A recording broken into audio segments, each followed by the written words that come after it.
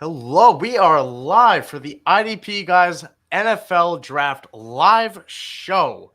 Oh my goodness, it has been such a long year since the last one, such a long offseason since we've had anything to go. We have Joseph Harlow right beneath us clapping, as he should be, because of such a great night it's going to be. You'll follow him at Joe Low 63. And of course, we have Ricky Rodriguez.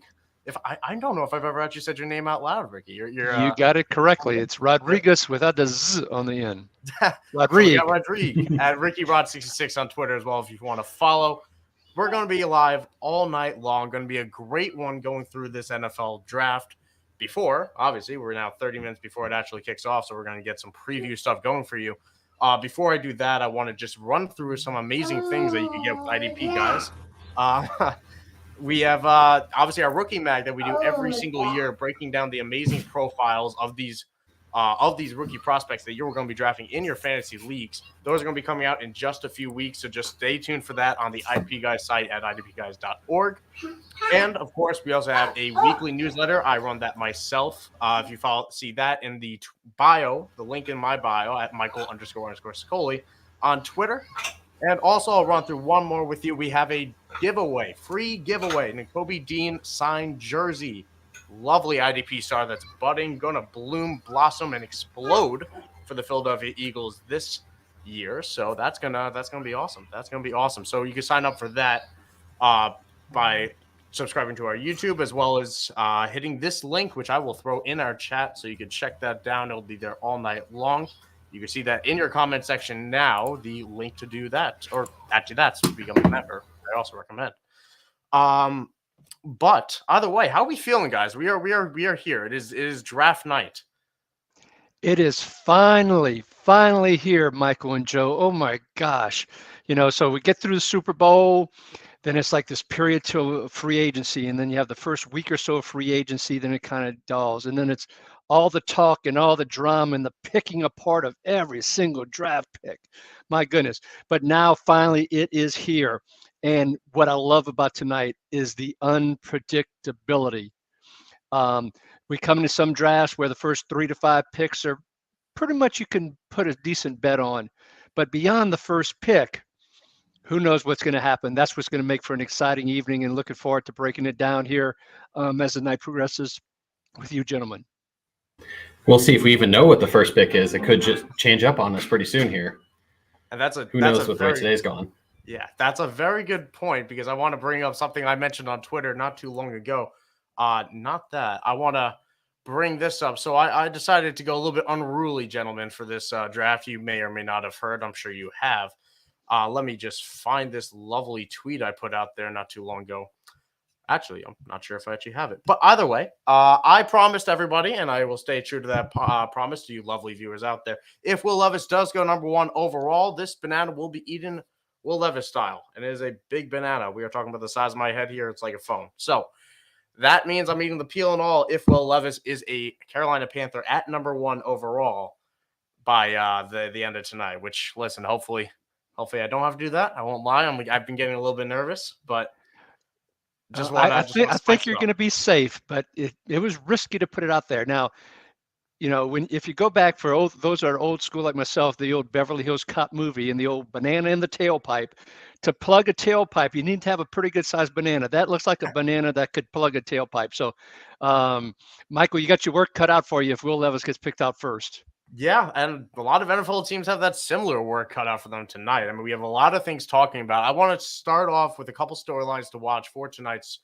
NFL draft. I want to start with the consensus 101 pick, right? We're talking about Bijan Robinson out of Texas. We're the IDP guys, but even in IDP offense leagues, we're talking Bijan at the top. We have seen him mocked to Atlanta 8. We've seen him Eagles at 10, Patriots at 14, Cowboys 26, and so on. Where do you guys think he ends up going? Well, I tweeted out my mock right before we came on live here, and I pegged Bijan with Atlanta. I just think Arthur Smith, his run-heavy style, copying what he did with Tennessee with Derrick Henry, I just see it as too good of a fit. He's got the great playmakers on the outside with Drake London, Kyle Pitts.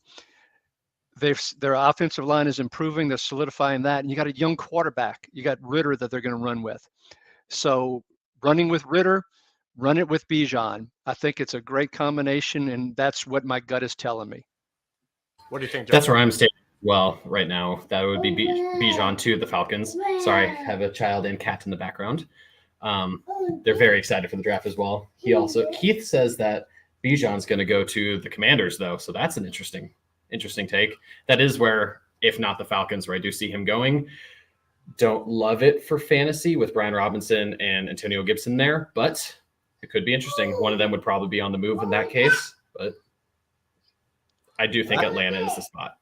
That would make sense to me in terms of the Washington. I don't think it's been talked about enough of a franchise that has continually kind of made the wrong decisions. A running back would be a wrong decision for them at that point, but they are not content with Antonio Gibson. It feels hard to believe that they're all in on Brian Robinson, as great of a story as he is. That makes sense to me. And honestly, I will say this: wherever Bijan goes, I think he ends up in Dallas. And Tony Pollard, tremendously talented back. They become null and void when Bijan Robinson steps foot on that field. Tony Pollard will have a role, and he could carve out his own role, but it will not threaten the fantasy viability of someone like Bijan Robinson. He's just that talented of a player. It's really just so special. Hey, I wanna give a little shout out to Evernet Support Services and Consulting. What's up, guys? What's up to you, Evernet? Things you like to see. Either way, I just want to go back to your Washington comment. Please. If Coach Rivera and that team drafts Bijan in that spot, when you have to think their jobs are on the line, and they can get by with a combination of Brian Robinson and Antonio Gibson, and with some of their other needs along the offensive line at cornerback, linebacker, although I wouldn't see him picking a linebacker necessarily in the first round, but to pick that, they'd be doing a great service to their next coach in 2024. It really it would be a bad pick. I think we're all in consensus there. Like I think they go Cam Smith, cornerback out of South Carolina. That's where I think they go. Bit of a surprising name concerning the other cornerbacks that are still there. I have them taking him over a guy like Deontay Banks, a guy like Joey Porter. But I do think that, oh my goodness, that was Nate. I should have realized that was Nate. I'm slow. Hey, Nate, good to see you, man. Good to see you. But yeah, I do think they address the secondary. But either way, Bijan Robinson's going to be a stud wherever he goes. People don't talk about his receiving ability enough, but such a good player. And to bounce off you there, I also have the Commanders going with a corner. Also not one of the second-tier guys, but Emmanuel Forbes is where I have them going. Ooh, and I do think that Bijan would be a weird pick, especially with Jahan Dotson last year, Curtis Samuel kind of showing out again, obviously Terry. And it just seems like the wrong pick, but well, let's make it the cornerback trifecta because I have them going cornerback also. Hey-o. But what's interesting about my mock is I have a lot of the cornerbacks sliding. I do not have cornerbacks going at 6 or 7 like so many of the mocks have. Witherspoon and Gonzalez going up there. I have them sliding for a variety of reasons. We can talk about that more later. But I have Witherspoon sliding all the way to number 16. I have Gonzalez at 14 to the Patriots, Witherspoon at 16 to the Commanders. I see a run of cornerbacks in that mid-range, but I think there's a premium on a few of these other positions that I think will go earlier in the draft. And I could totally see that happening because of how deep the class is. There's a reason for that. In the same sense of defensive line, we expect defensive linemen to go early, but who knows where Miles Murphy ends up? Where does Lucas Van Ness end up? Where does Nolan Smith end up? There's Will McDonald. That could go on and on. Keon White.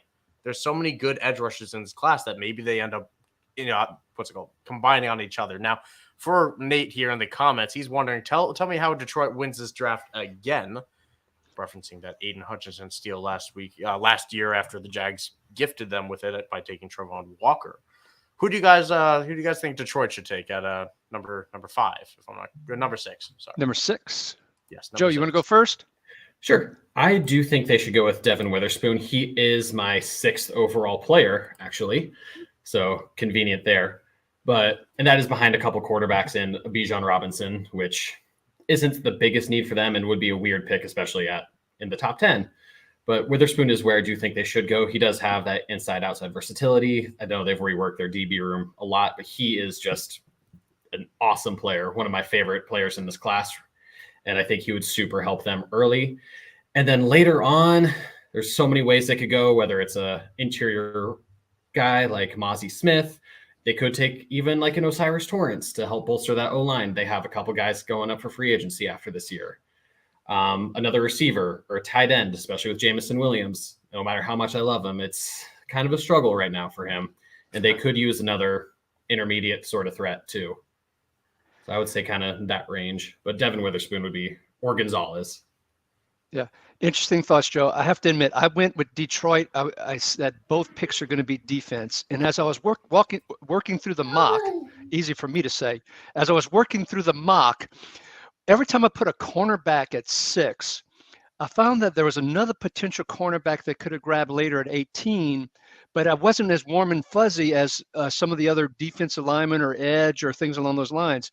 So I said, what if they take a Tyree Wilson at number 6? Then they still have a chance for a cornerback. It could help. I mean, cornerbacks could end up falling, as I mentioned earlier, but there's still the Cam Smiths, the Deontay Banks and all. So they could still end up with a solid cornerback and potentially the highest upside edge player in the draft. So that's why I went with Tyree, and then Witherspoon ended up falling in my mock, as I mentioned, but it could be one of many cornerbacks. Joey Porter might be there, for example, as well. Tyree Wilson will be a great fit there. I have him going a little bit earlier. I have him going 3 to the Cardinals, actually. But I, as you said that, I want to say it was perfect timing.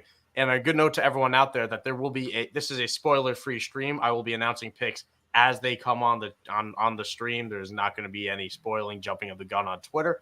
But as you said that, Ricky, Tyree Wilson strutted on stage in one of the best fits of the draft so far. I will tell you that he's got a nice rose fit going. He's got roses going down, black suit. It is clean, and it not quite as clean as his sacks will be wherever he ends up. But man, that was I won't lie, it stunned me a little bit. It looked good. So I'm not the red carpet kind of guy. I'll be the first to admit that. Okay. But I had the NFL Network on in the background as we were getting ready to go live here, and some of the outfits were quite spectacular and quite pricey, I'm sure.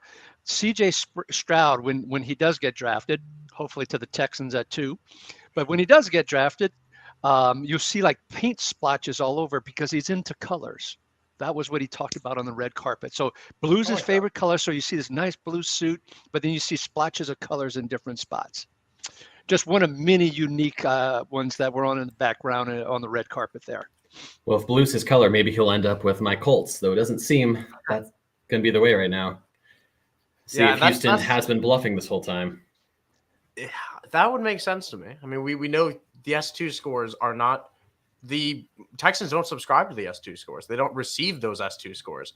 They're not one of the two teams in their division to actually get those. So that whole narrative of that has no bearing on the Texans' decision. He's either their pick and their guy or not at all. I personally think it'll be Will Anderson. I think Will Anderson is too much of a game wrecker for them to pass up on. Defensive-minded head coach might want to grab his guy, his game wrecker, his Nick Bosa in someone like Will Anderson. But we will see for sure because that'll be. I tend to agree there as well. Honestly, if they do go quarterback, I still feel like Levis is 2 on their board, if not 1. Probablie not 1 with Bryce Young, but I have Levis at 12 to them. So here's the thing I have to tell you. It's lying season. LIEING season. Lying season. And so much of this feels like just pure smokescreen to try and drum up a potential trade or a slight trade back, downgrading certain folks or whatever. I just can't see the Texans passing on a quarterback, with one exception. When they signed Case Keenum as a free agent this offseason, and I'm like, are they really going to run with Case Keenum, the Minneapolis Miracle Man who crushed my Saints, by the way, as a side note, in that playoff game? But are they going to really run with Case Keenum and Davis Mills as their backup again after you bring in a new coach? You get your fan base so excited about a new coach, and then you're going to run with those two guys? I just can't see it happening. So now you guys think Levis to 12? I don't know if Levis is going to make it to 12. I'm having that trading back up too. That's more or less what I would think. I have it in a mock draft where no trades are happening, but sitting at 12, I could see them moving back up into the 7 range for a Stroud or a Levis. I think one of them will be there. And honestly, I will throw this out here. I've seen in a lot of these last-minute mock drafts being released, I've seen Anthony Richardson sliding down the boards a little bit outside the top 10. Still in the first round, but outside the top 10. I think it's possible. I want to bring up this tweet by Andy Holloway of the Fantasy Footballers, big big fan of Andy Holloway. He tweeted this a few days ago of the drafts in recent years. 26 quarterbacks drafted in the top 15 picks over the last 10 years. You'll notice only 2 of those years we had 4 quarterbacks going in the top 15. So, what does that tell you about our 4 here? Are they part of that Lawrence, Wilson, Lance, Field, Jones, where we had 5? Or are they part of the ironically, those 2 years are arguably the worst years, where we had the most quarterbacks going inside the top 15.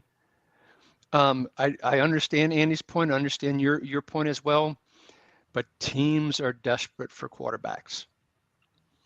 And in today's day and age, I just don't think you can be a Super Bowl contender without a quarterback. And you've got to gamble and you've got to place the bet.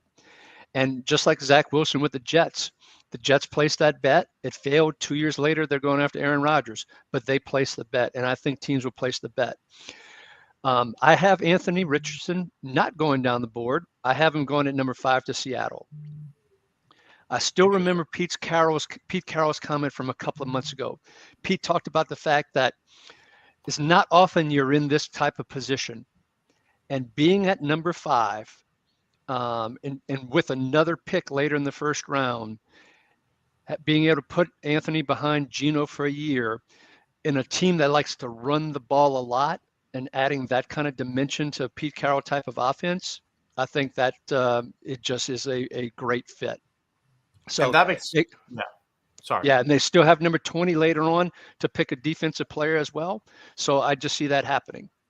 The one tidbit I'll just throw out and why it's a real possibility for Seattle to take a quarterback that early. You brought up a great point of they're not in this position often. There's a trade that went incredibly well for them, and they happen to be a playoff team picking inside the top 5. The other reason, Geno Smith's contract is really 1 year long. They can get out of that deal fairly easily if they choose to do so after this year, if they decide a 2024 rookie is their guy, if they take an Anthony Richardson and they want to make that transition. So that contract is geared towards a transitionary period, a little bit more than the base numbers would tell you. And Geno Smith was, Joe. And Geno Smith was a tale of 2 quarterbacks last year. There was Geno Smith for the first 10, 11 games, and there was Geno Smith the last 5 or 6 games. There was a big drop-off in production, whether it be teams adjusted, he wasn't used to playing full 17 games, whatever. And he was probably their best option to make sure they had someone going into the year, and they did a great job contract-wise, to your point. But I just didn't see him wowing them enough over the entire body of the year to say, yeah, we're in for Geno for those full 3 years of that deal without taking a chance when they're at number 5. So once again, there's Ricky planting his flag again. We'll see. And I'm going the opposite way with Seattle. It's like, yes, Geno did struggle a little more down the stretch, but I did see enough from him to believe that they will give him the shot this year. And earlier in the offseason, I definitely thought Richardson at 20 could be the option. But now that he's kind of skyrocketed up boards, I actually have him going to my Colts at 4 at this point, kind of taking over the Jalen Hurts sort of thing with Shane Steichen. But back to Seattle, I see them kind of needing that defense more, or even a Peter Skoronski at 5 or after a little trade back. Just their interior offensive line was a struggle last year. And that, I believe, is the biggest reason why their offense did kind of struggle down the stretch. And then with Ken Walker and Penny kind of being banged up throughout the year, and similar with DK and Tyler Lockett. So I think I see them kind of going bolster and kind of going for the win this year with some more uncertainty in the NFC with Rodgers out of the conference now too. And I'll quickly throw my thoughts and my picks out there. I have Jalen Carter being there for them, which is a smash pick, fill up that huge gaping need in the middle of their defensive line, as well as adding some pass rush help next to Nwosu and addressing exactly what you talked about, Joe. You hit the nail on the head. That interior offensive line, I have them taking Osiris Torrance, guard out of Florida, best guard in the class that is a pure guard, at 20. And they will have their pick of guards at 20 if they choose to use a first-round pick on it. It's questionable. We don't always see interior offensive linemen go high in the draft, let alone in the first round. So that will be an interesting discussion, and that is something. But you mentioned defense. I mentioned defense. We are the IDP guys. I wanted to bring up an IDP topic here. So this isn't the strongest linebacker group. It's very possible we don't hear a linebacker called on day 1 tonight. We will hear them throughout this draft and some very relevant ones. But if we do hear a linebacker's name, which one is it and where will he go? If there's one that goes, I think it's Drew Sanders. And the most logical place I can see on the board as I look to the board on the side here is to the Buffalo Bills. That's They what I have thought the you were big gonna say. hole with Tremaine Edmonds moving over to Chicago on that incredible deal, which I think in 2 years they'll say it was a good signing, but not a great signing for what they're paying. But I see Drew Sanders potentially slipping in there. If you listen to Moving the Chains on SiriusXM, Pat and Jim do these mock drafts, and they're very high on Jack Campbell from Iowa. And he is a good, smart, heady player, but I don't think he brings the athleticism that a Drew Sanders brings, although Jack did surprise at the combine. But I just see Drew Sanders as being person because not only could he play that inside linebacker spot, but at the University of Arkansas, they also brought him off the edge at times as an additional pass rusher. I think that flexibility for Buffalo, I think that would be the pick in the place. So I have the same spot, and I actually have the same top linebacker, but I do think they would go more with Jack Campbell. The fit seems almost too good to be true with McDermott being in Carolina for most of Kuechly's years, and then also Campbell kind of being mentored by Kuechly this offseason. It just kind of feels almost too perfect there. I do think Drew Sanders would be a better fit and is a better player and much more versatile, but I would lean it'd be Campbell. Yeah, I mean, you guys took the spots right out of my mouth. I'm trying to figure out an alternative option here. I'll throw out one, and it's a little bit. It might be surprising. It might be too early. I'll throw the Chargers at 22. It's a little bit high for a linebacker in this class, but it's a real need. The linebacker, they have a real need at linebacker. It's a desperate need for the Chargers. Desperate need. And the Chargers are a team that pick out desperation every single year, it feels like. So it's somewhere where they have Eric Kendricks aging, coming off a down year, 1 year contract, and they have Kenneth Murray, who the team has lost faith in Kenneth Murray. He has given them every reason to do exactly that. So it's problematic, and I do think LA has to address it. We have Marco coming in. I always love getting Marco's comments. I'm missing you, man. It's been a while since I've been on a stream. Good morning to you. Good afternoon. I'm not sure. I guess you're in the future, so you can tell me who's been picked, Marco, in the chat. But yeah, that's who I think will go. If we do see a linebacker, I kind of think the Chargers could be picking up the phone. To throw one more option out there. Sorry, Ricky. I think one of my favorite fits in this draft is Drew Sanders to the Jets. 13 is a little early, but I could see if all the tackles are gone or all their top players are gone, they trade back a decent amount, or similar to grabbing Jermaine Johnson last year, jump back in from 40 through 43. Is that the pick they still have? I think they moved 43 for Rodgers, right? Did they? It was. I don't remember if it was 42. I'll fact check it for you. I'll bet it for you. But either way, I could see that being an option too. I just absolutely love that fit, and I have seen some interest, I believe, from them. So. Yeah, I could see that in the second round. I agree with you. I think that's a little early for the first round. But if there was going to be another stretch position for a stretch team for a linebacker, I think I'd go with the other New York team, and that's the Giants. They did sign Okereke, but next to Okereke, what do they have? Jalen Smith, maybe. I think Jalen's a free agent. Landon Collins, who they moved to linebacker, free agent. Micah McFadden. He played some, he got some stats, but not exactly going to lead you to playoffs and Super Bowl. So that might be a dark horse there from a linebacker perspective, depending on what the Giants are looking at and what's off the board and on the board. Agreed there. Yeah, I think you hit the nail on the head there. And Marco brings up it was almost 2 a.m. over here, so that's why he's in the future. But again, if you want to drop in, tell me who's been picked number one overall. I can save myself eating a banana.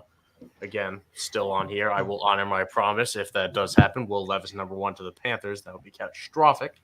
I would be interested in Marco. Yeah. Oh, sorry, Michael. I was going to say, I am interested in Marco being able to tell us the future. And I'd be interested in the draft picks. I'd be more interested if he's really in the future to give me the lottery winning numbers. So to go play it that way. We'll keep it in. I'm gonna bring in Grant, but before we have Grant coming in of the IDP guys here on our YouTube channel. We have a bit of a breaking news. I'm going to add them right after it. The Cardinals and the Eagles have agreed on a settlement of an issue concerning a instance. This is tweeted out by Rappaport that I am reading to you. An instance of impermissible contact by Arizona during its head coaching search. The then general manager of the Cardinals, they self-reported that they had a phone conversation with Jonathan Gannon in the days leading up to the NFC Championship game, which is not permitted under the league's anti-tampering policy, which has led the Cardinals and Eagles to swap third-round picks. And the Cardinals also receive the Philadelphia's fifth-round selection in 2024. So the Eagles now trade up essentially to the top of the third round, from the back, from 30 to 3, and the Cardinals receive a fifth-round pick in 2024 as a result of tampering. Grant, welcome on into the stream. It's been too long since I've talked to you. Again, IDP Guys YouTube channel runner, amazing guy over here. How are we doing, Grant? Good. How about yourself? I'm glad to be here. Ricky, it's good to see you here. Is this your first video with us? This is Ricky Rod 66 debut today. And I guess I'll get graded after the fact. Few streaming debuts, and you're walking into a bit of the breaking news that I just said right there for me and Rapport. We got a bit of a trade up there, but. And just building on that, if we listed between the four of us probably the 5 worst rosters in the NFL right now, the Cardinals would clearly be one of those 5. Very maybe 2 of those 5. Yeah, it is bad. And so for them to have to fall all the way back in the third round, give up an early, valuable third-round pick that would fall to the late third round because of this tampering charge, boy, what a mistake. Huge mistake. That's not only a huge loss. Yeah. And you have to imagine, you have to ask the question, how much does that impact their trade talks at 3? Obviously, they've been fielding talks all week about trading back. You imagine the heat gets raised a little bit of even greater need to trade back and get some more picks in the mid-rounds because you just fell 30 spots in prime territory. That's brutal. Not 30 spots, but far. Yeah, Philadelphia being at the end of the third round, late third, early fourth, whatever you want to call it, that's a huge drop from the first. You've gone from like 62, 63 to 95, 96. That's a huge drop. Yeah, that is massive. Yeah, big loss right there. Question in from Marco. We'll rattle it off right here. Who do we think is going first overall? Not Will Levis. Again, that's the answer. I will keep referencing this. Bryce Young, Alabama quarterback would be my pick here. No surprises from me. How about you guys? Yeah, I also think it's going to be Bryce. I would say it should maybe be Anthony Richardson. Bryce is my quarterback 1, but it's a big package to give up. Home run swing. It's kind of what I would do, but I'm not an NFL GM. I do think it'll be Bryce. I think it's going to be Bryce as well, but I wouldn't be surprised to see CJ Stroud go number 1 either. If I'm a betting man in Vegas, Bryce Young's getting my money. There's just too much smoke out there that it's going to be Bryce.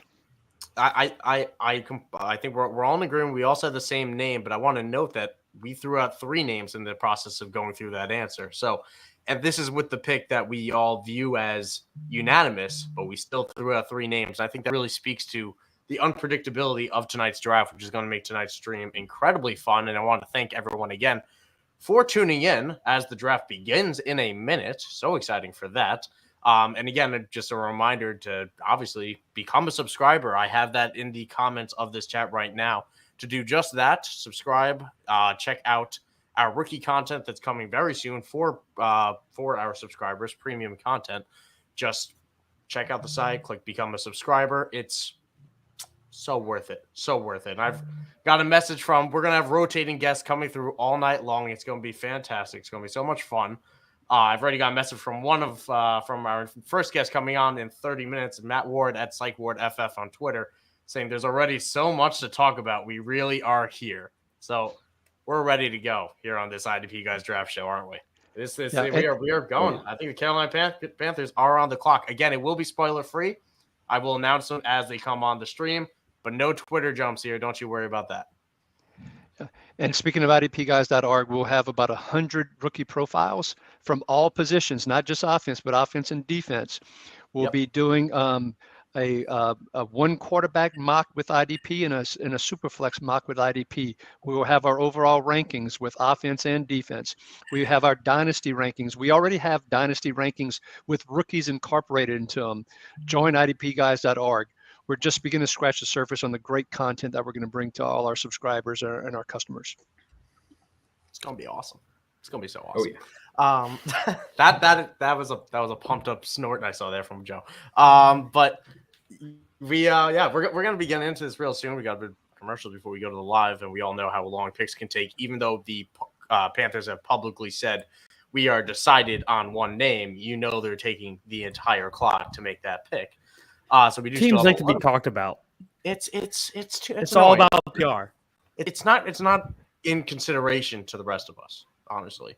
It's a I reality. don't think they think about you and I. It is. Yeah, they don't think about us. I find that rude, personally. But yeah, one other question I want to bring up while we're waiting for the draft to actually kick off, despite the day right there. I think we're all in agreement on the IDP sense here that Will Anderson is the IDP 101. I don't care about linebacker landing spots. There isn't a talent like Will Anderson. Who's the number 2? You would want to say Jalen Carter. You'd want it. Defensive tackle, interior, he should be that type of game breaker. And in defensive tackle leagues, it makes sense. But what about off the field incidents? Coming into the pro day, 9 pounds heavier. Doesn't finish his pro day. What kind of questions do you think he's been getting? Is he going to be able to stay in shape this off season coming into the season? Is he going to be able to complete a full workout once drafted? And how's he going to act when he gets $20 or $30 million? I think it's all real good questions that need answered before somebody can draft him. For Absolutely. 5-position defensive leagues, absolutely agree that I would have Jalen Carter as number 2 on my board, provided that he still goes in the top 10. If you see him slipping, that just says there's too many questions about him, and I would follow the lead of the drafters. The teams tell us a lot with what they do, and if they let him fall, even in 5-position defensive leagues, I would let him fall as well. He would not be my number 2. What do you think, Joe? Absolutely. Got to agree there. Carter is my number 2 right now. And then if he does start falling, then I would have to say either Drew Sanders for that linebacker plus some edge rush production. Then Tyree Wilson, is also up there as well if Carter does start to slide. It's all interesting to consider because of how much ambiguity. I can never say ambiguity until I actually say it in the until wrong you context. just said it. Yeah. But yeah, so we're getting into the draft now. The Carolina Panthers are officially on the clock again. No spoilers throughout the stream here because we're gonna keep you as good as it could be. It feels good for the first time in a year. I get to put up on the clock Carolina Panthers, and we're all on the same page. We said it before. We'll reemphasize it now. We all think they're going to be taking Bryce Young, quarterback out of Alabama. But if they do not, it's a banana for me and the whole peel and everything. So hopefully not. We're going to try to. I'm not trying to overdo that. I just want to keep the suspense high. Here, I got a quick question. If Bryce Please Young goes to Carolina, is he playing year 1, or do you have him sitting behind Andy Dalton and learning? Bryce Young starts week 1 if he ends up being this pick. It's not just a talent issue. It's an Andy Dalton issue. And Andy Dalton played a little bit better than we gave him credit for last year, but it's not even a question to me. He's the most pro-ready guy in this entire draft, with the exception of Bijan, and that's a running back, so it's very, very, very, very different. Yeah, completely agree. In my projections, I have him starting 15 games. I have Andy Dalton starting 2. The 2 come from the fact that I think that there will be at one point in the year, well, they say, Bryce, you know what? You've had a rough few games. So let's have you watch for one game. And maybe it's going to be when it's a tough defense. They're playing like San Francisco or something like that. They'll let Dalton start, put Bryce back in the next week. And I think Bryce, with his slight frame, there will be another game where he is banged up and isn't able to go. So That's Ricky's projections are 15 starts for Bryce.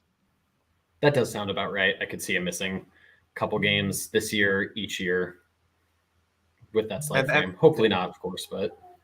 And that'll be the question, right? Is how much can he actually hold up? That's how much do we actually see a Bryce Young? Do we get a Kyler Murray where he's great, then he's not great, and then he gets hurt, and then you don't know what he is, and you give him $200 million? It's a question. And Or a to go back, Tua. or Tua. God forbid. They had to deal with all those concussions.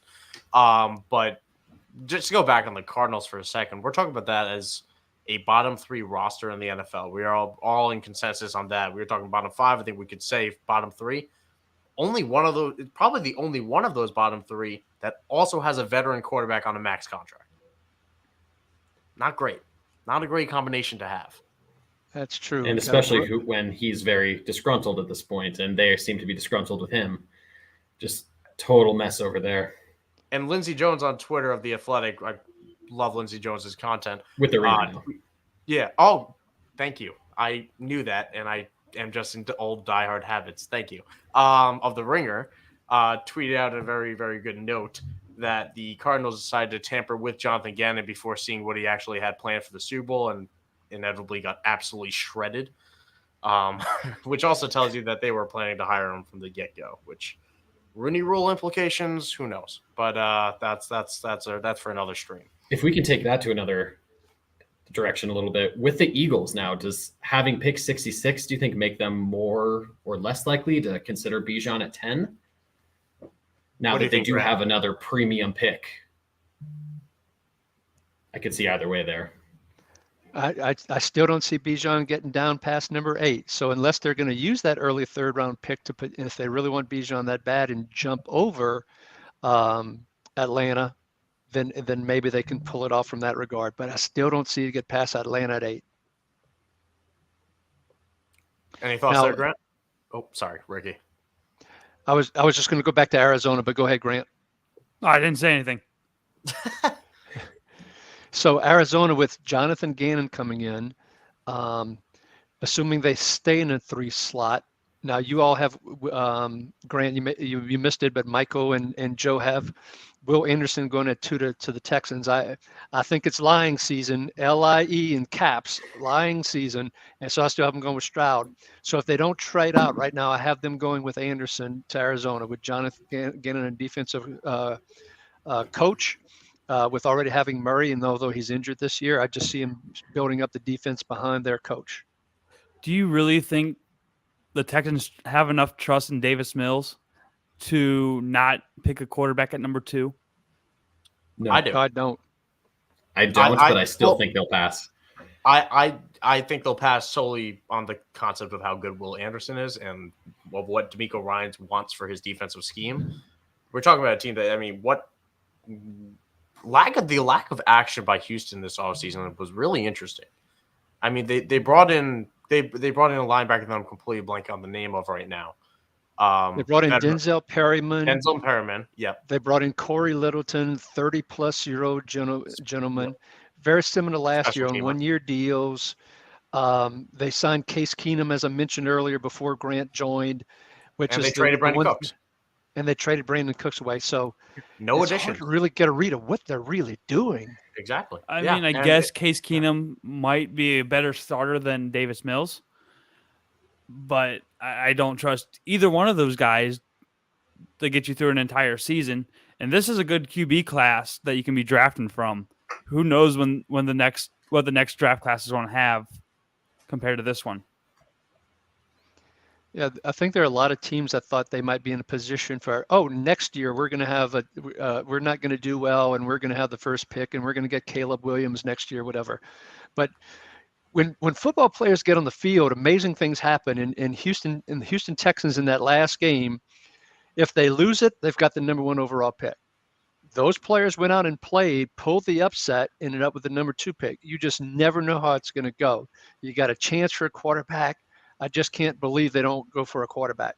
One of my sons, his favorite team is the Texans, and his biggest fear right now is they pass early on quarterbacks, they grab defensive players and so forth earlier on, and then either they trade back into the late 1st round and grab Hendon Hooker. That is his biggest fear as a Texan fan. So we'll see. That is my nightmare as a Colts fan as well. Let's take a second there and talk about Hendon Hooker as Patrick Mahomes taunts the crowd and applauds his fan base out there with the Super Bowl trophy that he most certainly earned. The Hendon Hooker. Where are we at on Hendon Hooker? I personally don't quite understand how he's in day one consideration. I think it's the biggest smokescreen of the last month. I don't think he goes on day one. I'm not sure if he goes on day two. Maybe he does just because of the desperation you mentioned before, Ricky, but ACL, 25 years old, breakout coming out of a Tennessee college-style offense. I have zero interest. Joe, I saw you were chomping on the bit to get a comment on that one. Hendon Hooker is my quarterback 8. Oof. I have, aside from the big 4, I have 3 others ahead of him. The arm, the athleticism is there, but with the ACL, we'll see how much is still there. And he dominated when he was 24, 25. And in the, as you hear all the time, the Mickey Mouse sort of offense, which it was electric. It was fun to watch, but it's great. Not great many for college. reads. Great for college. Yeah, great for college. And just so many struggles at Virginia Tech and early at Tennessee when he wasn't even the starter initially. When he transferred over, I do have him as my number 5. I'm not as low on him as you are. I don't see him as a first round pick, particularly he's 25 years old. You talked about the Tennessee offense. I'm an LSU guy for the helmet back there. Shout out for my Tigers here real quick. So I watch a lot of SEC football. And, I'll give Josh Heupel credit. He designed a great offense, a great college offense that can be very effective particularly when you have, the type of athletes that they brought in and with the Hyatts and the Tillmans and so forth, which we'll see go later in the draft. But, I read an article on Athletics, so I give credit to Athletic. They talked about his knee injury may have been one of the best things for him. He had a strong showing before the injury. Even though he's supposed to be ready for the September timeframe, he can redshirt this year, for lack of a better term, whoever drafts him. Year 2 become a backup and be the number 2. And then if he shows enough, then maybe in year 3 become a starter. And I wish I could give the exact writer, the credit for that at the Athletic, but I could see something along those lines happening. I do think no different than Kellen Mond going to the Vikings a couple years ago as an example. Someone will take a shot on him in the 2nd or 3rd round, and we'll see if they're patient enough and he's able to develop it over the next 2 or 3 years. From all indications, he's a great young man, a very, very bright young man as well. Very well liked. Great locker room. Very well liked. People see him as a true leader. He was on crutches there for his team on the sidelines during the games after his injury. So a lot to like about Hendon Hooker from that regard, but just not a starter right out the gate for sure. And I will say, while I am much lower on him, there are definitely You're a hater, tools there. Joe. I'm trying not to be. Joe Especially can't with stand him. Joe wishes ill on him. I do not wish ill on him or anyone. I do think he does need that sort of the redshirt year and then maybe a second redshirt year to kind of learn the offense, which is super scary for what he will be 27, 28 then if he takes over as a starter. However, as we've seen with Geno Smith, who we talked about earlier, maybe that's not as much of a concern now. Drop him into a really great team, maybe even another situation. Compare him to like a Jacoby Brissett or even to like a Geno Smith. That could be a winning quarterback, maybe not a Super Bowl winning quarterback, but can be a very good quarterback. It's just very scary in the first round. That's not something I would want to touch. But in the second round, like Seattle at 52, I could see. Still wouldn't be my favorite pick, but I could totally understand it. If he happens to drop far enough into the 3rd round, I could see the Ravens taking him as a backup to Lamar. That don't have to change the offense too much because that's an athletic quarterback right there. He's athletic, but he's not a scrambler necessarily, Grant. Yeah. He is more of a pocket passer than a scrambler. But he's still athletic. He can get out. In the sense that Tyler Huntley can. Like Tyler Huntley's not Lamar, but I think Hendon Hooker can move like Tyler Huntley to an extent. That's fair. Mm-hmm. And that was a very good fill-in spot starter for the Ravens for the last few years, and he is now a free agent. Bowler. And he got I wish. And he has no offers. Huntley has no offers. So that's crazy to me. I thought he resigned. He actually signed his restricted free agent offer, so he is officially signed with the Ravens. Okay. He signed it either this past Monday or Monday before. Pro Bowler getting that deal, man. What a great move. $2.3 million quarterback Pro Bowler. Fantastic. He was a starter for about a couple not even for a couple of months, because I guess Lamar, I don't know. The whole Lamar situation got resolved. I'm sure we're all happy that saga got resolved, and the Rodgers one. You know, we have all the QB controversy tonight. We had that tonight in the draft. Are you ambiguous in terms of using controversy? I am ambiguous about that. I want to bring up a comment that Andrew put out there. Really good one. Not sure what sportsbook he's referring to, but he's saying CJ Stroud is now minus 4,500 to go number 2. That's strong odds. A little bit telling. And what we talked about before of, I think it was you, Joe, who talked about smokescreen. Or was it Ricky? That would be Ricky who did. That was Ricky who mentioned smokescreen with CJ Stroud and these S2 tests. I mean, people were dropping him because of the S2 tests. Houston doesn't see the S2 test, so that was never a part of their evaluation. We'll see. We'll see before you give yourself a pat on the back. I was about to say, how come I'm going to regret that pat on the back I just gave myself? I'll record that and play it over. Yeah, exactly. I can see that being on Twitter somewhere, that Ricky being proud of his CJ Stroud to Houston Texans when they don't pick him. And I'll get a picture of after. I'll make it into a before and after. As far as his test score, Jackson Smith and Najigba has come out and said he's the smartest guy in the field. You want to be in the huddle with him because he reminds you what route you're running and where you need to be. But the S2 test, you see, I did a little bit reading on the S2 test. It is not a smartness test, for lack of a better term. They do a lot of things to check how well you can pick up on visualizations within milliseconds, like things missing from certain diagrams or things moving on certain diagrams. So it's not necessarily an aptitude test per se. It is more of that. Now there might be some aptitude parts to it, but a big chunk of it is that recognition of things really quickly.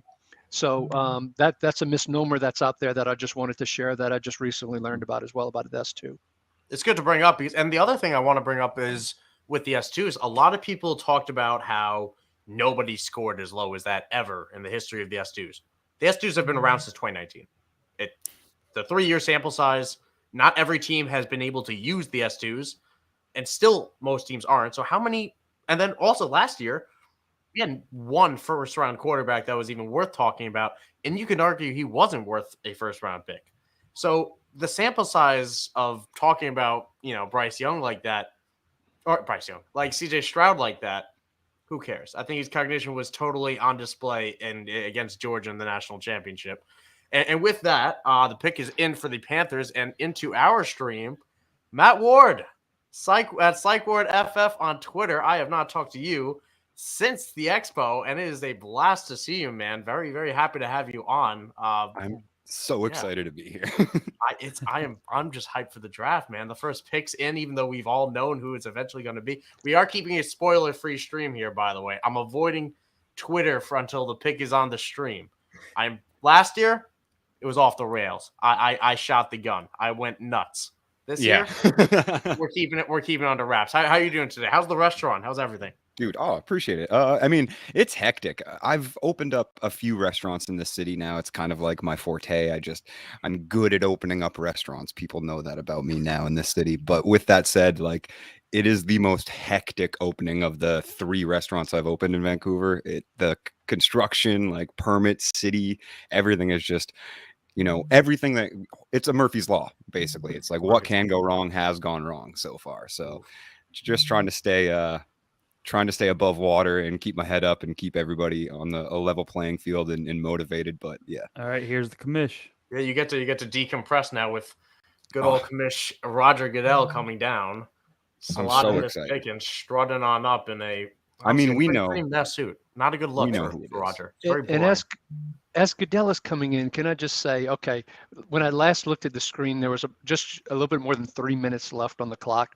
And I'm like, okay, it's not like they're going to trade the pick. Come on, guys. And the pick is in. Let's get it moving.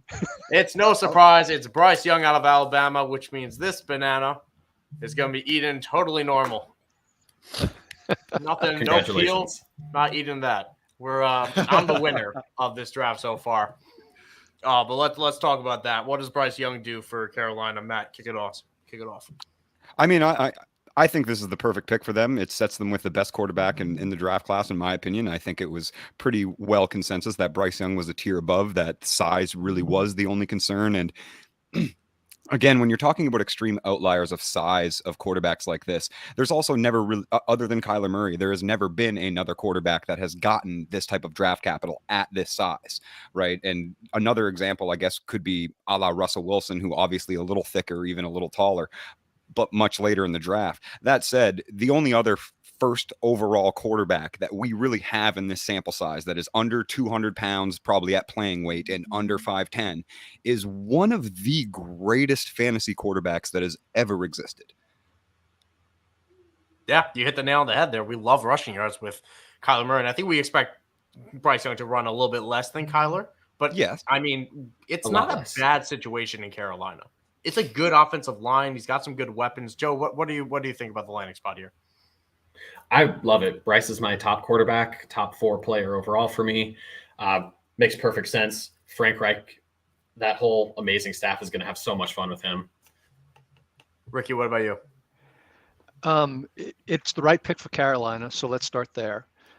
They have been working on their offensive line. So while Matt Rule had his faults, they did do a good job of starting to build that offensive line. So he's in a decent shape for offensive line. They did have to obviously give away DJ Moore to get to this position. They didn't exactly backfill them with a DJ Moore quality, but they didn't sit on their hands and they brought in DJ Chark. They brought in a veteran like Adam Thielen, who I think will be great for a young quarterback like Bryce Young. They brought in Hayden Hurst, another veteran tight end who's well known to be good in the locker room. And then you brought in Miles Sanders to go along with Chuba for a running game. So while not all pros around him, some pretty decent talent with a decent more than a decent offensive line. So I think Bryce could have a pretty good first year. It's a good shotgun approach. We saw it have success with Daniel Jones in New York in terms of what they can do if the coaching is right. And I guess that'll what it comes down to is Frank Reich, the offensive genius we see in Philadelphia, or we saw then, or do we get a bit of a mix and match? Is he even my quarterback type of guy in Indianapolis? He's got his guy now. That's the only thing we know for sure. Grant, any thoughts on Bryce Young go number 1? This is what we all expected. So I mean, we talked about it earlier.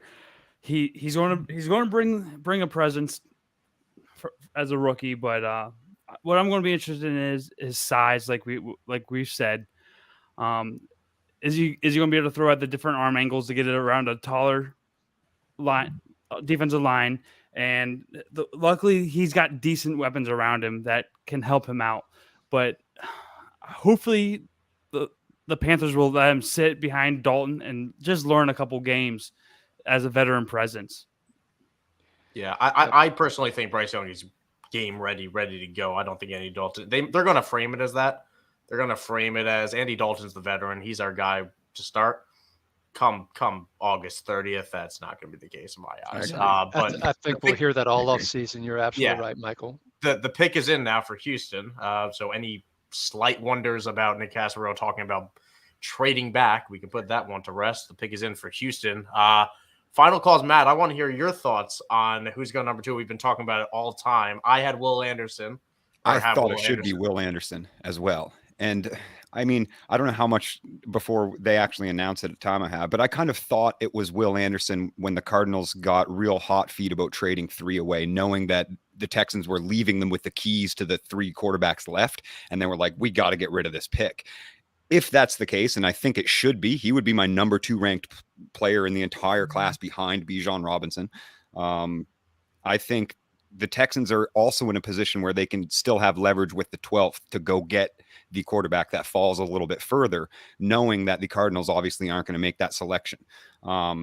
With that said, it seems too obvious that it's CJ Stroud. I think the odds are almost at minus 5,000 for him to go second overall. Right before. One of our commenters Andrew brought up before, that Stroud was minus 4,500 to go number 2. So all of a sudden, the big debate we were having, and before the stream, I think before we saw that comment as well, Mr. Rodrigue over there was pounding the rock for CJ Stroud. So you can turn that smile not upside down, I guess. Just keep it all up, Joker style or something.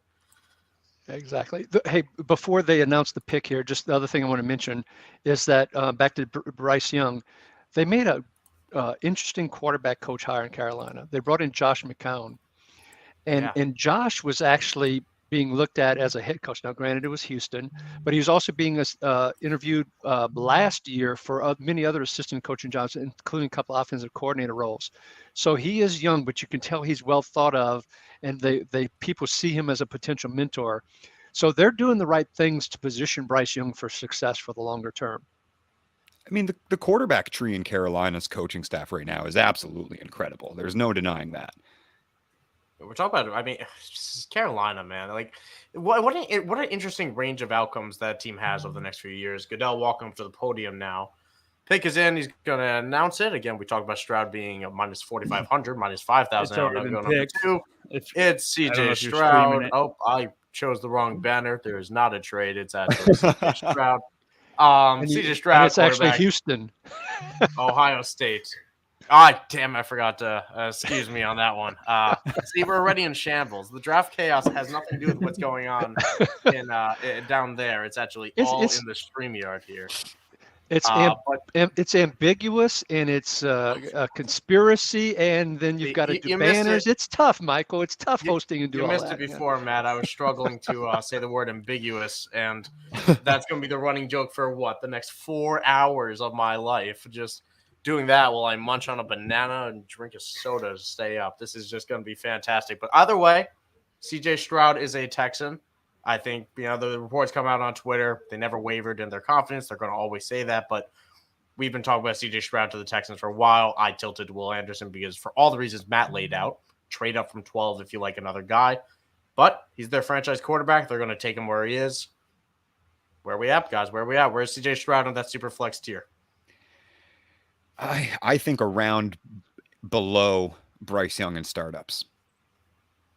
And I mean, I probably would have stayed that way regardless of landing spot. In all honesty, I play a lot of Devy as well, and combined drafts, Devy Dynasty combined drafts, and Bryce Young was routinely in that second round, closer to the end of the second, moving up towards the mid as draft hype got up. So really in a QB1 tier with Kyler falling back and Dak and that kind of veteran QB 12, 13, but and then you saw Bryce Young, of course. I don't think CJ Stroud is in that tier. Like, give me Kyler Murray over the 1-3 that you're going to use on CJ Stroud all day.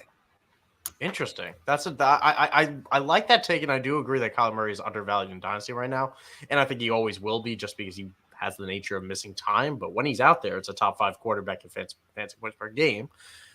But yeah, I mean that's a trade that you feel like you could pull off as well. Is a 103 for Kyler Murray in a super flex, especially if you got a Texan fan out there, because I imagine Texan fans are going to be pretty satisfied with this, getting CJ Stroud, who lit Georgia up honestly in that semifinals and deserved to go to the national championship. Any other thoughts on CJ Stroud to the Texans as the Cardinals are still on the clock? No trade yet for the Arizona Cardinals. I wanted to go back to your question that you're asking about where you would rank him, in particularly for redraft leagues and in one quarterback league and so forth. See him as a late number 2, somewhere in that 18 to 24 range probably, and probably closer to the 24 than the 18. He's not going to offer a ton of rushing upside.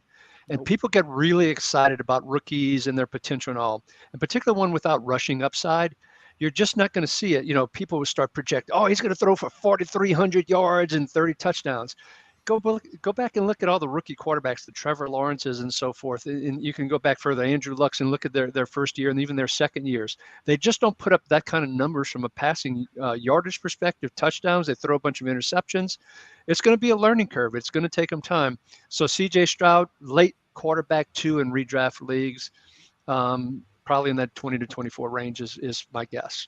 So Ricky, I can't sell you on a Houston quarterback that's going to throw 8 touchdowns to John Mechie and Nico Collins. I can't sell you on that supporting. You could throw in Robert Woods. You can throw in Dalton Schultz, and you're still not going to get me there. What if I offer you a defensive-minded head coach? Can I offer you a defensive one of the best defensive minds in the NFL? Let's just pile that I love D'Amico. And you have a running game with Damian Pierce and Devin Singletary. Yes. One of the best, that comes from one of the best running offenses in the NFL. Yes. His own to managing NFL offense, or like at least seeing one succeed, is 29 rush attempts per game. So, and to kind of retrocede there is, if you really are in on CJ Stroud and he's kind of your guy, and you watched him progress at Ohio State and saw him throw to what is, for my money, 5 inevitable first-round wide receiver prospects in Garrett Wilson, Chris Olave, Marvin Harrison, Jackson Smith and Jigba, and Emeka Egbuka, then that's awesome. And invest in that, because fantasy is supposed to be fun. But you really do need to see him hit his absolute ceiling of 4,800 yards and 30-plus touchdowns with minimal interceptions for that to pay off. Allow me what's to the trade details, Michael? Allow me to jump on this. The Arizona Cardinals have traded the number 3 overall pick to the Houston Texans. Oh, What? And well, you know where they're going. to the Houston Texans. I do not have the terms of that. I love Houston so much more now. This is Daniel This Jeremiah is called quite this earlier interesting. today. He sure did. I think In we're his all mock in a- draft know last night, Houston. Daniel Jeremiah projected this. That's absolutely right. Sorry, Joe. No, He did. Yeah, I had this He's in one of my the second best to last game. mock, but was like, nope, it can't happen. So I guess we were both right with quarterback and Will Anderson being potentially. Oh, come on now. I don't know if that's They actually who have it is. to I have go not Will seen it. Anderson. It has to be Generational edge Will rushers don't Anderson. It grow has on to be. trees, man. It has to be. Let's- They didn't get let's the just Bama declare it quarterback they now. wanted. Houston Yeah. has won the draft. 100%. Yeah, let's do it. Yeah, we cool with 100%. that? 3 picks in, they've won We the got draft. 2 and 3. That's remarkable. Arizona was never going to use that pick. They would have taken it Yeah. down to 1 second.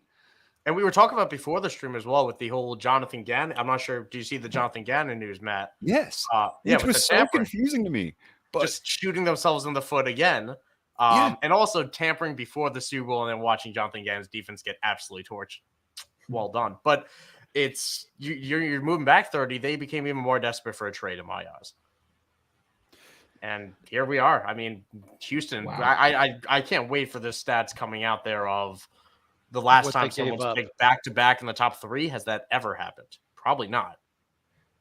I mean, I don't recall it happening, but wow, what a move for the certainly Texans. not. I can't remember any that. No, I can't no. remember any Alright, so team that's we're ever had three- 2 top yeah. 3 picks. We're 3 picks in, and our heads already exploding. Andrew's commenting here. Ricky, tell them Right. how smart your son is.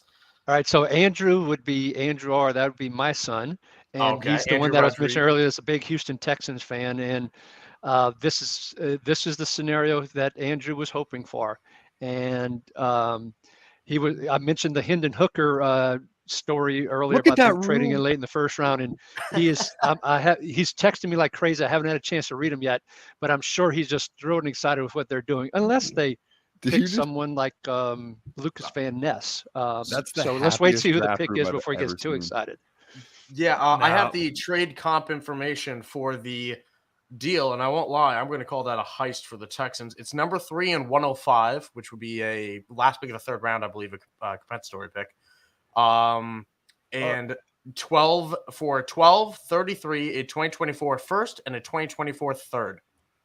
That's it. Do we know if it's their first or Cleveland's?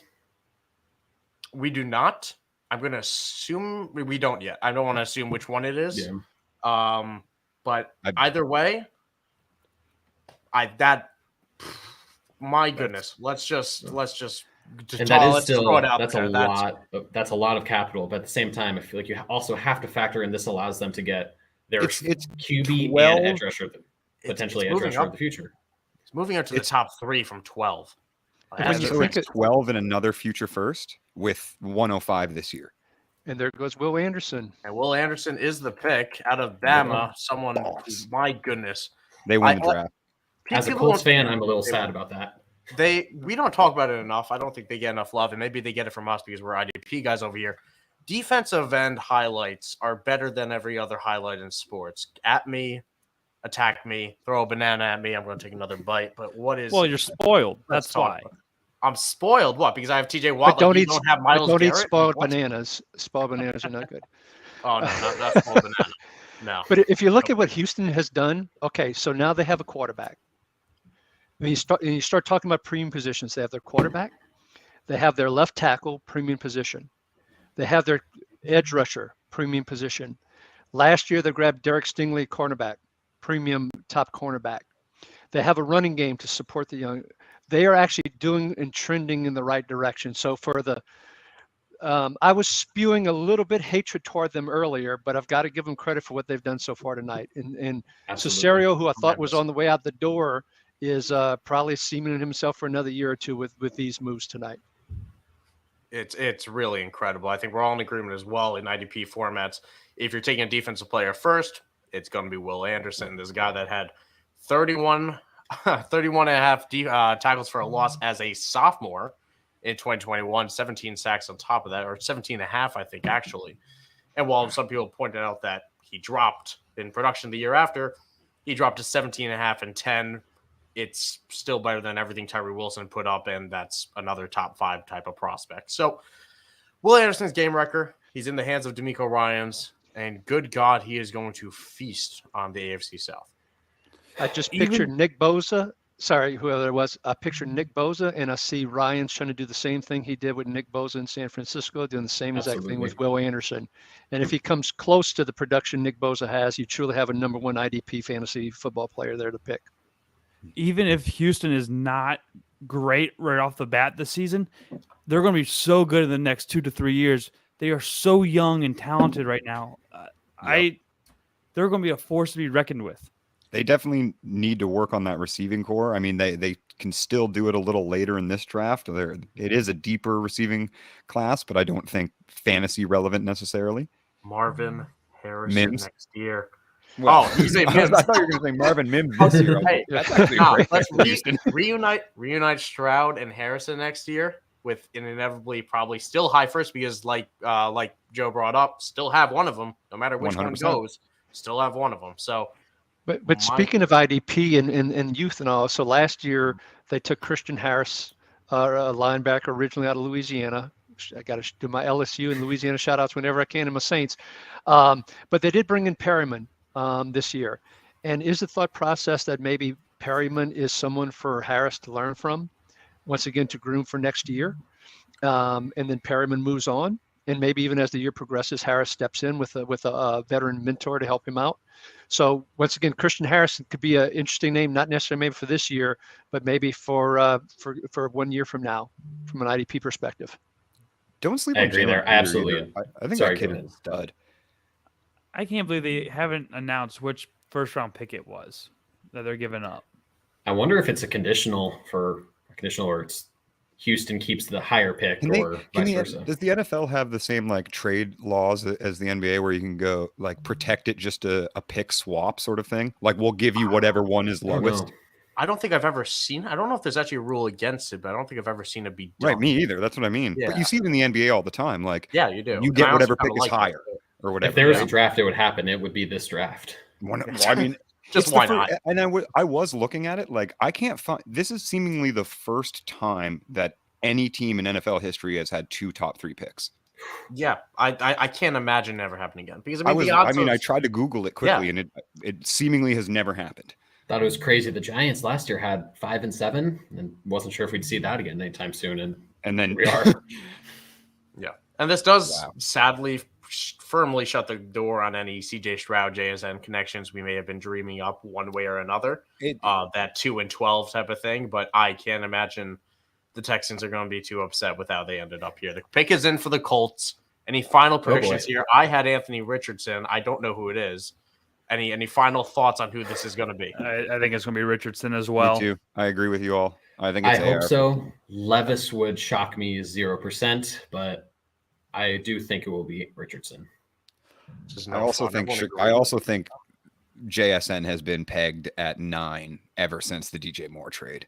Like that's who Chicago's taking. Any thoughts, Ricky? Very interesting. So earlier, I know I talked about Anthony Richardson to Seattle, what a great fit, but actually in my mock draft, my final one, I did put Richardson into this slot as well. I just think of Shane, and I always butcher his last name, Steichen. I probably butchered that, but what he did with Jalen Hurts, mobile quarterback, good arm, needed to develop as a passer and so forth. Maybe Shane gets too much credit, but with him going over to the Colts, you can see that as a logical progression. You see Gardner Minshew could, take the reins. not very well, but he could take the reins until Richardson is ready. And I think that would be the move for the Colts to make. And that is the move that they are going to thank make. goodness. Goodell announcing right here. It is Anthony Richardson, Florida quarterback, combine crusher. Joe, resident Colts fan, I'm going to give you the first at bat here because I'm sure you got thoughts going up and down through your mind. I do. And first, I do want to say I do very much like Will Levis as a prospect. I think he got way too much hate. But Richardson is just – he's absolutely a freak. Freakazoid. It's one of those things where is the bust potential sky high? Absolutely. But if he does, it's going to be fun as hell. So it's something that the Colts have been missing. This fit is going to be very fun. I am worried about Jonathan Taylor, actually. He's not great out of the gun. So we'll see how this goes. But that's honestly a concern for another time. He's as great as he is a running back. Richardson is going to be very fun. I'm very excited. He's going to push Bryce Young to be the top non-Bijan player in dynasty drafts for me. It really kind of depends on team build. This top 5 draft capital, basically, for anybody that wants to play like the QB1 overall in dynasty potential game, he's the 1-2 now. Yeah. He's the 1-2. And I am saying that knowing that I have Bryce ahead of him, but top 5 draft capital with that ceiling of potential and athleticism, he's the 1-2. Absolutely, especially for a team who isn't ready to win today. Which is most anybody that holds 1-2. Yeah. And you look at what we just saw with Justin Fields last year. That man had 22 attempts per game. He gave you nothing in the passing game and was still a top 5 QB1, the QB1 type of guy for fantasy. That is what Anthony Richardson can do, even if he doesn't pass at all. At all. And it's not the worst situation in Indianapolis. You have a stable running game that they didn't have. They have a better offensive line in Indianapolis, even though it kind of fell apart to shambles. It will be better. That was a weird falling apart from what it used to be. Yeah. As Joe can attest. But it's a couple of things on the Colts, if you don't mind, Michael. Go. So the first thing I got to say, they keep on showing his highlights against the LSU game. Why can't they show the ones for the Utah game as opposed to the LSU ones? Okay, you can hear about LSU and all, and I know. But from a coach perspective, Colts fans going to need to be patient. You've probably seen out there. They've talked about trading Ryan Kelly, their center. They're talking about trying to trade Mo Alley Cox, older tight end. They've supposedly put Kenny Moore, their cornerback, on the trade block as well. So you can see, and you can start to see it as the year was ending last year. They're going into rebuild mode. And with Minshew as the bridge quarterback till Richardson's ready, you can see that. So Colts fans are going to have to be patient a little bit, but I think this is a tremendous building block for them. It's going to be great. And we do have to look at the negatives of this. It's not for Anthony Richardson. This is not great for Michael Pittman. It's not that Michael Pittman can't be relevant. It's not that he can't command a large target share, but the ceiling for Anthony Richardson is not top 10 passing attempts per game. It'll be top 16, I think, at best. And I do worry about what that means for Michael Pittman. And I think it might be fine because of how much of a target share he has, but the highs will be okay and the lows will be crushing from Michael Pittman, especially in 2023. Well, you bring up a great point, Michael. Pittman is 25 going on 26, if I remember correctly off the top of my head. So so this year you could see him slip. So he might be an interesting dynasty trade target as the year progresses when Minshew's his quarterback and he's sliding and being patient, and then from dynasty have him for the 2024 season. That could be quite interesting and quite could be an angle to go with. It's going to be fun either way. Joe put it well. This could go so badly, but it's going to be so much fun to watch. Ultimately, we got the Seahawks coming up as well. But what do you got, Ricky? Last thing real quick. If you look at that division now, Jacksonville, Trevor Lawrence, Houston, C.J. Stroud, Indianapolis, Anthony Richardson, and who in the heck of Tennessee? Will they could take a quarterback too? Will it be Will Levis? So right now, one of the weakest divisions out there in a couple of years, 2 or 3 years, could be one of the strongest divisions with all of them having pretty solid quarterbacks. It'd be interesting to see what Tennessee does coming up here in a little bit. Honestly, I could have seen shoot, I'm blanking on his name. Richardson going to Tennessee, just because they do have Tannehill there. If he does become a bust, he could have been the kind of like a better version of Taysom Hill, where you have to respect his passing just a little bit, but he can also burn you with his legs. I think that's a much better version than Taysom Hill if he did become a bust. If we're talking first round, we're talking top 10. Good God, I hope he's a better version of Taysom Hill. No disrespect to Taysom Hill as the couple Saints fans in the house here. Yeah, I'm a Saints fan. You can disrespect him all Ricky, you by the want. way, Matt's a Saints fan here. We Oh, bonded Matt's over Matt, I like you bonded over already. Mario Davis. I'm just Indeed. meeting you, and I could tell you're a brilliant young man. I can tell that already. Appreciate it, brother. But I didn't see Tennessee going after Anthony Richardson. I just think the I didn't either. perception that Malik Willis created with the athletic quarterback and how poorly that went, and they had to sign Josh Dobbs off the street and they stuck him in a quarterback when they could have made the playoffs as opposed to Malik Willis. I just don't think the Tennessee fan base would have been sold on taking another mobile athletic type of quarterback who needed, quote, development time. Even if it's not as much as a lot of people perceive it to be. So I just didn't see that happening with Richardson in Tennessee. But I think they've shown their cards, and they don't trust Malik at all to even run that offense. So kind of like back when Arizona, they won back-to-back years with the quarterbacks, and I could have seen that, and I actually can still see that happening with their next pick. We got Seattle now. Well, I want to take a second to talk about Seattle before the pick is in, and the pick is in. Now for Seahawks, not trading back, which some people were thinking about. I mean, right now, if you're viewing that as Will Levis territory, the last of the top-tier quarterbacks, unless you consider Hendon Hooker that, which I do not, Seahawks going to make the pick. Could be Will Levis. Could be Jalen Carter. I tend to think it will be Carter. Any thoughts going around the horn here? We talked about it before the draft, so I want to get Matt's opinion first. I mean, yeah, Jalen Carter would be who I think is where they're going here. I do think that Seattle would have had more interest in Stroud or Richardson if that Stroud falling news was true, but obviously there was no reality in that. I honestly am kind of indifferent to this Seahawks pick. I think there's enough, like, they seem to be able to win games still. Like, they seem to be competitive in a very competitive division still. I think Jalen Carter helps them maintain that and gives them arguably who many people believe to be the solo best prospect in this class. It seems to be the no-brainer pick. There might be some media questions, at least as far as his character is concerned, but what I've seen as far as a football perspective goes, Jalen Carter is an absolute smash at the 5th overall spot. And it was telling that he didn't take any meetings outside the top 10 of teams. That was something Drew Rosenhaus put out there, and Drew Rosenhaus has been around the block, his agent, more times than one could count, and over around 7,000 blocks with Antonio Brown alone. So he knows his stuff. Steeler fan in the house. I'm very familiar with everything Antonio Brown related, whether I wanted to or not. And we have a interesting pick coming up here with the Seahawks stepping up to the podium. Obviously not who we thought. Not who we thought. I will tell you that now. I'm going to wait for him to get this going, but I just want to also take a second. My perfect run is over.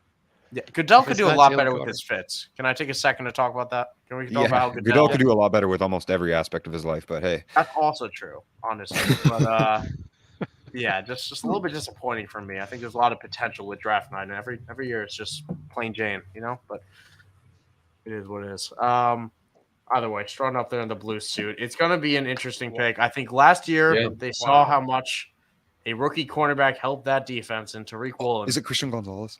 It is Devon Witherspoon. Oh, so they get the second best cornerback in the draft at 1-5. They do. Yeah, I am floored by this personally. Maybe not floored because of how bad the defense was in general. They just had to address it, but I'm shocked. Should have been Gonzalez. I'm shocked it wasn't Jalen Carter or a defensive lineman or Tyree Wilson. Unless there's more to Jalen Carter than we know that possible. These NFL teams are finding out. Yes, that's why I'm not. That's fair. Yeah, we talked about earlier in the pregame show that, a lot of us were talking about the fact that maybe Jalen Carter, from an IDP perspective, might be the second pick on an IDP draft. But if he fell down the NFL draft board, that means he's going to fall down the fantasy football IDP draft boards as well.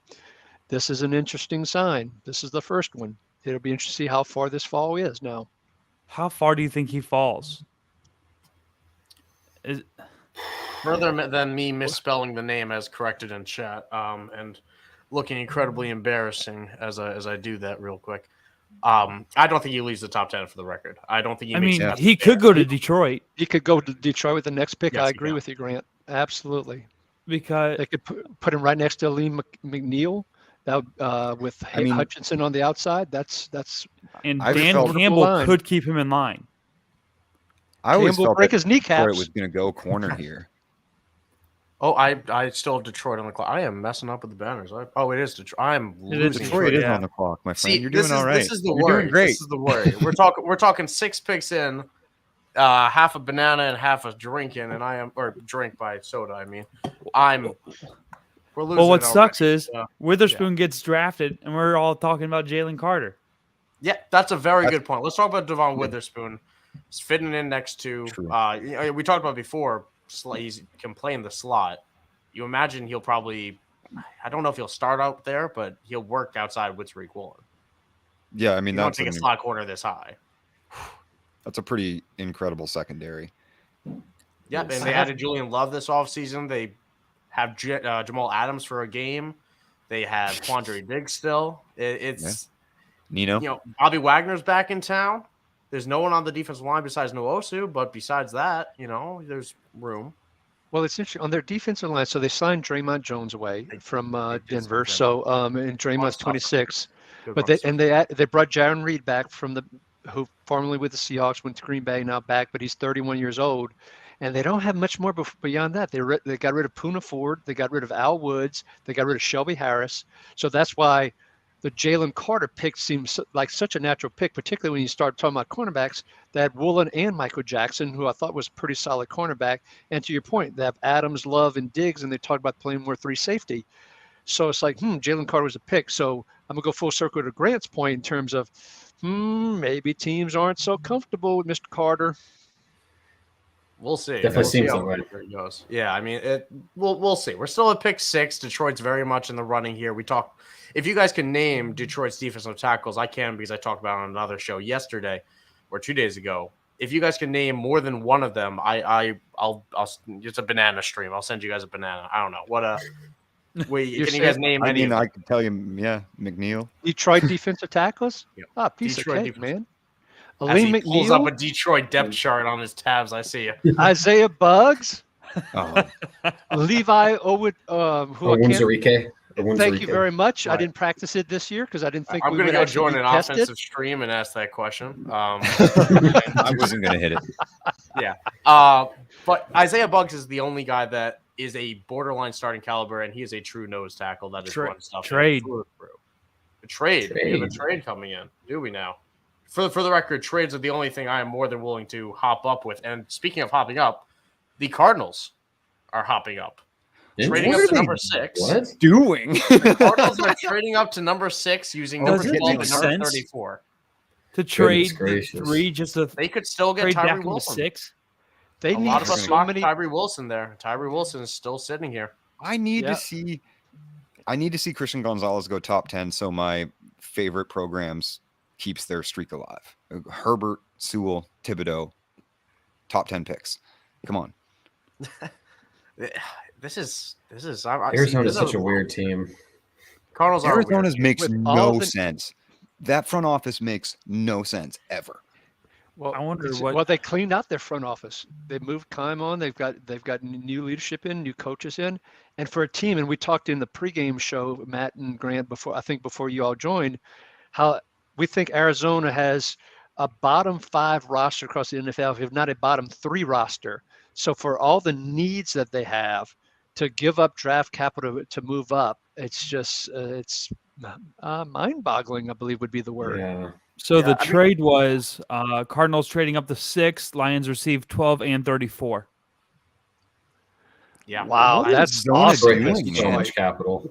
It's not a terrible comp But for still, the to- pick to- they received, but for their team, I think Not you at make a all. perfect point. Right? they have Just to 7,000 needs to fill. piggyback And- on that exact statement. Yeah. Exactly. And we talk about on in this class, we don't love the top that much. We like the depth of this class. 34, you're getting a same quality of player that you're getting at 16, which you can't say in every draft class. And who are they taking at 6 that they couldn't take at 3, or that wouldn't be better at 3? again, you have Tyree Wilson, you have Jalen Carter, you have some of the Bijan. offensive tackles.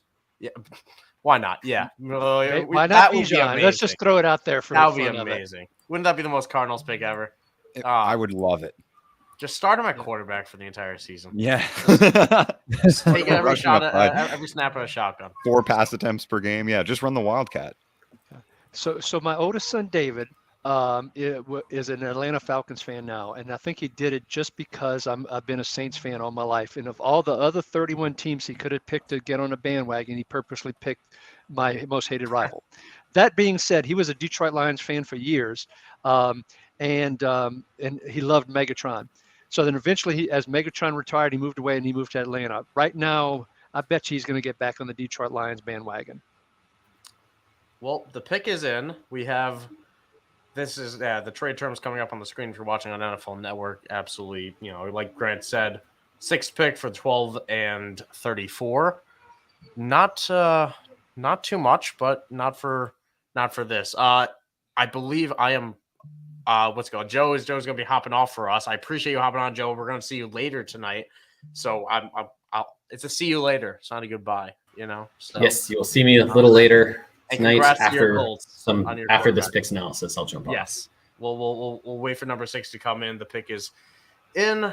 Plain shirt Goodell. I'm going to insult his fit every time he steps on up coming in. And the pick is interesting. I saw Matt dazzle your face back. Yeah. And they're going I'm big. purposely not cheating ahead, so I'm still waiting. That's why I didn't want. I was trying to bite my tongue. Yeah. All right. Well, All right, let me ask you picks this, coming Matt. in- Before they announce it, was it worth it? No. No, not at all. I wouldn't think even we're have him as my consensus. number 1 player at that position, to be honest.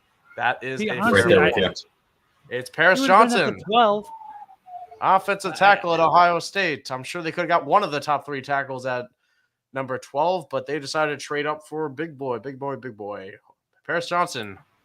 Kyler apparently loves him. Kyler's not going to see over him. That's the problem. Like, He's We're going talking to about have so many fits in balls in the back of his head. yeah, I mean, Paris Johnson, the Cardinals line is pretty bad. I think that's fair to bring up. How does anyone have his exact measurements? Is he 6'7"? I believe he's 6'7", right? I think I was read trying to compare- 6'6". 6'6". Either way, he's a big 6'6", boy. 313 per ESPN. So he's a big boy. We know that, and I Yeah, immediately dumbfounded. looked up Jason Peters, in the sense of what the Eagles had in the past. Jason Peters is 6'4", so we're getting an even bigger guy here, and just a true monster. Great run blocker. He can get. I worry about him in pass protection at times. I do, because if he doesn't get your arms on him, I don't know if he can get back in time. But either way, it's something that.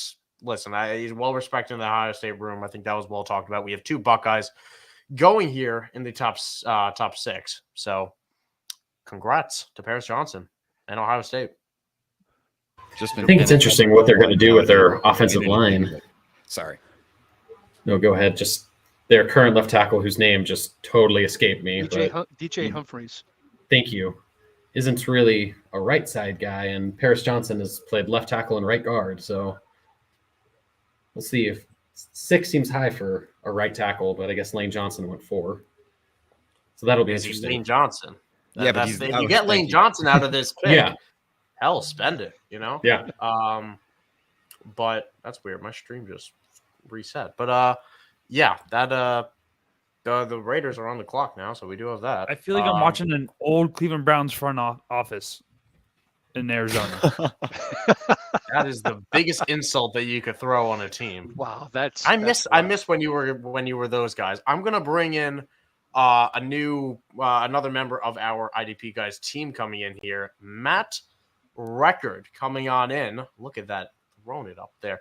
At M Record, I always think there's an underscore there, Matt. But at M Record 21 on Twitter, give him a follow. He creates some amazing musical fantasy videos that are a joy to watch and listen to.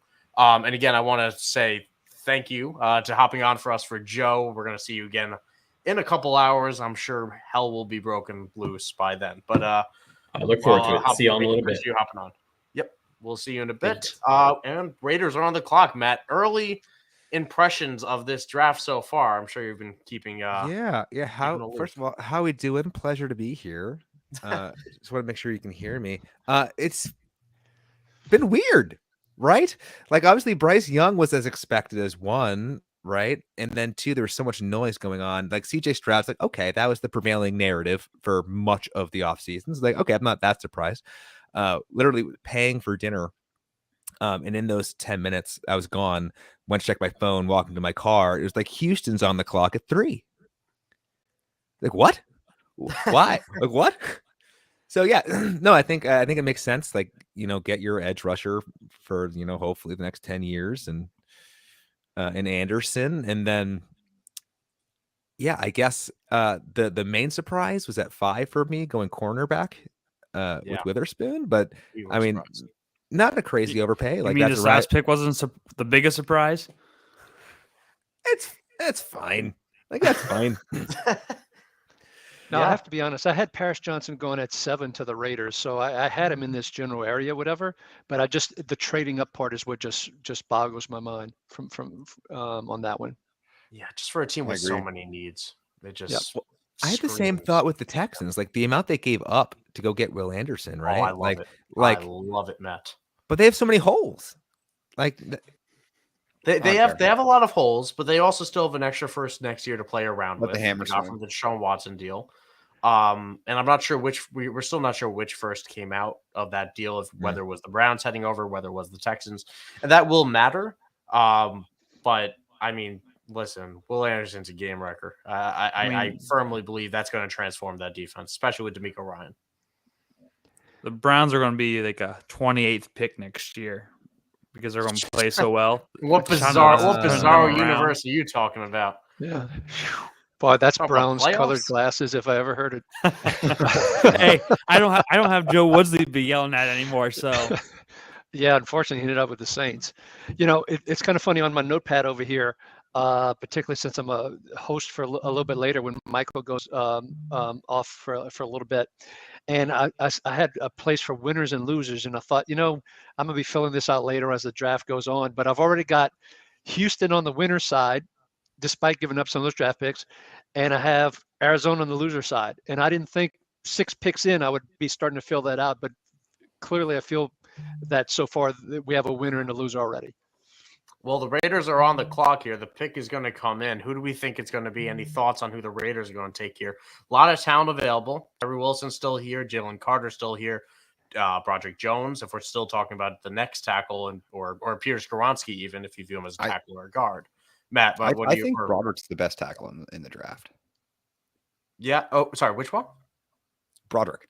Oh, Broderick. Sorry. I the first name basis threw me off for a second. Sorry. No, when you have a first name like that, though, like it's like a Bijan.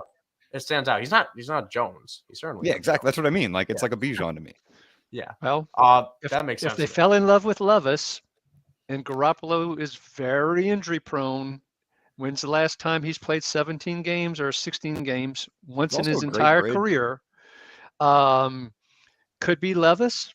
Could be Christian Gonzalez, who some people have as the top cornerback in the draft. Those are the 2 names that I'm looking at potentially right now. Yeah, Christian Gonzalez is my pick for the Raiders and has been. I feel like they really need, again, talk about a team with a bunch of holes. Like they just need someone who can sort of potentially lock down one of the sides. And I personally, Gonzalez, he was my number 1. I understand why people had Witherspoon as their number 1, but like I really like the traits that Gonzalez has. So granted, it's the Raiders, so they probably picked someone super fast that we're not expecting, right? Well, super fast would be Tyree Wilson, a bit of a good athlete right there, good burst off the line. And can we just talk about and admire how good or interesting, at least, a pass rush with Max Crosby and Tyree Wilson could be? The attention that Max Crosby draws and the flexibility of 2 guys that are that good. What they could be, at least. But to kind of go to that extreme, it's Nolan Smith. If we're talking speed. If we're talking speed, the 4.38, yeah. And you want a very light edge rusher. Boy, last year I thought the Chandler Jones signing at his age was just atrocious for what they gave him. He had those 5 sacks, I believe it was in the first game of the previous year, and had 3 more, if I remember correctly, the rest of the year. And the Raiders did the massive overpay, and I think they realized that they significantly overpaid. So Tyree Wilson is an interesting name as well. And it is Tyree Wilson. Oh, I forgot to give you the spiel. Matt, you're fine. Cool. You're fired, We're Matt. We're doing our absolute best. It might not be Tyree Wilson. It might could not be, honestly. It might not be. Who knows? I don't know what I'm watching. It's totally fine. I'm trying to keep it along with the stream, which I am trying this year. Honestly, I'm not entirely sure how it's going with people, but I'm trying to enjoy I don't know what's going on. I mean, I'm streaming it, and streaming's always about a minute We're all behind. streaming it on different platforms. We're doing it different ways. I'm not sure the best way of consuming this. In my mind, as Matt said it, the pick was in on my side on Hulu. So yeah, I'm on Hulu too. So Michael, you're giving the picks. Yeah, I ideally, I think that's how we're going to try to do it. I'm going to try to keep it that way. My bad. Don't worry. By pick 12, comes in and bites a bomb. I'm out. Like by pick 12. I'm sure something's going to happen. The Steelers are going to trade up and take a kicker, and I'm going to just throw myself out a window. And then someone else can make up the rules, and we're all good to go. Yeah. So for the sake of moving on now, well, I mean, I think to what you were saying, yeah, Tyree Wilson's a great fit there. I have been so fascinated with this Falcons pick. Like, I'm so ready to get here because like they have such a glaring need. I really like grabbing, Christian Gonzalez there, but like, is Bijan Robinson going? Like, is this his spot? What do y'all think? That's what we talked about the entire show beforehand of Eagles. Where does Bijan go? During the pre-show, we had quite the talk. Michael's right. And most of us were landing with Bijan with Atlanta. So I think he's 10 to the Eagles. I had 26 to the Cowboys or the Cowboys trading up to get him. I think the Cowboys have their eye on him. Tyree Wilson's 10 to the Eagles as well. 10 to the Eagles. That it does make sense. It just doesn't seem like a Howie Roseman pick to me. He feels he's a guy that just doesn't reach for need. And it's not a reach because of how good Bijan is, but either way, Tyree Wilson's the pick of the Raiders here. We could officially just deem that one in. That's kind of so he's got a top 3 suit, I think, from a. Yeah, that's what I was saying before the draft as well. This is a fit. Roger needs to take notes because this is just. Oh dang! Wow, that is. Tyree's got the swag today. Oh my, he just threw Goodell. That's fantastic. Extra bonus points there for him. Honestly, I think that's how I'm going to do my rookie rankings. Everybody I'm just going to do it on how well they dress and how high they pick up Roger Goodell. So okay, so I mean, yeah, so Tyree that's 101. Yeah, Tyree Wilson 101 is confirmed right now. Atlanta is on the clock. Where are we? How do we like that fit? I mean, it can't go much better than working alongside Max Crosby. I think that's an excellent fit, and I could see some formations where they move around Tyree and maybe even move Chandler Jones on the inside, as the Vikings did with Sedarius Smith as the year went on last year, and moved him over the guards when they went to their rush and put Wanham and Hunter on the outside. You could see something similar with Jones's age, maybe moving him inside with Wilson and Crosby rushing on the outside. That could be quite a tandem. I will say the pick is in for Atlanta, and honestly, that is, I could be wrong. That feels like the quickest pick is in of the draft so far. Smash pick, someone is there that Atlanta wants. I could see them going linebacker here. I had them going Nolan Smith. Stay in Georgia, getting the guy that got the biggest boost at the combine with that 4.38, like Matt Ward. So we got 2 Matts going on here. I mentioned before, just a ridiculous combine, not just the 4.38, but a 41.5-inch vertical and an excellent broad jump. He's a freak, and he's a great team player as well. That man does not stop running until that ball is blown dead. So that's who I had mocked here. We'll see who the pick is going to be. We have, all in all, a fun draft so far. How we feeling about this one? I mean, this is one of the funnest drafts of all time.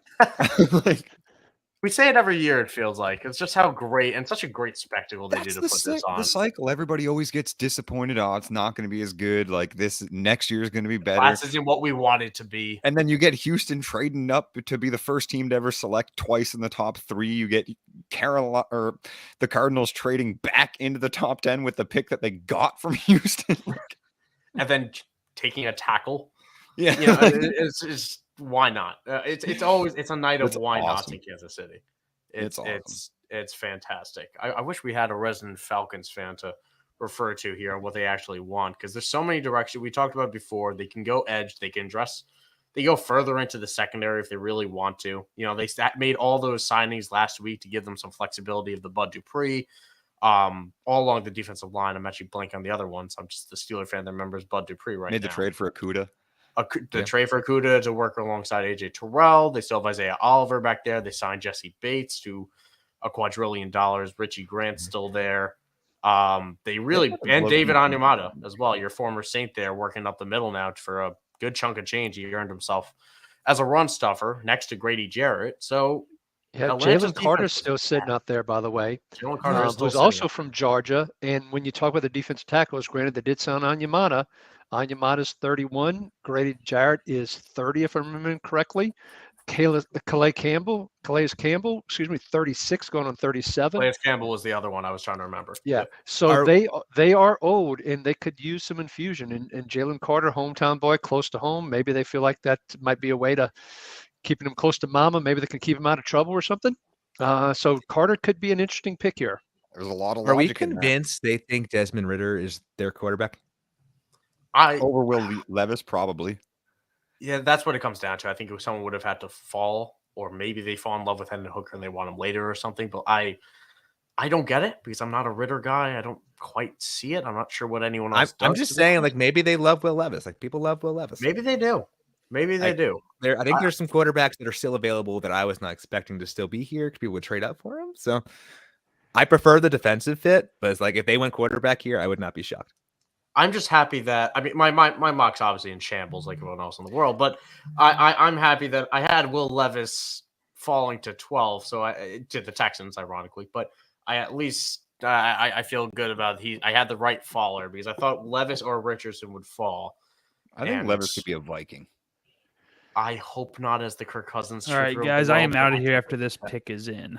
Okay. Thank you, Grant, for letting me know because I'm trying to do my best to look at the schedule. I know we're running out of time on Matt here, but the pick is in. I got about 15 left in me. Yeah. Okay. Gotcha. So my oldest son, the one who was given grief as the Falcons fan, he's hoping it is Van Ness.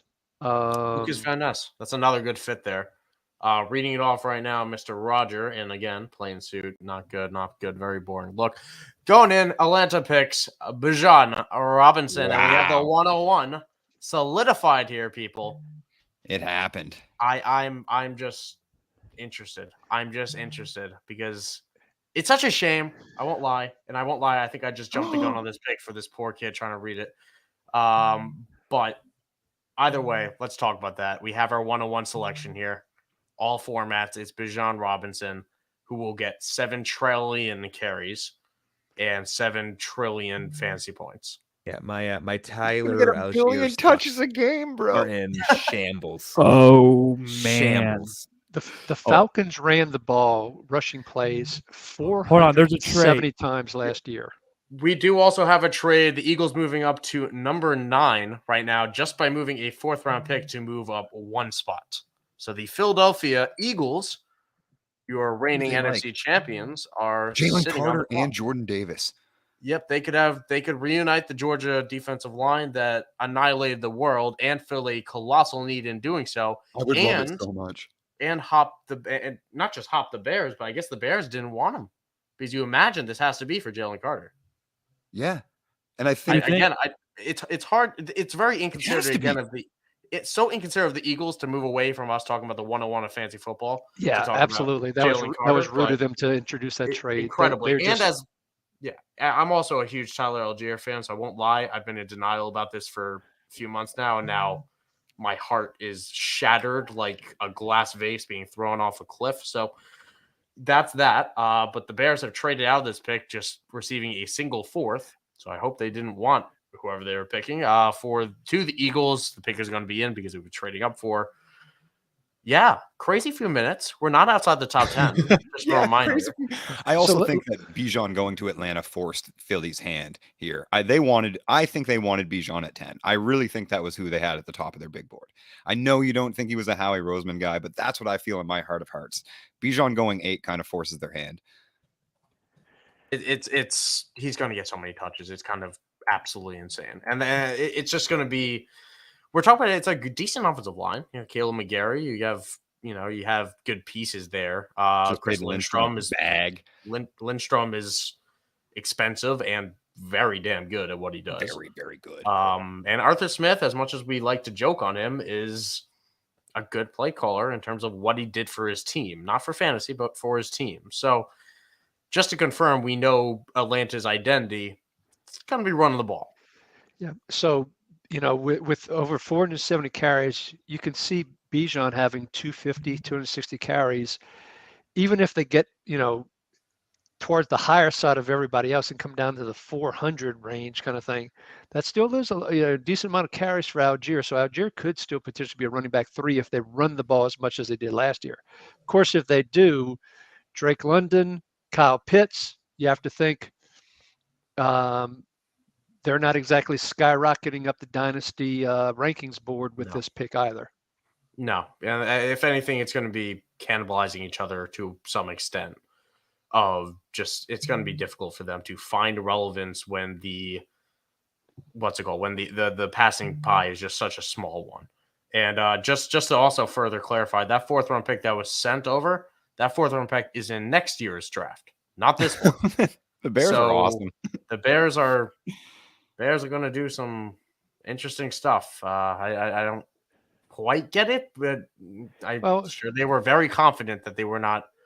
They didn't want this guy, which surprised me. Well, the Eagles were at number 30, 31 this year. And then next year, the likelihood of them being quite that high. So it'll probably be a 4th rounder potential a little bit further up. That could be part of the thinking. Bears know they're not going to make the Super Bowl this year, so they're continuing to build for the future and all. So I actually kind of like the move from if you're going to take a 4th rounder and you're not going to win this year necessarily, taking it next year when it might be a little bit higher in the 4th round, not a bad move. Yeah, we're talking. I mean, it is the Eagles. We are talking. I mean, in theory, I guess, and it could drop off, but likely will be a 4th one. Either way, yeah, you're right. If they are confident, they're not taking this guy that they want, why not, right? Which, again, we could play 1,000 mind games of what that means. But I don't know. Maybe they just honestly told each other, "I'm not picking him, but give me a pick, and I'll just do it, so you don't do it to someone else." Because I'm sure the Bears were shopping this pick all month, honestly. Yeah. All right, guys, I got to get out of here. See you, Grant. See you, Grant. I appreciate you hopping on. Thank you, Grant. So we Matt, like we. Oh, sorry. Go ahead. Sorry, other Matt at Psych Ward. Do I have you till 9:30? Do I have you until now? Because I wasn't sure. Or not? I can go for 9:30. Yeah, I got 12 minutes before I got to hop out. Okay, no problem at all. Miss Matt Recker now, musical Matt. Yeah. So we like the Bijan fit in Atlanta for the fact that there's really no other playmakers there. As their GM, I'm not sure I like that pick. That's a bad like if I'm a Falcons fan, like what do you? I don't like that. Like you had a rusher. I'm very biased because I have a lot of Algier in Dynasty, so this is like the worst case freaking scenario for me. But like he was fine. Like there are other holes there. Like why? Like it made way more sense for the Eagles at 10 to me. They have 4 other picks or 5 other picks inside the top 115 in the deepest running back class in the last few years. This is an incredible group of running backs, in my opinion. I hold them in a very high regard. It is an egregious real life pick. It is phenomenal. Because we're going to talk about all the fantasy stuff, obviously, which is our job, and like all Twitter's going to be fantasy. But it's like in real life, it's like, wait a second. That's awful. That makes terrible. That makes no sense. Especially with literally every other of all 31 GMs, clearly other than the Falcons, telling them point blank with the way that the devaluing of the position has occurred and how they've been moving players around in the market, and that like Fournette and Zeke and all of these established running backs that are, of course, ending towards their career are still not getting contracts. And like Christian McCaffrey went for fairly cheap and like, Yeah. so things of that nature. And he's going to literally eat, them and he's ignoring going to be, the market. yeah, he's going to eat. He's going to be a dynamite fantasy player, which can be great for us. But then the Falcons are still going to go 6-11, and that's going to be that. It's I mean, it is not, the NFC South, so Not that there's anything wrong with that as a Yeah. Saints fan, right, Matt? yeah, exactly. Now there's I'm some fine things with it. wrong with that. we have the pick coming in here from Mr. Plainclothes Goodell. I'm gonna stop saying that. I think I'm beating a dead horse. But it's gonna be reuniting the Georgia guys. It's gonna be reuniting Jordan Davis with Jalen Carter. That and makes good God, perfect and sense. This makes a lot of freaking sense. can we just crown the Eagles as NFC champs again? Honestly, because this is just ridiculous. If he now Philadelphia, who knows? Hopefully he can stay out of trouble in Philadelphia, the very kind streets of city. I mean, of he brotherly has his love. old roommate with him. Yeah. You got to think, okay, if as far as like God. Atlanta, him being in his backyard, if there was one other organization that had insider information on Jalen Carter's character, Very good point. Very good point. it's It's probably roommate. the guy that's sitting in the room, that spent the last 6 years of his life with him, or 4 years of his life with him. So But we're seeing the their Eagles defensive keep line. doing it. They rob the Saints. They give up a 4th rounder to get the arguably the top defensive talent on the board, or in the entire draft, I should say, with Carter, pairing him next to Jordan Davis. Okay, you got Fletcher Cox signed him for 1 more year. I like Milton Williams train too. Milton Williams, great. I think he's got a great future as well as hybrid tackle in kind of thing. They lose Hargrave and they bring in somebody like this. The Eagles just keep on doing it. Never been a huge Eagles fan, but I got to give Howie credit, doing a great job. Every year there's 2 teams that cross the draft, and it's the Ravens every year and it's the Eagles every year. It's special to watch because this is just a tremendous value pick that also fills a tremendous need. If you even have a tremendous need, which they really don't.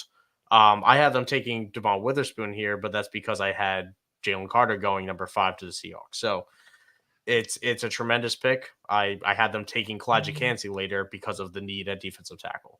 So again, let's just burn my mock to the ground. Who cares? But I had Kancey going to them later as well. So we were thinking, Look at Michael. So we knew us. they were going to get a defensive tackle. We just wrong one and a little bit earlier. So I was going for I'm trying to get the fist bump. I tried doing that yesterday. It didn't work either. The StreamYard fist bump. It never works as well as you hope. But the pick is already in for the Bears, which who did they trade back? Like, because the Eagles. The Eagles yeah, traded one spot. I know, but like, who did they want? Because I was always thinking, Jalen Carter to the Bears. That makes a whole lot of sense. But clearly, they didn't want him, right? Because they just went up.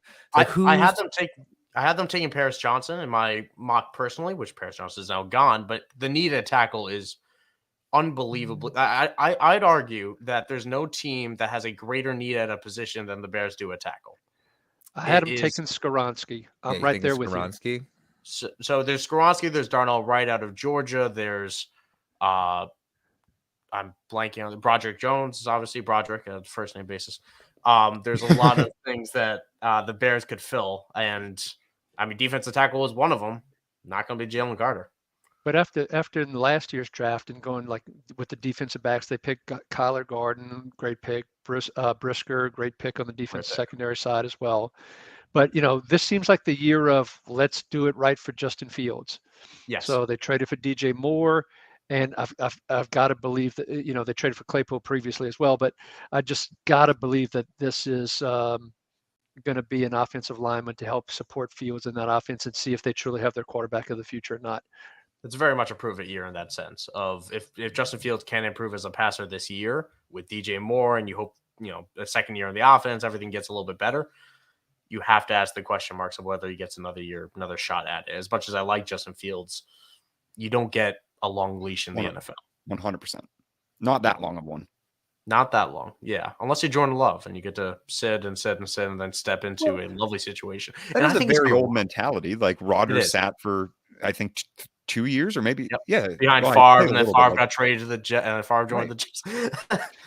And then obviously Mahomes sits behind Alex Smith, and you see Brady was behind Bledsoe, of course, is a very late round. Like it is an older mentality to draft a quarterback, and regardless of where in the draft, and then have him sit behind your veteran. But the Jordan Love pick had always been egregious. Like, yeah, I've gone back and forth of whether it was enough because maybe it just sparked something in Rodgers to 2 MVPs. But yeah, it was egregious in my opinion. The pass on T Higgins, but we're not talking about the past. We're talking about the future.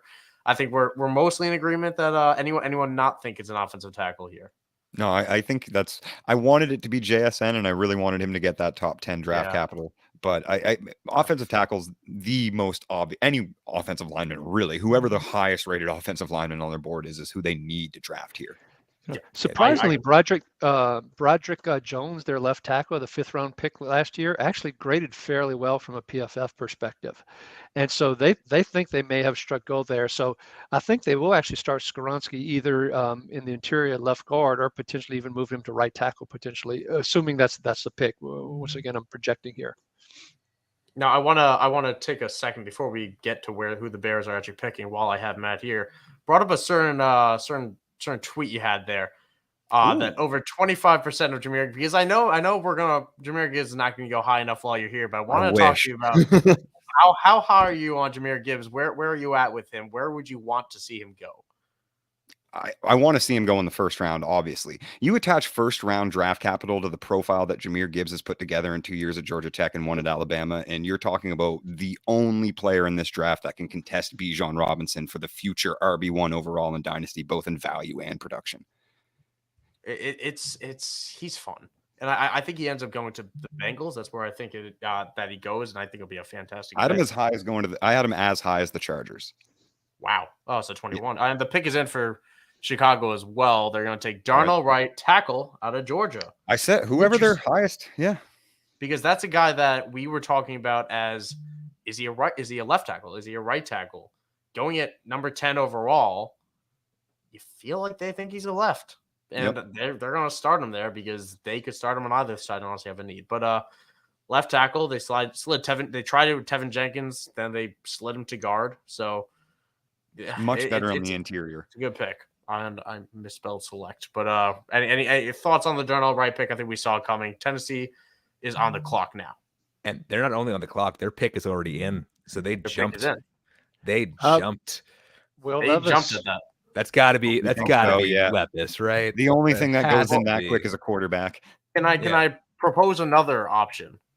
Another option is that I guess there's two. There's only 2 top tier tackles left here. If we're talking about Skoronski and we're talking about Broderick Jones, and maybe one of them is not. We just saw one of the teammates go ahead of the other. Right. And Skoronski, to many, was the offensive line number 1 type of guy, whether he's guard or tackle, and Tennessee has the abysmal offensive line. I've been of this mindset, and partially maybe it's because I'm Ryan Tannehill truther to some extent. If you put a rookie quarterback behind this line or even the line next year after some minor fixes, it's not going to work. It's just not. Speaking of abysmal, though, their receiver room is abysmal as well. Exactly. I love Treylon Burks, but that is it. That is so it. And they could have Burks kept didn't exactly get off to a great start with them. Yeah, couldn't stay healthy. Burks, Westbrook, Akina, Racing McMath, Kyle Phillips. I have so much beef with Racing McMath. Hey, be nice about the LSU guy. Come on now. Be careful. No, we do. What's it called? In a couple minutes. This is just great. This stream has gone really well so far. I'm having fun. As are all these teams so far.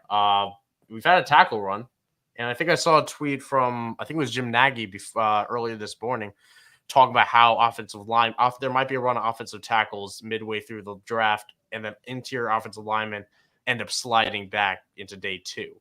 Yeah. So far, the first half of that is kind of coming to fruition with Darnold right off the board, as well as Paris Johnson. Yeah, I don't have any centers or guards in my first round mock. And one of the things we talked about in the pre-draft show was I thought there could be a sliding down of the cornerbacks because people going after the tackles and some of these other positions and all. And so far, other than Witherspoon, Gonzalez has fallen, and as Gonzalez falls and He might not go until maybe 14, where I have him mocked with the Patriots, ironically, but you're starting to see those sliding down, which is interesting. Now, I know you're high on JSN, Matt, from the sounds of things. Yeah. I picked up on that. I'm just not a huge fan of this wide receiver class. Solid, not spectacular. The thing with JSN, he's more of Ricky's opinion is he's more of a slot guy. Can he play on the outside some? Yeah, but he's in the slot. Do you really use a top 15 pick on a slot guy? I just don't know. Yeah, I mean, that's a fair assertion, absolutely. And there is something to be said. Obviously, his analytic profile smashes through even that slot percentage. There's quite literally never been a slot receiver with 4.0 yards per route run in the history of college football. So it is a question. And obviously, there's nuances to that. You put Garrett Wilson and Chris Olave on the outside, and there's only so many defenders on the field, right? So there's absolutely nuance to that. But for me, it's just he is in such a large tier above, both in his availability to be an instant impact player. Obviously, yes, he's going to be slot dominant. I don't even think he needs to move to the outside, though. We're just starting to see a different type of NFL and a different type of, the way that things function. If you look at slot percentages and points per game over the last couple of years, it's good.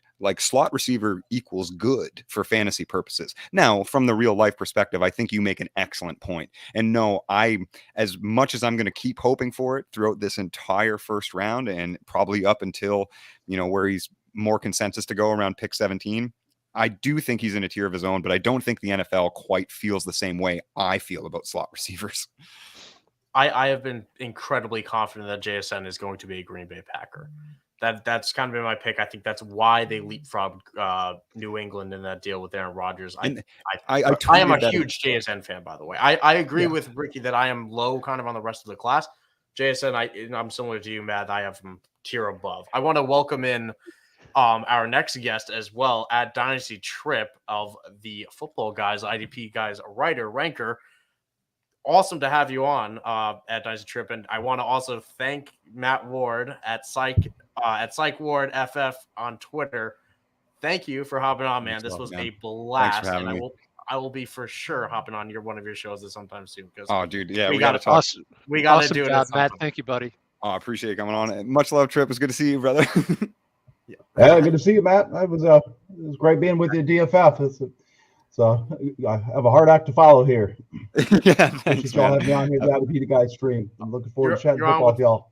You're on with a bunch of clowns over here. It's all good. It's been a wild time. Thanks for having me on, boys. I appreciate it so much. Of course. I'll hop in and see me in the chat later, probably. Yes. Sounds good. Awesome. So want to welcome in at Dynasty Trip on Twitter. Definitely give him a follow. Incredible content. We've been going back and forth on Twitter for some time now. Let me. You have the outside perspective of us. We've been trapped in this stream for a bit now. I asked Matt the same question earlier. We're 10 picks in. How are you doing? Nice. A couple unpredictable. I mean, it's fun to see all the trades, right? I mean, that's just exciting to see teams move up and down the board like it's fantasy football. That's been exciting to see. So, pulling at your heartstrings a little bit with who's going to go where, and watching the Cardinals slide out and back up again, and just.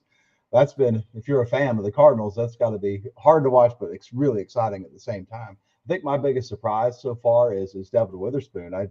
It's interesting to see that cornerback going top 5 pick like that.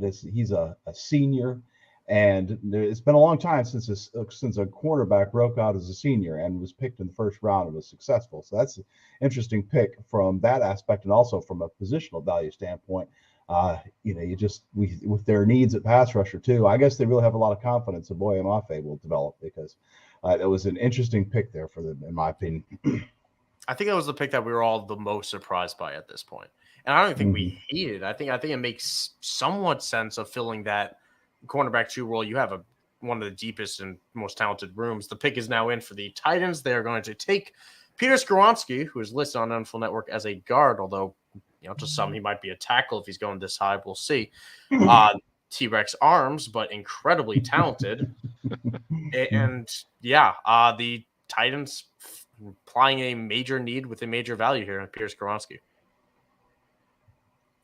desperately mean- needed for their offensive line after losing Luan, and they were bad enough as it was. Luan wasn't the same player he was 2 or 3 years ago either. So from a team need perspective, great. From if you're going to continue to pound the ball with Derrick Henry, great. I think this says a lot about Levis and some teams' feelings about him. If they didn't need to trade up, he fell right into their laps and they're letting him go. So while a great pick for them, it's now the curiosity is how far is Mr. Levis going to fall? Yeah, because you look at these teams. I mean, I'm not convinced Green Bay loves Jordan Love. So like maybe they do a surprise thing, but I think it's gonna be it's gonna be going down for a little run.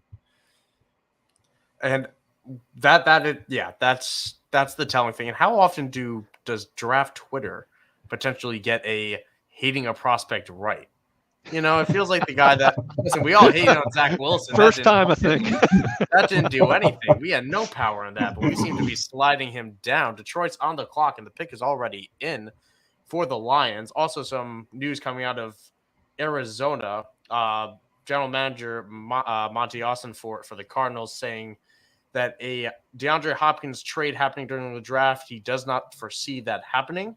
Could he play in Arizona this year? He says yes. DeAndre is a Cardinal. Okay. Not what we expected, but I think that's just the tone of draft night. Mm-hmm. Well, I think So it's did really important to note that this was round one, and there's no way they're going to get a round one pick in return for him. I don't think they can get a round 2 pick in return for him. So that tone may change by Saturday morning. Well, that's something to keep an eye on. It may just be some gamesmanship there. I'm with Dynasty Trip on that one. You got a 31-year-old wide receiver with roughly $20 million cap hit, if I remember correctly, in a team that's desperately needs to rebuild and get younger and all. I can't believe they're not gonna try and pull something off. I think they're playing games with the Bills and the Chiefs, who have been kind of rumored as 2 potential landing spots there. Marco brings up this comment as well before that I mentioned JSN, I think, will be a Packer. It would be very funny for the Green Bay Packers to take a first-round wide receiver the first time in 2 decades. That's not only giving Aaron Rodgers the finger. That's giving him the double finger. Which again would just be so beautifully poetic in just the scheme of draft night. But excuse the me, the Lions pick is in, That's and a finger. Yeah, well, you want to talk about Jeez. fingers? Here's a finger to Dave Montgomery and DeAndre Swift, because Jahmyr Gibbs is a Detroit Lion. I repeat, Detroit has selected Jahmyr Gibbs, running back out of Alabama. And if we thought Witherspoon was surprising, ladies and gentlemen, I'll tell you right now, we have a more surprising pick here from the Lions. For sure. Oh my! And it's such a shame because we just talked with Matt Ward and how much he loved Jahmyr Gibbs. I pulled up a tweet and everything, and he talked about how he's just an electric talent. He would take him so high. This is higher than Matt even had him. So this really moves him up the dynasty rookie draft board for sure.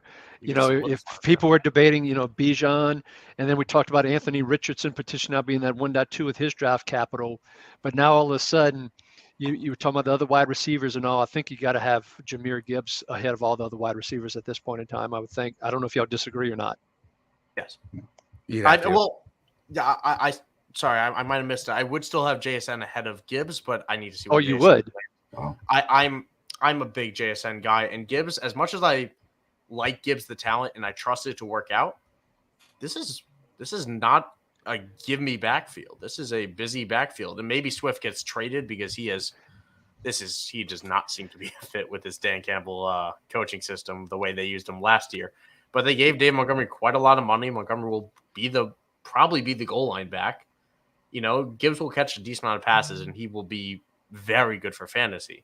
But this is not going to be a 3-down guy, and I do view JSN as a bit of a generational type of maybe not generational. That's a loose term, but a very, very strong prospect. Tripp, do you have any thoughts on that? Well, I think we do need to wait to see where he lands, but it's an interesting conundrum, right? It's like you see this much draft capital running back. It's really hard to push on your board. Shocking. But I do hear what you're saying. I mean, they just invested a ton of money in David Montgomery. They have Swift on the roster, and he's been explosive in limited action.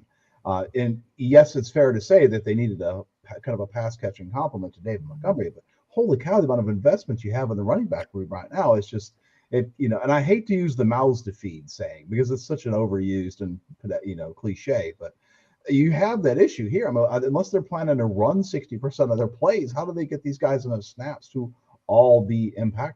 And so I guess it would be easy to say, it's like, well, you just cast Montgomery to the side and you put Gibbs as your top guy. Certainly in PPR, you would have to rank Gibbs ahead of Montgomery in a redraft standpoint, obviously dynasty, but even in a redraft standpoint, it's just, it's just one of those things you don't see coming. It just, nobody invests this much in a backfield anymore. And to see it tonight is really shocking.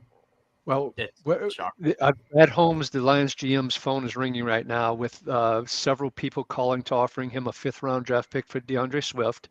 And then the first person that offers him a 4th or a late 4th or something like that, I think you'll see Swift gone. So that'll take care of that problem. But Gibbs, once again, as an dynasty trip, you're going to hear a little bit about LSU and the Saints in Louisiana from me. I'm just saying, okay? With watching LSU and Alabama and the SEC and so forth, Gibbs often lined up on the outside, and Matt Ward had an interesting tweet that Michael recall here in a second. But Gibbs ran a lot out of the slot and on the outside as well, and he catches the ball like a receiver. So can you imagine the way they use Amon-Ra and Jameer, and you can see some formations where you see Montgomery and Gibbs in the huddle at the same time, and then Gibbs suddenly goes out, or Montgomery's out and Gibbs and Amon-Ra, and Gibbs is outside and Amon-Ra is in the backfield, which we've seen from time to time. So and then all of a sudden both of them go out and it's now an empty backfield. So some creative offensive formations that the Lions can go with here. So I just continue to be impressed with the Lions' moves. Granted, people were thinking defense and but boy, this is a great move for their offense as well. I think it's going to help Goff. It's going to help their whole team. Very excited for him. It'll be. And I still take him before JSN. It'll be fun. It's just too rich for me given the value of the position they have. Matt Record, I want to hear what you have to say. Yeah, I'm utterly floored. I don't know how the draft does this every year, right? Maybe it's just we consume so many mock drafts. Like, of course, this is what they're going to do. Like there've been 2 running backs in the top 12. Like Bijan, we knew about, right? Like Jahmyr Gibbs in that spot.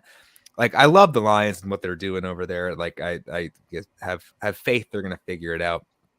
But I'm floored. I like recalculating everything in my brain because now I know, as one of the rankers here at IDP Guys, it's like, oh, I need to now figure out where the heck I slot him with DeAndre Swift and DMont. Like, I just don't know. Again, NFL teams, they just don't seem to care about us. I said it before. Very rude. Very rude. Sometimes I just ask for a little bit of consideration. Like, I like Tyler Algier. I said he was a cool sleeper last year, and that worked out. And now it doesn't matter.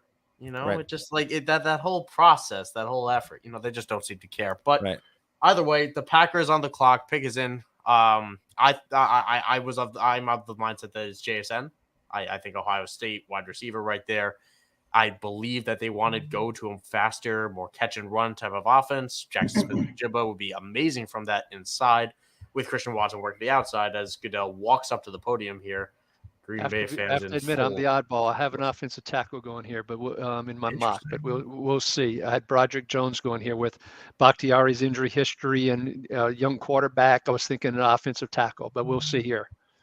And on the topic of injury history, Matt's shaking his head, so it must be a complete surprise. and it's not that much of a surprise to me because it's Lucas Van Ness out of Iowa, defensive end.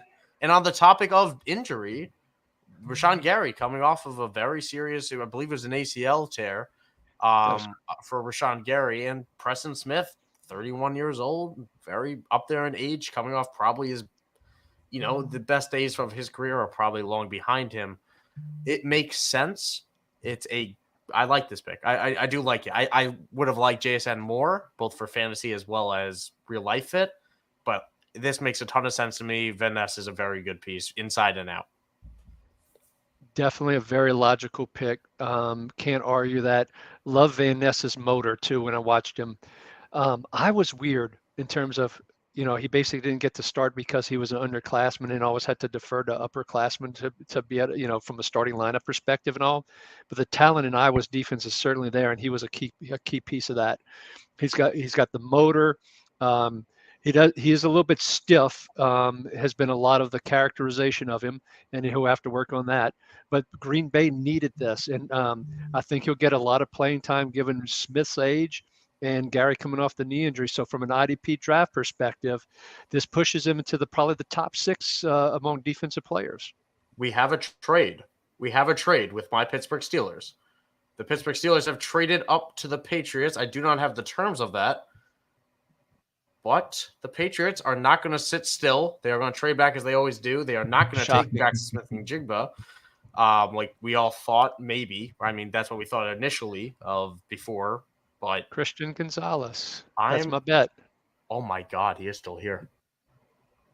Sorry, Trip. We're meeting each other for the first time in real life. I am a Steeler fan, so this is all of a sudden throw me for a loop here as the Pittsburgh Steelers go on the clock.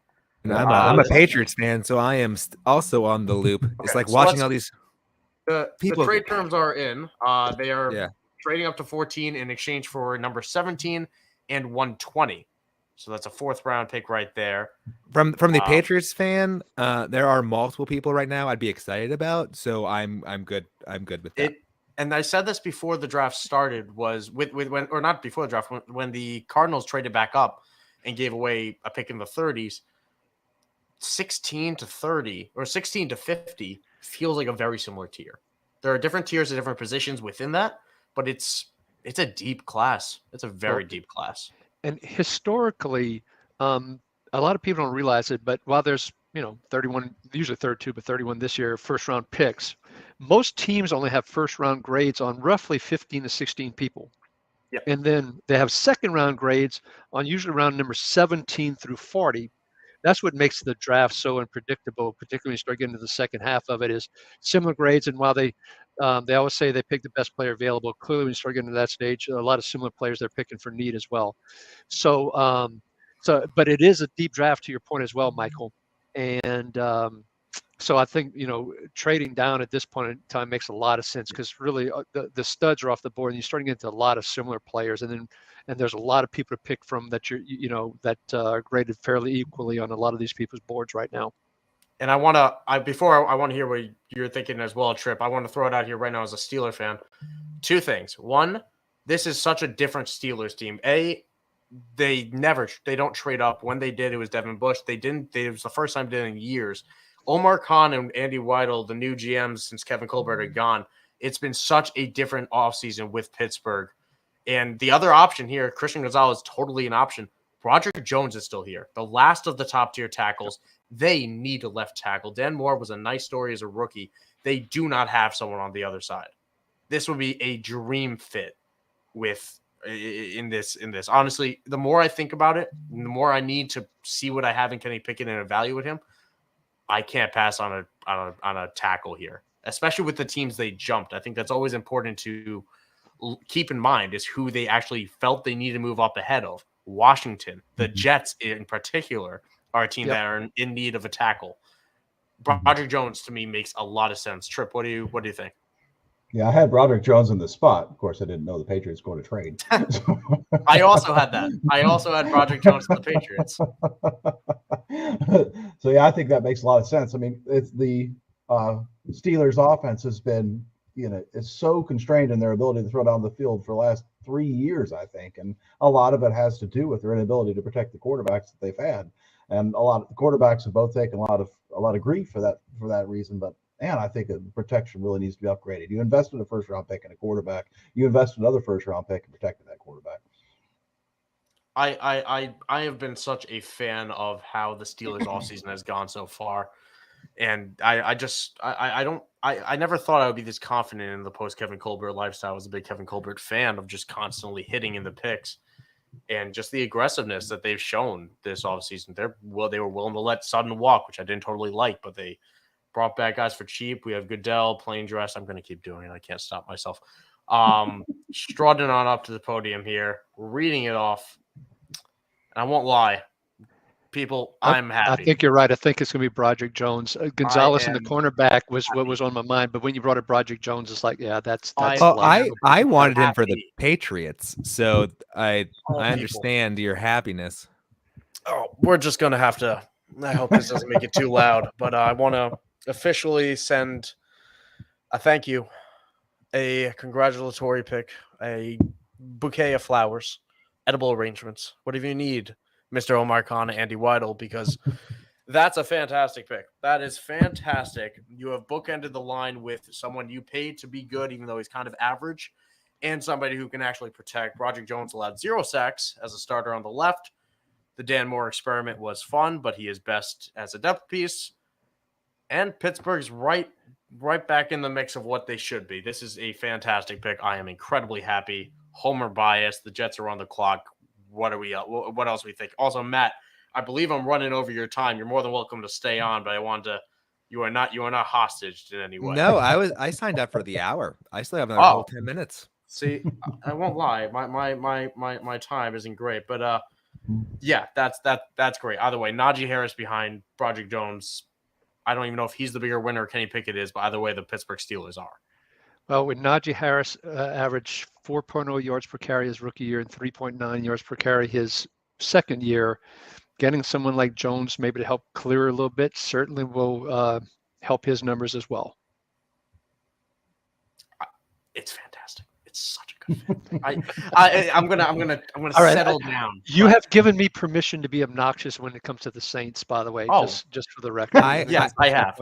But yes. it's a heads up move to trade up ahead of the Jets, who desperately need a tackle. And now, what do you do if you're the Jets? That's really what I want to talk about, because what do you do? The tackles are gone. Maybe you go Brian Branch and address the secondary, but do you really want to take a safety / slot corner here? Is that what you want to do? Do you want to add to the ever-growing room of pass rushers? Do you add a linebacker? Do you add to the offensive line still with your next name?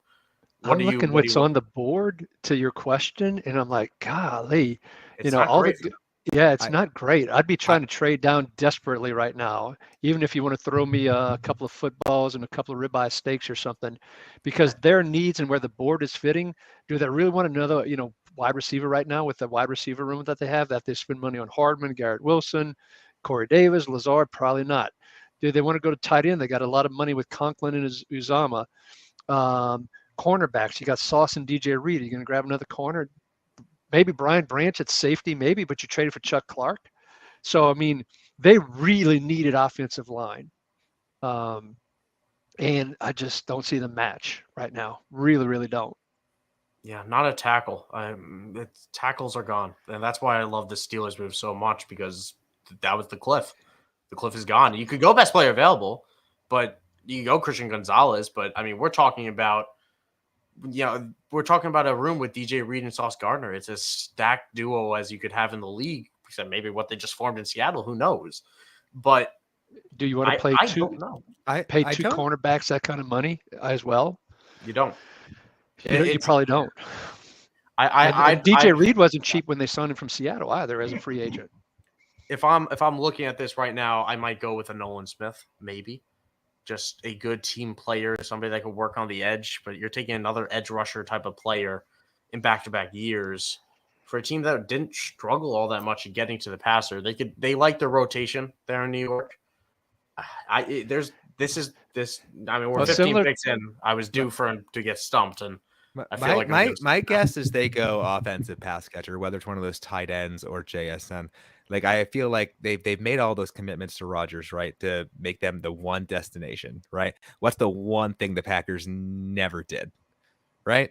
Take one. Take a receiver. Take one. So, like, why not? Like you said, like, there's not really a good fit right now. Like, everyone knows that. So I don't think anyone's going to trade up necessarily. So why not just do it? Like, just commit to having just a freaking awesome, passing offense. While we have Matt Ward in the chat, I want to hear his quick comment on Jahmyr Gibbs. I'm sure there is an essay building in our comment section about the love for that happening as soon as you hopped off, Matt. But saying everyone hates JSN, I agree with you, Matt. Record, that is, that if you take the best player available in the same sense of what Dallas did with CeeDee Lamb, we did not perceive wide receiver to be in need for Dallas at all. but he was very clearly the best player on the board, and they prospered as a result. They would make that pick 10 times over looking back on it. Additionally, they could do it by sniping New England as well. And let's add that little rub it in. No offense to you. That's a good point. No, but Aaron Rodgers. Aaron Rodgers is only committed to a year. Yes, he hasn't said he's playing beyond this year. They don't have Zach Wilson. Will Levis is what if they draft Will Levis? I would love that. That would be hysterical. I don't see it happening, but it's a little fun to think about. Oh, I'm Will Levis. Every time we mention Will Levis, I'll take a bite of the banana.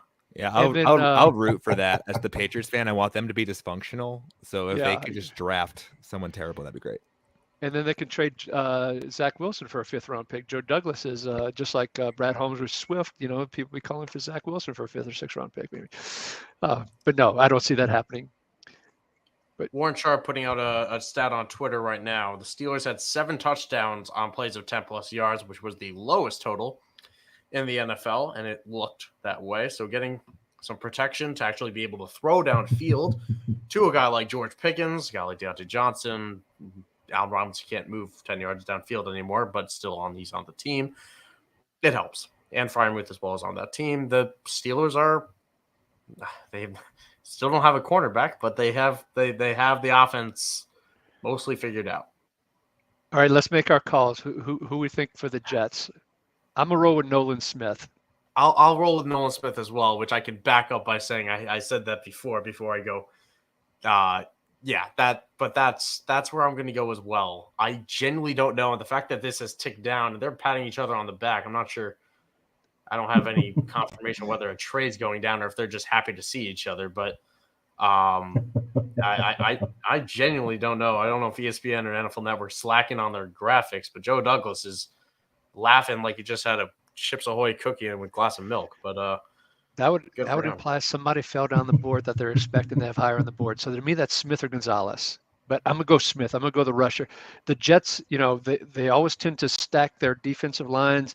If you go as solid what he did with San Francisco, like to bring in people in waves. I could see that happening here. Goodness.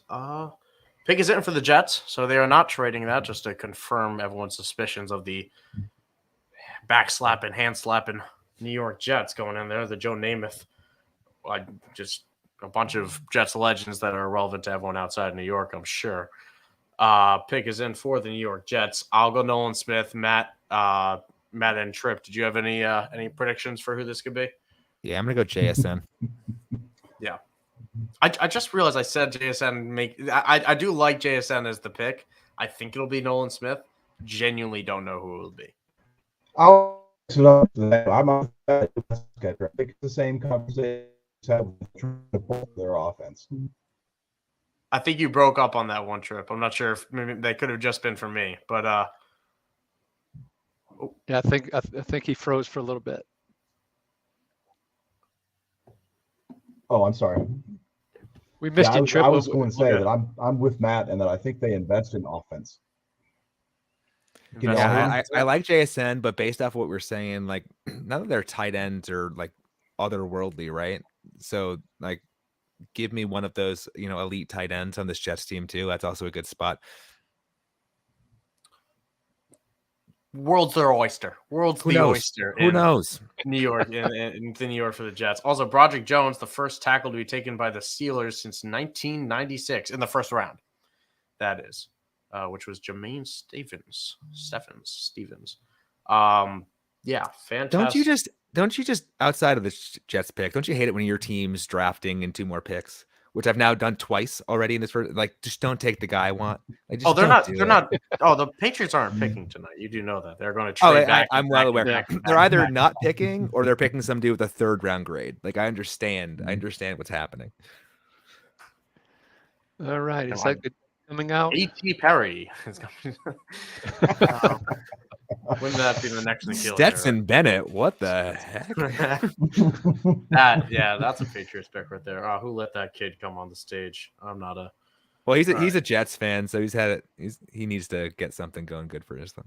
All right, yeah. I don't know why he's there, so I don't want to make fun of him. That could backfire real quick.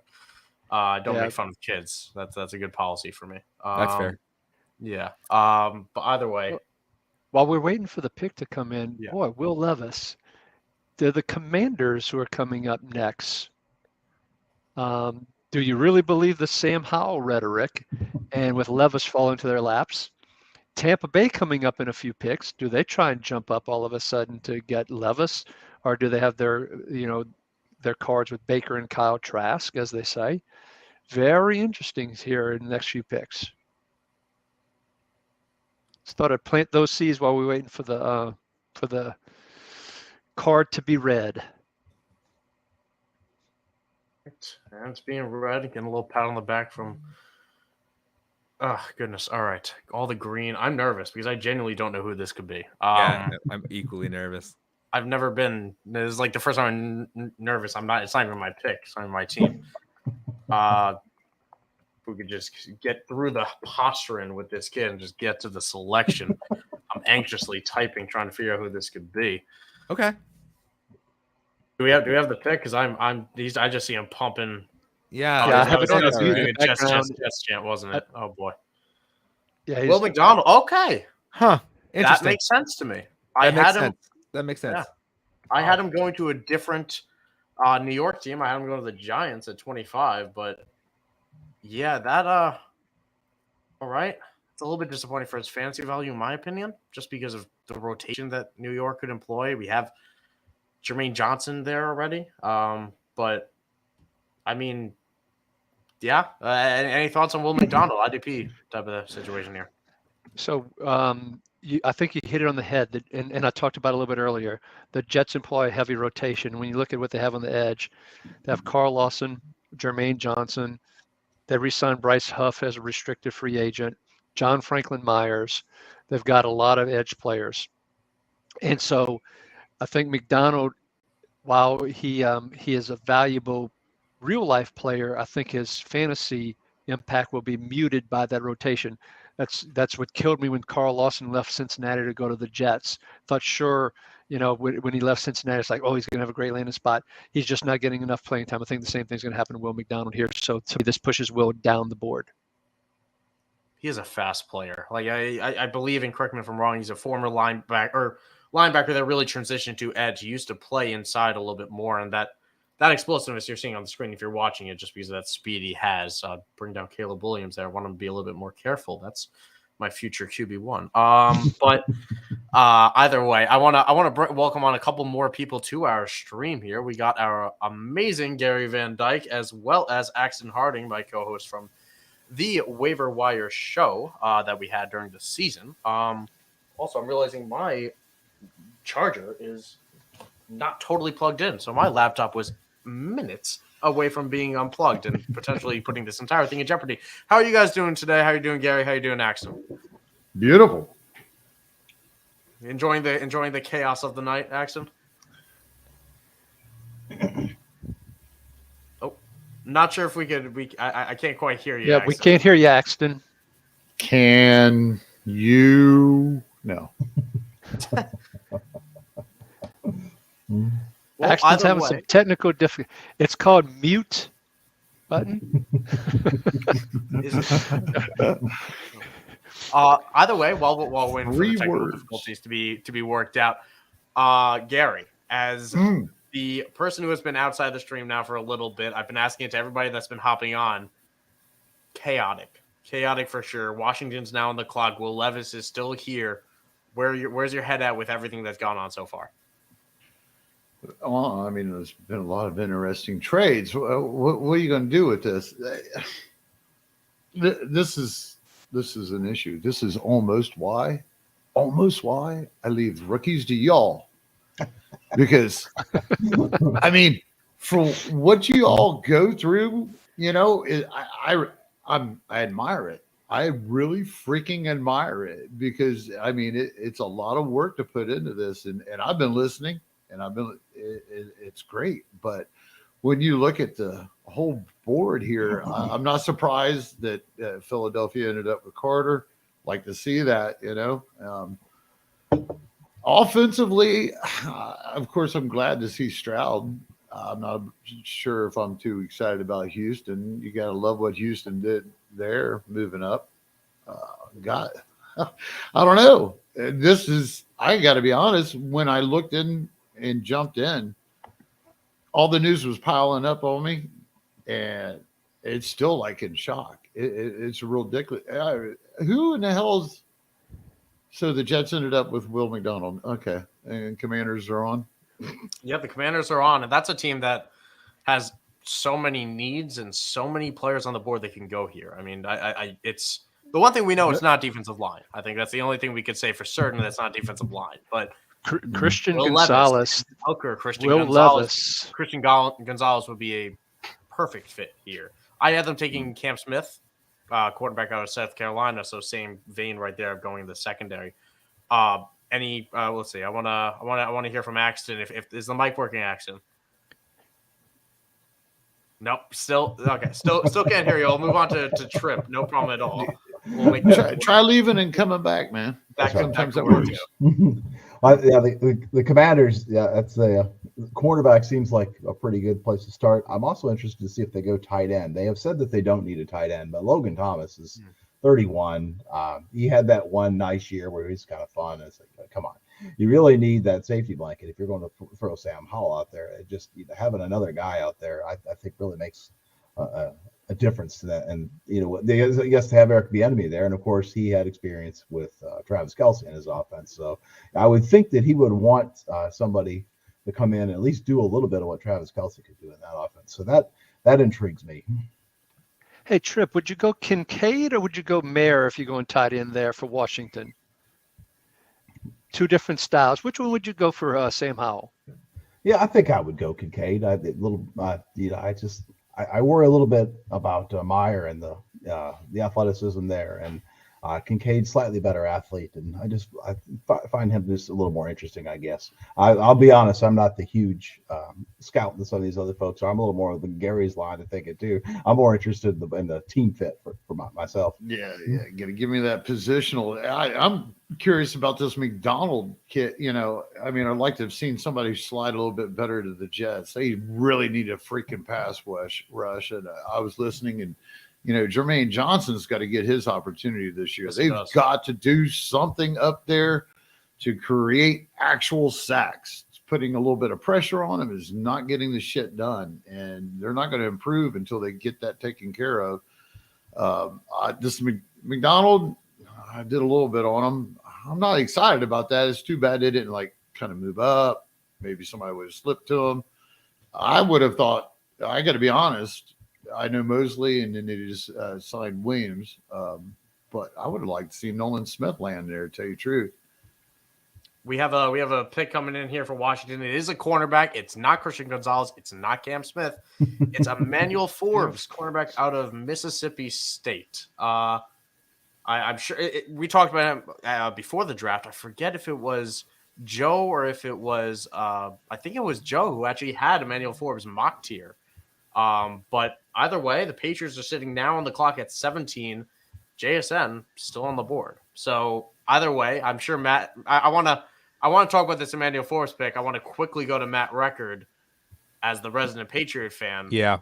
Is it JSN smash, throw the podium out, eat the letter, do whatever you need to do? So there are so many ways for the Patriots not to mess this up, in my opinion, right? There's so many ways to not mess it up. Steve Avila, offensive guard. Give me JSN, right? Obviously, we need speed. We need speed on offense. We don't really need a running back, especially now that the top two guys are gone, right? That's fine. Give me Christian Gonzalez. We need speed on defense. Give me Nolan Smith. There are so many needs for us, right? I'm going to say this is going to be awful, right? But if we take Will Levis here, I swear to God. Oh, I would love that so much. I swear to God. We always that happen. Wow. Oh, yes. I have so much. I'm not going to say that, but I'm so worried because we always mess this up. We always mess this up. You guys are going to trade out. We haven't had a hit in the first round. No, it says the pick is in. Pick is in. Pick is in. Pick is in, so they can't trade out. Oh, yeah. Don't mess it up. Yeah, if it's defense, that's really it won't matter for fantasy football. Can you guys hear me okay? Okay. Yes, we can. A little bit muffled, but we could hear you. It's a little muffled, but we hear you. Sound like you're on the phone. What in the world? My Patriot roommates are screaming downstairs. The pick is Christian Gonzalez, cornerback out of Oregon. That is the best player available approach. That, yeah. I hear This is a good. drastic why going downstairs with my Patriot roommates. Matt No, this Ruckin, I'll go to you first. No, this is good. Our defensive backfield, we lost a bunch of people to retirement, and they're just gone. We obviously all love our Marcus Jones. We saw what he did on offense. There's a couple of things, but we don't have a cornerback really that we can match up with taller players. Again, he brings speed and athleticism, which we don't really have on defense. He is long. It fits a Long need, like especially with Jalen Mills switching to safety now. I think is what we're doing because we lost other safety. Like this is best case scenario for me as of what we did. I think the Steelers in our trade worked out for both sides, so we're good. We're happy. We're happy over We're happy. We're happy, Yeah. Look at which this. means it was awful, but we're happy. We used to be enemies. And Yeah, then we're good. And then you stopped being a contender, and then I stopped being a contender, and now we're friends again. And now we're good. Y'all Now we're simple. friends. Are y'all And now we're frenemies? friends. Yeah. No. Now we're both dealing with rookie quarterbacks rookie contract quarterbacks that probably won't pan out, and it's gonna be great. Right. And it just so we happens meet each that other Chris- again in 5 years. Yeah, and Gonzalez was a guy drafted in a league where you draft before the draft happens. So now that he's on the Patriots, this is perfect. It's perfect. All right. Well, we have back-to-back cornerback picks right there. So take your pick, Axton. I want to go to you because we haven't heard from you. Christian Gonzalez to the Patriots. We had Emmanuel Forbes to the Washington Commanders. Thoughts on either pick right there? Honestly, I haven't been paying. I've been trying to figure this crap out. Join the crowd, man. I'll give you a second to figure it out. I have to leave now. I wanted to stick around for the Patriots pick. Lovely you, Matt. talking to y'all. Awesome, Matt. Thank you, love buddy. draft Appreciate night. you hopping on, Matt. Just Yeah. amazing Love you, stuff. Matt. Follow him at mrecord21 on Twitter. Just amazing guy to follow. Just pure personality alone. Oh, I'll say that. And check out his YouTube musical videos. They are Yes. freaking awesome. At IDP Guys on YouTube. Definitely check that out. But all right, have a great rest of your night, guys. Yes. Have a good one, Matt. Awesome. I'm happy to offer some thoughts on the quarterbacks if you like. Yes, please do. Please Yeah. do. I really like Gonzalez to the Patriots. I think that's a phenomenal pick for them. That's a guy that most people had mocked in the top 10. You get a guy that's 6'2", almost 200 pounds, and the Patriots are a team that historically wanted to get out there, play a lot of cover one and man up with teams. And they haven't been able to do that lately because they haven't had the talent on the boundaries to do that. And this is just a home run for them to be able to get back and make their defense a little bit more diverse than what they've done. They've had to back out into some zones in the last couple of years, and I think that's hurt their pass rush a little bit too. So I love that pick for them. I think it's fantastic. I actually had Forbes mocked to the Commanders this morning, but then when I saw Gonzalez and Porter slide, I'm like, I mean, something's going on, right? And then they went ahead and just stuck with their board and picked Forbes anyway, which I thought was really interesting when you see, all right, you get two other guys that are on most boards ranked earlier, and they go ahead and just stick to their board, which is a really interesting selection. Certainly fits a need from them. They couldn't even find a third cornerback to put on the field last year, which is why McCain slid over into the slot and they got Derek Forrest on the field full time. So that certainly helps their defense overall, and I think may help their pass rush a little bit too. A lot of people are down on Chase Young. I think we ought to give him another year, see what happens with him. Contract years bring out the best in people. I think we've seen that over and over again. When we're talking about the difference of one year $8 million and 5 years $125 million, both of which genuinely in the realm of outcomes for someone like Chase Young. Maybe not 125. I might be overboard. Ricky, any thoughts there? Yeah, a couple of things. Just building on Don's point. If you look at the cornerbacks that have been picked so far, and you look at interceptions and making things happen. Gonzalez, 4 interceptions, Forbes, 6 interceptions last year. And of course, across his college career, he returned 6 interceptions for touchdowns. Witherspoon, 3 interceptions. Those still on the board last year. They're last year in college. Deontay Banks, only 1 interception. Joey Porter, no interceptions. Cam Smith, 1 interception. So you're seeing this migration toward players, at least at the cornerback spot, that are playmakers, for lack of a better term, not just cornerbacks per se. ball skills matter 100%. That's exactly right. The other thing, raise your hand if you had 2 running backs, no wide receivers, and 3 quarterbacks going in the first half of the draft. Oh yeah, me. 3 That was quarterbacks, me. yes, but other than that, no. Yeah, all of those. That was an and statement, not an or statement. That's right. That was an The and parlays statement.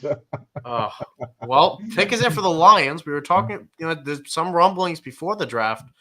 Lions taking a quarterback sitting behind Jared Goff again. Will Levis still sitting here. I don't think it's the. I don't think it should be the pick because I'm not the biggest Levis guy, and I happen to like what they're building in Detroit with Jared Goff. But there's a lot of ways they can go here. A lot of ways on the defensive side, a lot of ways on the offensive side. They took Jahmyr Gibbs at the 12, so they've already shown they have no interest in following what we thought would happen. So, well, before they traded the pick, we had talked about maybe Tyree Wilson, and that was before he went to the Raiders and so forth, or excuse me, yeah, the Raiders. And so edge rusher and edge pressure was on my mind. So there's a couple of things that Nolan Smith is a possibility, but you still have someone like Deontay Banks out there potentially as well. So linebacker, cornerback are a couple of potentials here. We look at Kalijah Kancey for this pick. They have next to nothing to D tackle right now. They got Aleem McNeil was a hit a couple of years ago. They picked before McNeil. They picked Levi Onwuzurike, and he has been invisible. He might just be time to be written off as a bust. They have next to nothing else in interior defensive line. They got Isaiah Buggs, who I think they picked up off the street from Pittsburgh. So there's a real need there. And Kancey, kind of a scheme diverse player. I think he could be an interesting fit for them, and could play over tackle and a little bit under tackle too. And I'd like to see they kind of described themselves as a more of a 4-3 team last year, and so we'll see if they can't find another defensive tackle to line up next to Aleem McNeil. I thought they'd take Jalen Carter all along the same exact thoughts of what you mentioned before. Gary, do you have any thoughts? Also, I should have texted this all to you guys before. We're trying to keep this a spoiler free, so all the draft Twitter spoilers, I'm trying to keep it as the draft goes up on the screen. So we're doing a great job of that for the record. And so then we can all get absolutely floored when Jahmyr Gibbs goes at 12 overall. Whoa. You actually think that I'm doing this and can pay attention to Twitter? Oh, I think you could do anything. What the hell? I half expected you to be building a shelf or something while we're talking. No. But either way, pick is in. As Goodell's walking up, Dynasty Trip, any concerns about Kancey and the, quote, short arms and maybe being a little bit undersized at 280 pounds with the short arms? Oh, 100%. Yeah. I mean, you just can't help but worry about that a little bit, right? It's just I'm kind of relying on talent evaluation from kind of just trying to synthesizing collective wisdom over the folks that I really rely on for their opinions in scouting, and they've kind of just sold me on it, to be honest with you. Their comps are out there, of course, to Aaron Donald, and the sad part of that is just not anybody else to comp him to because no one else is that size. So that's a real problem. I certainly agree. So it certainly is a problematic pick. Then again, Aleem McNeil isn't the tallest guy in the world either. He's more of a bowling ball. So now I said before the show we might not hear a linebacker's name called tonight, people. But we do. It's Jack Campbell out of Iowa to Detroit. Your Malcolm Rodriguez love can sit aside. Your Alex Anzalone patience can take a seat. Jack Campbell is a Detroit Lion, and Detroit has taken 2 players now that we did not totally see coming as day one guys, or not just day one guys, but didn't come this early inside the top 20. Wow. IDP impact, people. This is a good one. I actually did a mock draft, and I was thinking that Detroit was going to go with the 6th. I thought they was going to go Bijan Robinson. They did go after trading down. They did go running back. This pick here, what this does fantasy wise for me is just lock Anzalone down for at least another year or two. I'm not excited about these kids. We got Rodriguez sitting back here in the wings. He did prove well, but they still lean on that veteran. So do we think Jack Campbell is going to displace him? I do. I do. I Do really you do. really? Mm. I think look, when you talk about what's interesting about Detroit's draft is they actually picked first round players at positions that are devalued in today's environment right now. Running back and off ball linebacker. So if you're making those kind of picks, to me, you're going to play them, particularly in the first round. Yeah. And so Anzalone, a former Saint, loved him and all. And he is a solid player. He knows the calls. And Oh, he all actually that kind just of had stuff. came off. Yeah, he just actually came off his best graded year performance on the field. See, that my argument would be that Dan Campbell, that is the right coach, right? Yes. He is a player's guy, and he has built this whole system up there based on the idea of loyalty, guys being the captain, standing up, and being stand-up guys inside that locker room, and change that whole culture up there. So, I mean, I'm sure you got to bring in the competition and everything, but I would think that this Jack Campbell, considering I didn't even make it to that freaking far on my list, because none of these inside linebackers are worth a crap in this. It's a lackluster class. I ain't going to say worth a crap. It's a lackluster class. I'm not thinking that this is going to be enough to automatically assume that Anzalone is done. I mean, you've seen it with Barnes. We've seen it with Rodriguez. Hadn't displaced him yet. So I'm not throwing my odds on this. That's all I'm saying, Rick. I think it's a great point, Gary. But Campbell to me is a much better player than both Rodriguez and Barnes. People got excited for them both because of the opportunity, not necessarily that they had the talent. And when I actually I was one of these guys that I watched the underwear Olympics in February, but Campbell proved himself with his lateral agility, some of his speed. And he was productive as heck, and he is a hard-nosed football player. I just think he is a multiple notches above those other guys. And so Anzalone may start the year, but I think as Campbell learns the defense and the signals, I think he will displace Anzalone. Well, it's a defensive-minded class, a defensive-minded top 20. Trip, I want to hear your thoughts as well. But we have another one, and we're talking about, are we worried about his short arms or anything? But Kalijah Kancey is a Tampa Bay Buccaneer. T-Rex. A very interesting pick here. A guy that I like Kalijah Kancey. I really do. And I think the Aaron Donald comps that are going to be thrown his way are absurd and insulting. But he's got some crazy bursts off the line. You saw there's a lot of tape where he tries to get double teamed and he just gets to the second guy before the first man gets his hand on him. I just love the burst off the line, and I think he showed that at the combine as well. And I like when the measurables reflected. Trip, any thoughts on either of the last two picks here? Well, I think Kancey's really fits a need that people really aren't in tune with Tampa Bay ever since Ndamukong Suh left, and really even while he was there was a decline in their ability to generate interior pressure. And really the only way they would do that were to blitz Devin White. And they've just got to be able to be a little bit more diverse in the middle rather than just continue to collapse the pocket. And so I like this in terms of being able to be a little bit more sophisticated with their interior rush combinations. So I think it's real help. I mean, you look at last year, they had Shaq Barrett who got hurt with the Achilles injury, and Joe Tryon-Shoyinka, he didn't, he struggled a bit, but part of that's because I really think it's important to have a three-pronged rush attack, which means pressure on both edges and a guy that's able to disrupt in the interior. And I think they need a guy to do that. And so I think it's a nice fit for them. And Logan Hall didn't exactly have a spectacular first year either last year as their first rounder on the line.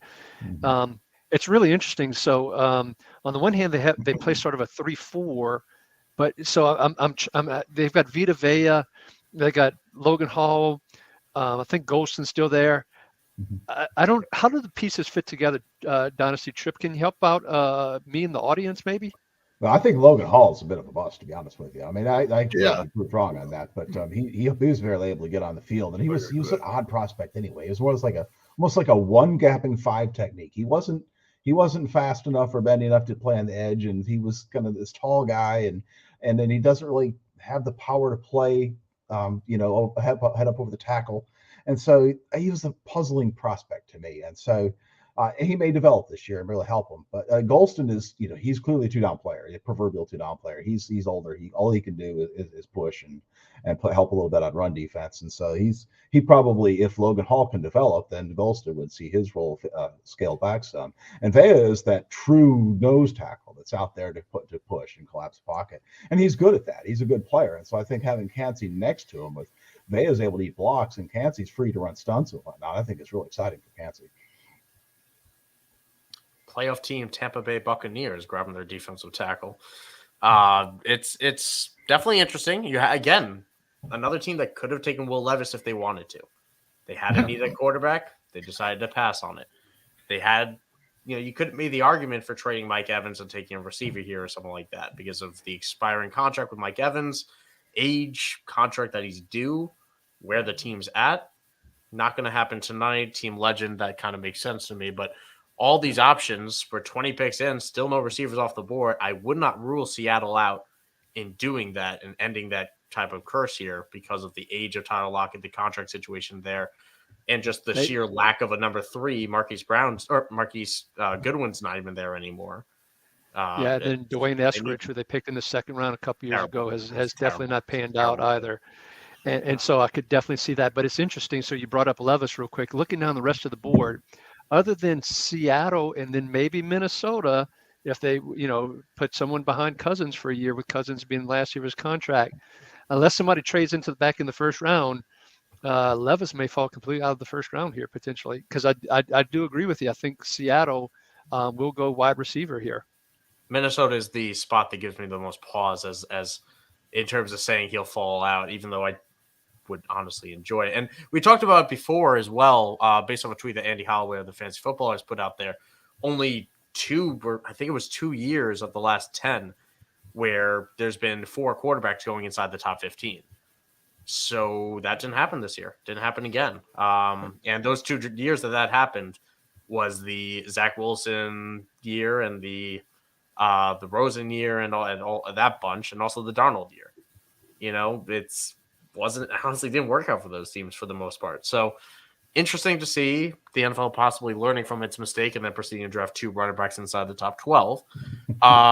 But Seattle, 2 minutes to go on the clock here. No trade happening yet. Wouldn't rule that out. Can I say something about Cansey for a second? Please do. Yes. Yeah, I like the gap fill that he's probably going to put.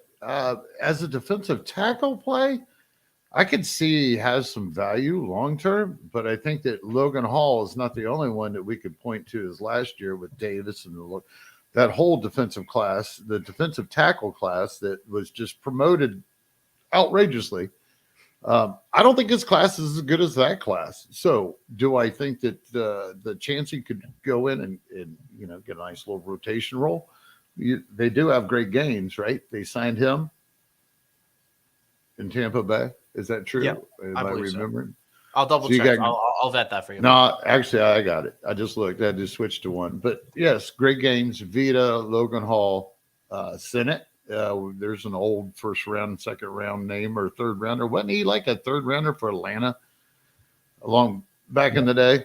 But I mean, he could probably get in there and get in a rotation, but I could also see where Tampa Bay is probably not done adding here.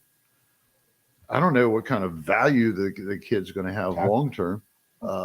Maybe as a defensive tackle. What do you think, Trip?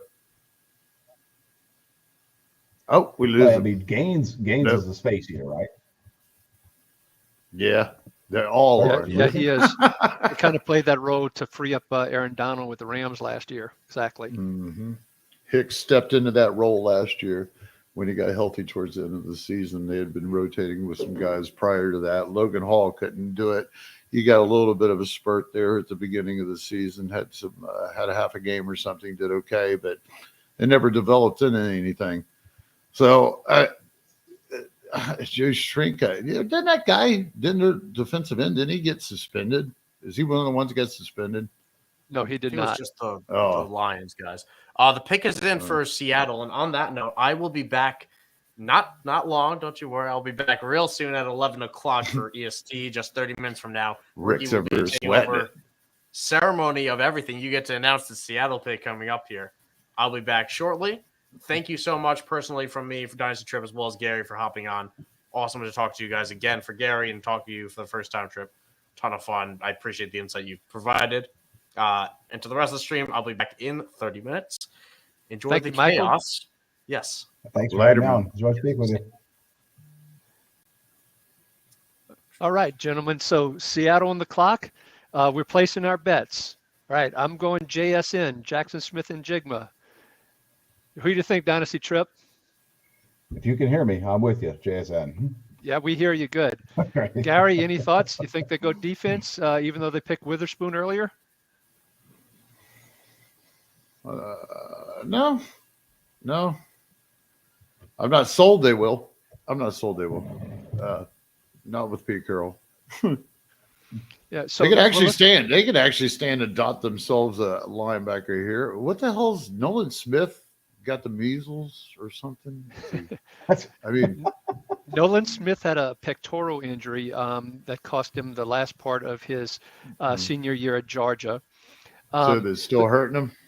So, but they expect him to be ready. So, in fact, there's a report just in the last week that they expect him to be ready. While he had great speed, great length, and athleticism, he is on the lighter side. He's about 235, 238 pounds. Yeah, I And thought he was so- like a Micah Parsons light, personally. So he's not going to necessarily fit in as a 4-3 end necessarily. So you're looking for maybe that 3-4 type of Right. team that might leverage him there, or a creative 4-3 like maybe the Eagles do with Hassan Reddick or something along those lines. Looks like they're coming on stage, so we're about to shortly find out who the Seattle pick is. But I think that's what's hurt Nolan. And it's not, while he was, he's also known as a leader, but it's not like he was a Will Anderson who had 31 sacks in college or whatever. I think he had No, 4.5 sacks his junior year, or seven or eight total sacks between his junior and senior year. So it's not like he was totally overly productive.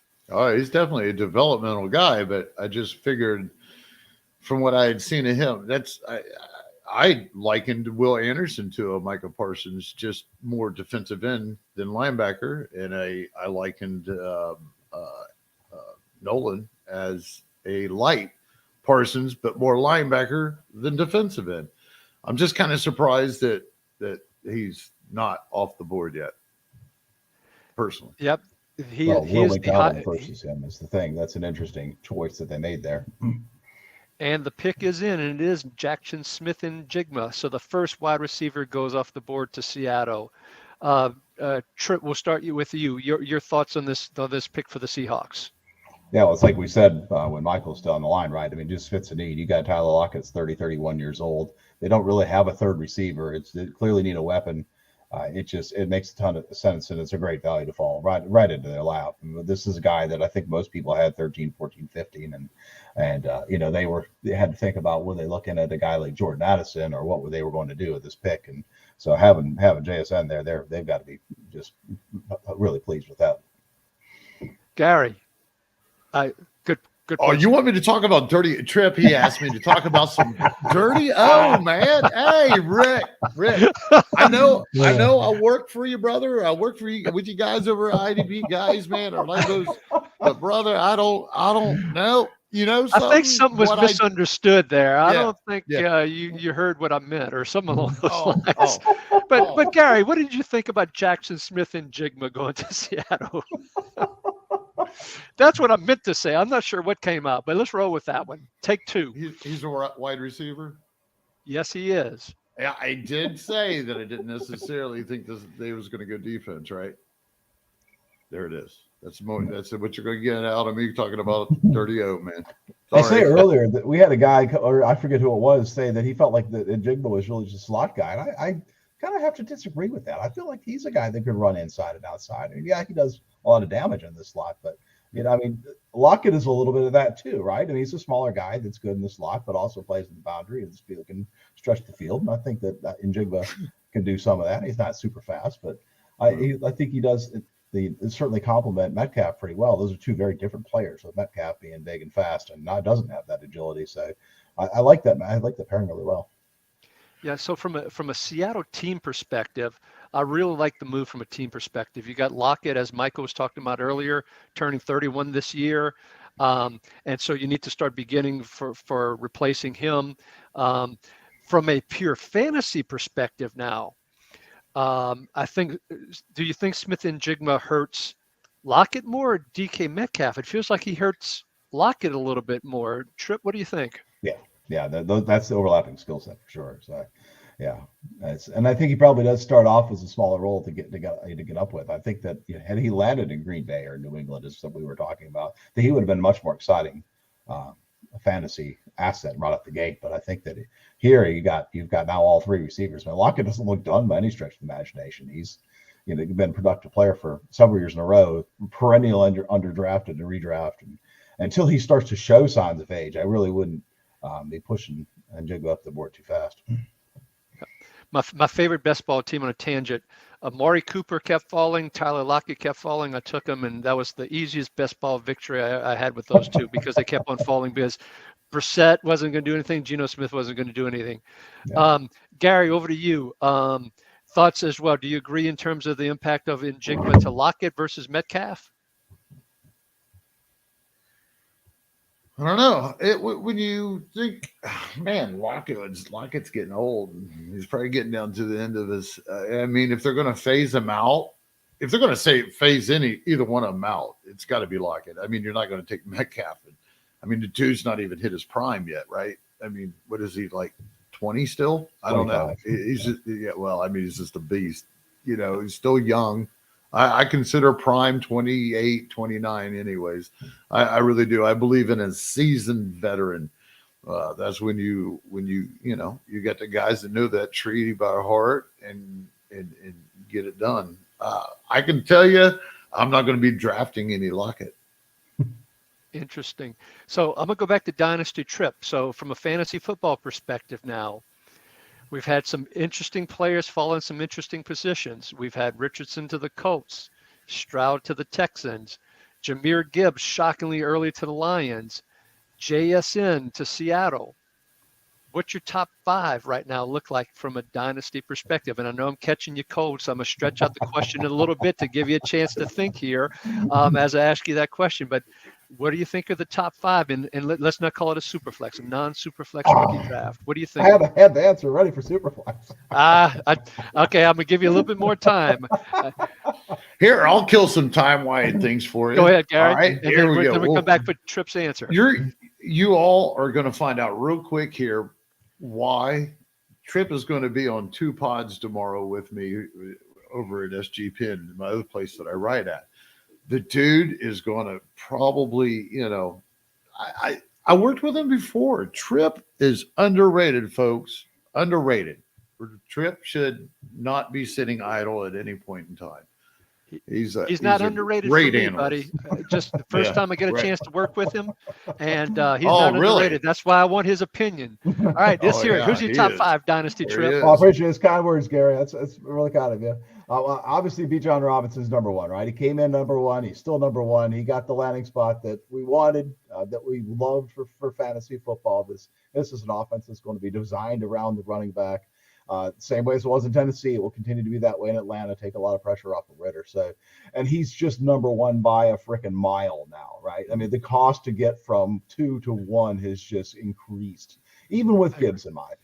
Yes, I see the draft capital in Gibbs, but it was like we were talking about that he's in the 2 spot.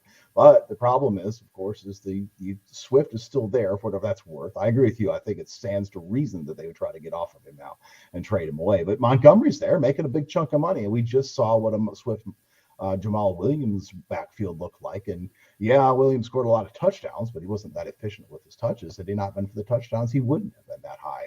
And then third. I'm going to interrupt you real quick for the breaking news. Los Angeles Chargers take Quentin Johnston, wide receiver from TCU. So that has implications, just like Smith and Jigma did with Seattle. But let's finish your list, and we'll come back and talk about Quentin Johnston. For our listeners, I want to make sure we broke that. Okay, go ahead, Trip.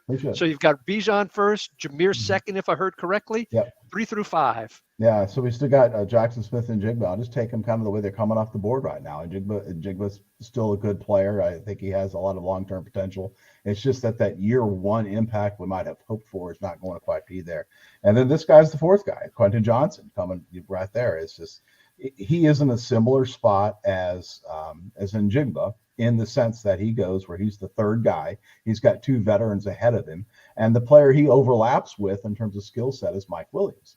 And so what does that mean for Mike Williams? Do they put them both on the field and try to work with that? My guess is yes, because in my opinion is that Keenan Allen is in the twilight of his career, more so than Lockett. And so I think that it's Johnston's got to be awfully close in the rankings right now with Njigba.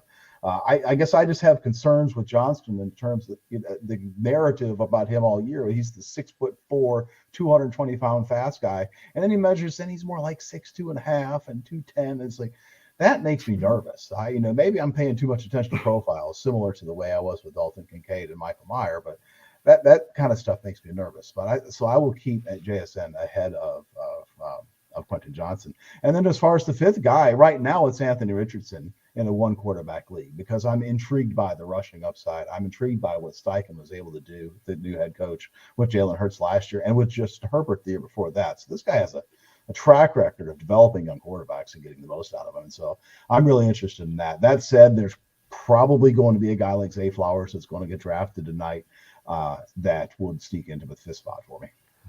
Right. So thank you, Tripp. Appreciate that. And hard to argue your points. Some great points you made there. Now let's talk about Quentin Johnson, the Chargers. And the question was specifically dynasty, so certainly not just a redraft league per se, an order of rookies. And focused on offense as well, so that was excluding defense. But now let's talk about Johnson's fit in the Chargers. You brought up Mike Williams. Williams 29, Keenan Allen 31, Josh Palmer.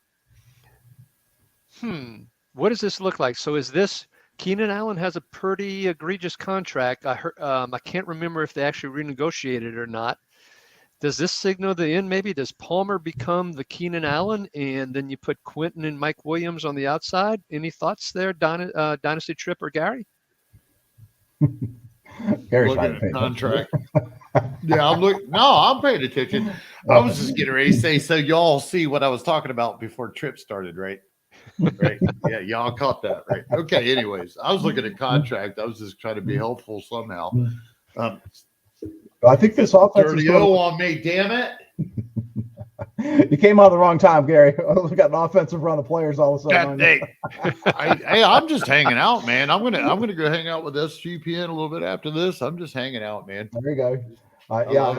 This offense is going to be different this year with Kellen Moore in town. And so I think it's going to be less reliant on that slot player, and they're going to use these guys as some big slots, because I think they're going to try to put more pressure on the middle of the field. And this idea of Mike Williams is just this kind of this long ball, jump ball specialist. That's got to come to an end. That is, they can't. I don't think that's going to be the way they're going to continue to use him. And so they're going to have the four between Palmer and Williams and Johnston. Now you've got these tall guys that are able to kind of work in and out and be more interchangeable parts. And I think they're more likely to attack the middle of the field with their size. And I think that's what Kellen Moore did in Dallas, is more interested in attacking the middle of the field and use the tight end a lot in large part because he's just a big body in the middle of the field. And having these larger, more talented wide receivers in LA now, it's really intriguing what the upside of this offense could be. What's So intriguing should I finally? is Oh, go ahead, Gary. what's in contract wise, both Mike Williams and Allen are sitting on outs in their contracts. The Chargers could use this offseason, according to Spot Track. And both of them are both free agents next year. Interesting. So they could be getting ahead of the curve. And I love this selection for Kellen Moore. Now, to your point, some of the concerns that a lot of the people that truly are the people that grind the tape. I'm not a major tape grinder, but I do watch some. And Quentin Johnson is not a hands catcher. He's a body catcher. Supposedly he's been working that already. And he was raw from a route perspective. He ran a lot of go routes not a lot of in routes and things along those lines. And so, it's going to be interesting in terms of how he develops. But Kellen Moore being there, and why did McCarthy get rid of him? Because he wanted to run the darn ball more. So, although they ran the ball over 400 times as a side note, but so you could see the Chargers throwing the ball. Now, does this mean I should finally give up on my Donald Parham tight end shares? Is this like the final nail in that coffin? How deep is your league? It's pretty deep, this one. It's 32 teams, and we have 45 players and plus 5 taxi squad plus, so it's deep. Nice. So Hold on so I haven't given up on Parham yet. Or double. Jesus. Now I have to admit the Ravens have a minute 30 on the clock, but the pick is in. I actually thought the Ravens would trade down because they have the least amount of picks they've had in ages. And I really thought they'd trade down, and someone like the Saints might actually trade up into their spot. But it looks like the pick is in, so it'll be real interesting to see who they're going with. Nolan Smith. Joey You Porter. think it's Nolan Smith, Gary? They need some edge rush. I don't know. Who knows? There's no really strong edge rusher left. So So they have Owe and Ojabo from the past couple of years. Of course, both been Ojabo high had draft picks. both higher draft picks and all. Ojabo, of course, came off a major injury in college and just played very little last year. But no more Justin Houston. They still do have Tyus Bowser. He's getting up there a little bit in age too. So Nolan Smith is an interesting pick there. Could be. I have to admit, on my mock, because to satisfy Lamar Jackson, I saw them going to Zay Flowers. So that's who I had on my mock draft. So you have Beckham, you have Bateman hopefully come back healthy. Maybe throw Zay in the slot, or Beckham and Zay can flip between slot and outside. Bateman seems to be more of an outside receiver. Throw in Andrews there. That's pretty interesting for Lamar. And his now $180 million guaranteed, not $231 million, but $180 All that drama for nothing, huh? No, it's exciting. It's NFL. It's the off season. Love it. Well, as long as we have a brief minute, I want to go back and make a correction to a point we were talking earlier. William Golston is off the roster. He is off the roster. Free agent. And so Greg Gaines takes his place as that 2-down-5 technique. Okay, great. Thank you, sir. The pick is in, and it looks like Odell's walking to the stage. Now, I have to admit, in my office here, I'm Odell? on Roku, so I'm a little The bit singer? behind you all. And so if y'all see the pick before me, feel free to announce it to the group. Zay Flowers. I have to admit, I think my sons and I, we do this competitive mock draft thing and all. I may be winning this thing. I've done pretty good here. But Zay Flowers, I think we just described the impact of what he can do for the Ravens offense and all, and for Lamar. Tripp, okay, we're going to go back to you, sir. You gave us our top 5, but then you made a comment. It's like, well, let's see where Zay Flowers fall, and maybe a few of these others fall. Does your top 5 suddenly change with Zay Flowers now being the pick? I would slot him right there at 5th. I'll continue to take him in the order that they're in. It's an interesting spot, right? We haven't had when's the last time we had a fantasy receiver in Baltimore that we're excited about? Because the real WR1 is Mark Andrews, the tight end. I think that folks that are excited about Rashad Bateman, and there are still some, I think that they need to take a deep breath right now. I think that there's this overlapping skill set there, right? Duvernay is still going to be that lid lifter that's getting, 60, 70 targets a season, and he'll continue to stick in that role, I think. But you've got Beckham and now Zay Flowers as you're starting to flesh out and a functional receiving room for Lamar Jackson. And so I'm interested to see what they can do with him. This is a guy I saw something. He's one of the most route diverse players, I think, in this class and in the last couple of classes that can just move all over the field, do pretty much anything. You'll wonder how much of that's because he's at BC without a lot of talent around him, and how much that's against ACC defenses. But it's certainly an attractive option that gives Bateman. The idea of Bateman is you get a guy that can develop as the top target in that offense after Mark Andrews, and it seems like they're taking another dip into that bucket here. I still pencil him in there at 5. Do you worry about his size? The 5'8"-ish, 165, 170-ish. Can I interrupt for a second? Yeah, sure, Gary, go right ahead. Do we allow tackle box in now? Yeah, so because I'm going to actually be splitting too. yeah, I so do so have. Michael has the controls to let him in, and well, there and you he go. just let him in. All right. Perfect. Yeah, Michael, yeah. That's Mike, why I was Michael and I asking traded because notes to make sure he was going to let him in. Right, Right. right. Yep. We How's welcome. it going, guys? Hey, welcome. And so, Tackle Box Props. I'd love for you to introduce yourself to our audience, sir, and tell them a little bit about your background and where they can find you. Yeah, I'm Tackle Box Props. My name is Patrick. If you want to call me by my first name, that's fine. I do content with Leo over at RPO Football, and yeah, and on Twitter. That's about it right now. Just started this last year and was just doing tackle props, and I don't know, kind of took off. We're thrilled to have you, and we're going to come back and ask you about some of the IDPs that were drafted earlier and give us your take and thoughts on them and so forth. We were just talking Before about Zay you do, Flowers. Bye, guys. Oh, Hey, Barry. Patrick, Barry. I'm sorry I didn't get a chance to talk to you more before. We're going to have to hook up sometime, man. And Rick, thanks as always. You know, Gary, thank you for joining us. Really appreciate you. Tell yeah. tell the audience one more time where they can find you. Nah, because they usually do find me. Trip. I'll tell you what, man. I'll see you tomorrow about 10 and then again at 9. Y'all have a great night. And yeah, you can find me at the IDP Tipster on Twitter. Thank See you, y'all Gary. later. Look forward to seeing you tomorrow. guys Gary. have Have a good joining night. us. Great freaking weekend. You enjoyed as well, buddy. Later. All right. Well, thank you. So we'll finish with Zay Flowers, and we're going to come back to you, Patrick, in a second. So Zay Flowers, I was asking Dynasty Trip right before we had the coming in and going out there. Are you worried about his size? 5'8", 165. You go back to Wan'Dale Robinson. How long did he last? 6 games. Mm-hmm. How many light people do you typically see? Devontae Smith has been more of the exception than the rule. Are you worried about that with someone like Zay Flowers or even Jordan Addison, even though he hasn't been picked yet?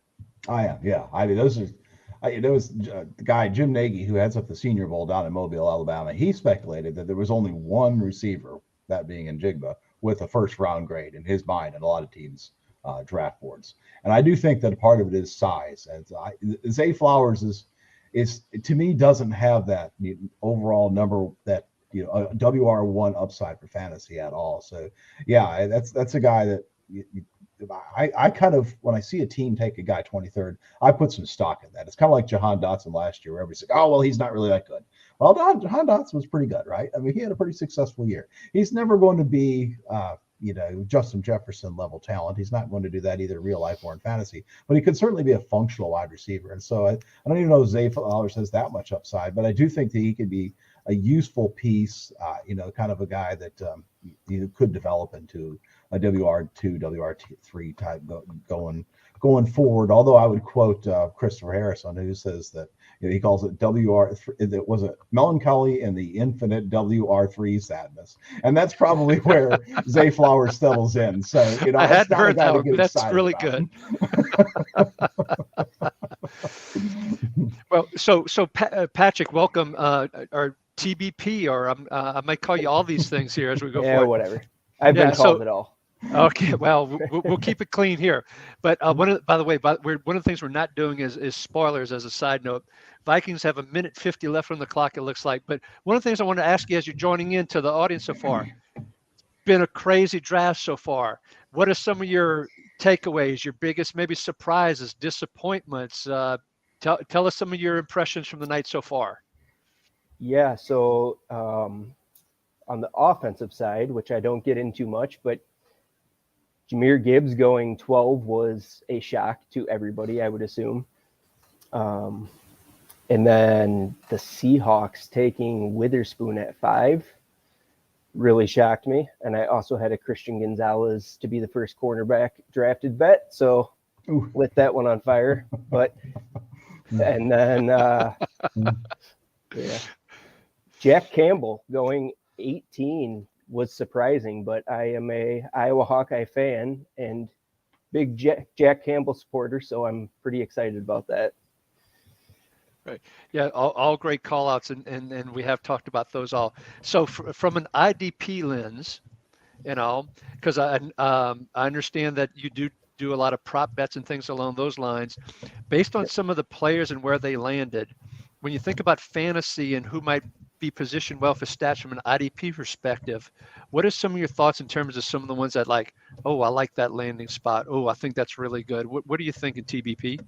Well, for fantasy, I was really hoping Will Anderson would go to the Texans to be with D'Amico Ryans. And that happened. So I definitely like that landing spot. And Tyree Wilson opposite Max Crosby seems like that could be a pretty good landing spot. The rest of them, I don't know. As an Iowa fan, I'm a little shocked that Lucas Vaness went so high. He's good, but I don't know. He just doesn't seem like a first-round talent to me. That's interesting. So, well, as an Iowa fan, we'd love to get your take on Van Ness and Campbell as well. But let's start with Van Ness because, the whole Iowa, you don't get to start based on, your grade level or whatever that is. You could tell us maybe a little bit about that and how much that truth there is to that or not. So, but tell us about Van Ness. And we've heard he's got a high motor, strong and powerful, but not necessarily a lot of moves, not very bendy. Kind of, what's some of your take on Van Ness as an Iowa fan in particular? That about sums it up. Power rusher, not very fluid with his hips. He's stiff, very stiff, I would say. And definitely high motor. I think, to me, everyone that comes out of Iowa has a high motor, it seems like. But, I don't know how that he's going to translate to the NFL here against some of these better offensive tackles. Interesting. So where did you have him pegged? You said you didn't see him as a first rounder. Where did you have him roughly pegged? Like mid-second or somewhere else?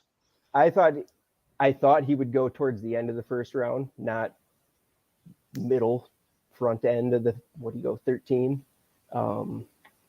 Personally, I think towards the beginning of the second round would have been where, if I was a manager, I would have been looking at taking him.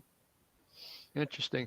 Well, the Vikings just made a pick, and to a lot of people's non-surprise, a lot of people had mocked Jordan Addison to the Vikings, and so and I changed him last minute in my mock, and I'm very disappointed that I did. But they're and the competition with my sons is very important, man. There's bragging rights in the family, but seems like the perfect replacement for Adam Thielen. Do worry about his weight, as we were talking about just a bit ago. But let me go back to Tripp. Thoughts on Addison landing in Minnesota, Tripp?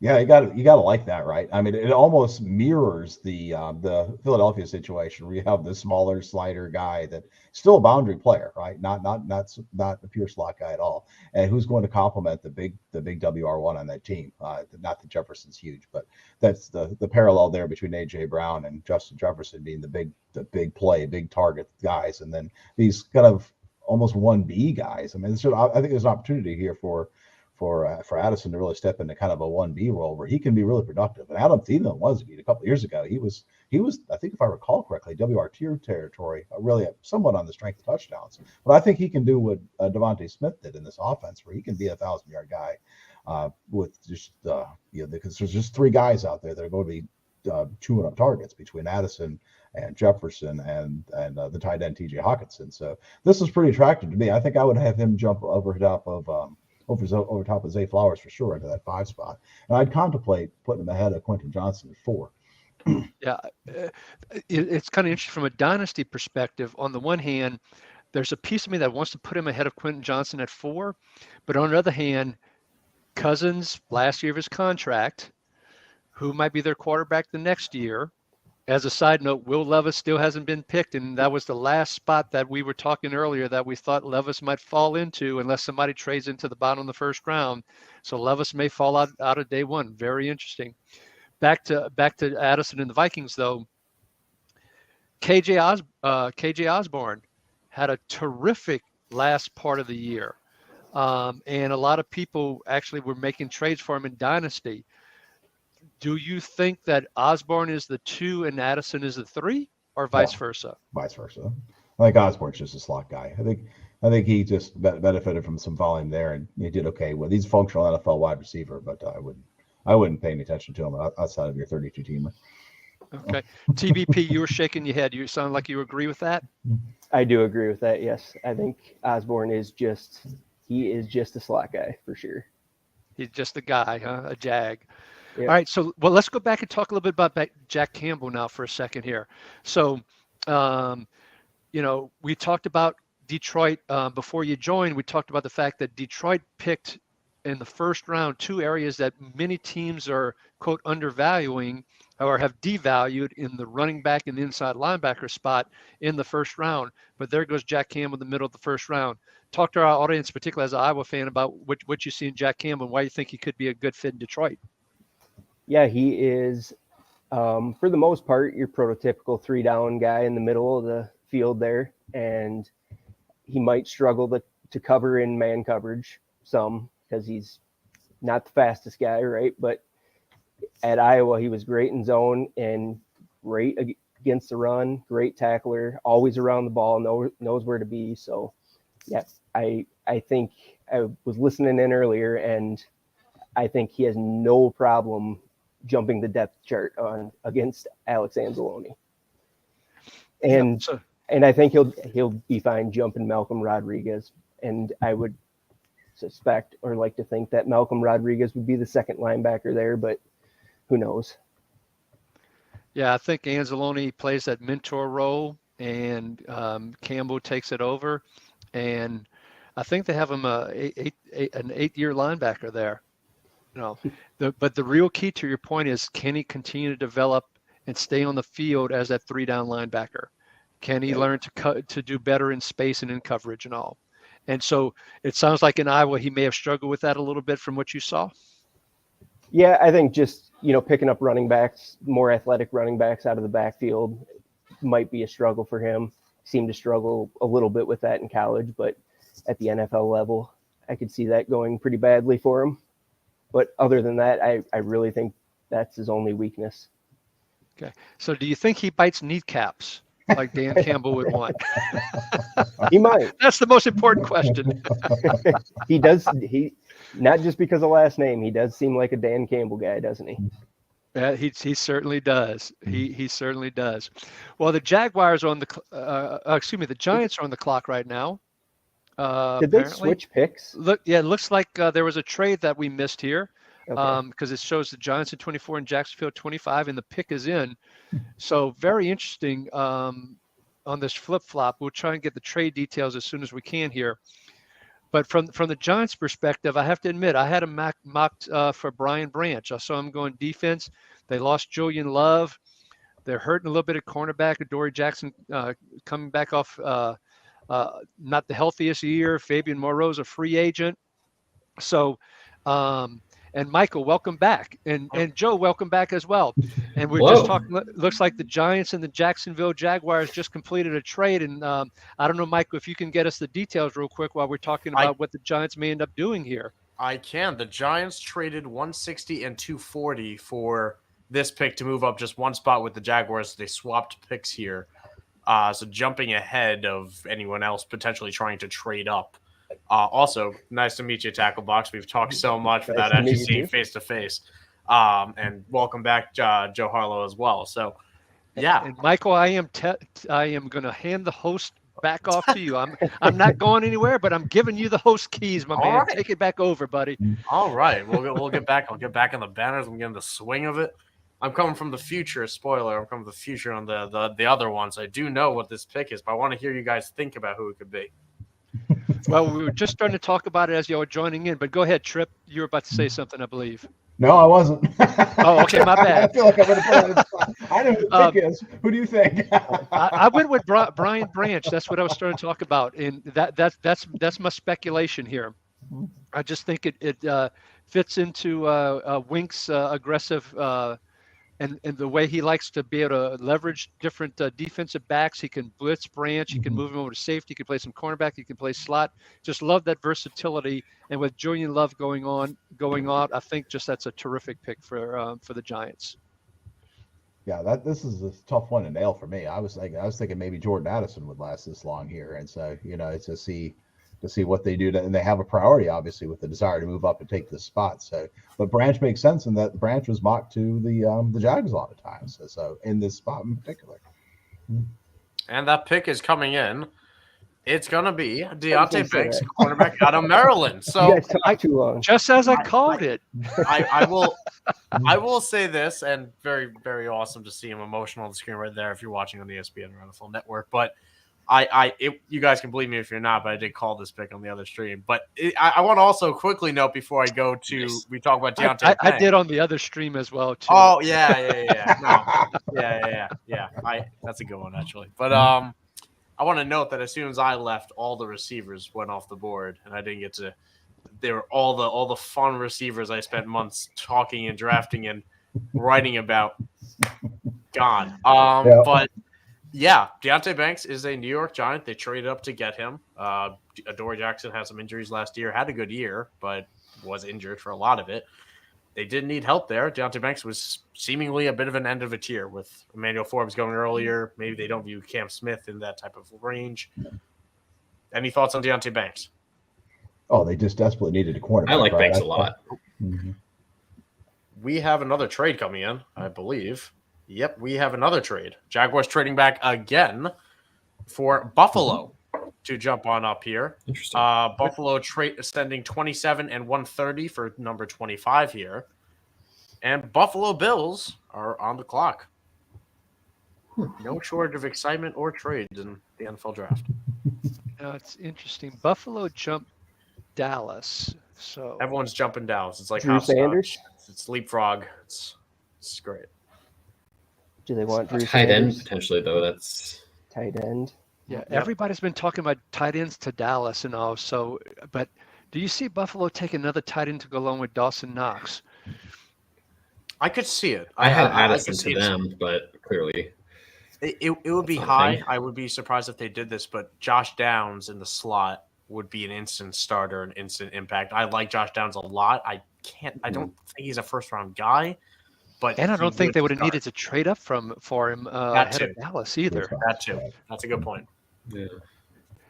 Yeah. Now maybe they're thinking Dallas might be like I think Patrick mentioned Drew Sanders, and maybe they're fearing that Leighton Vander Esch. I think he just signed. They re-signed him for just one more year, if I remember correctly.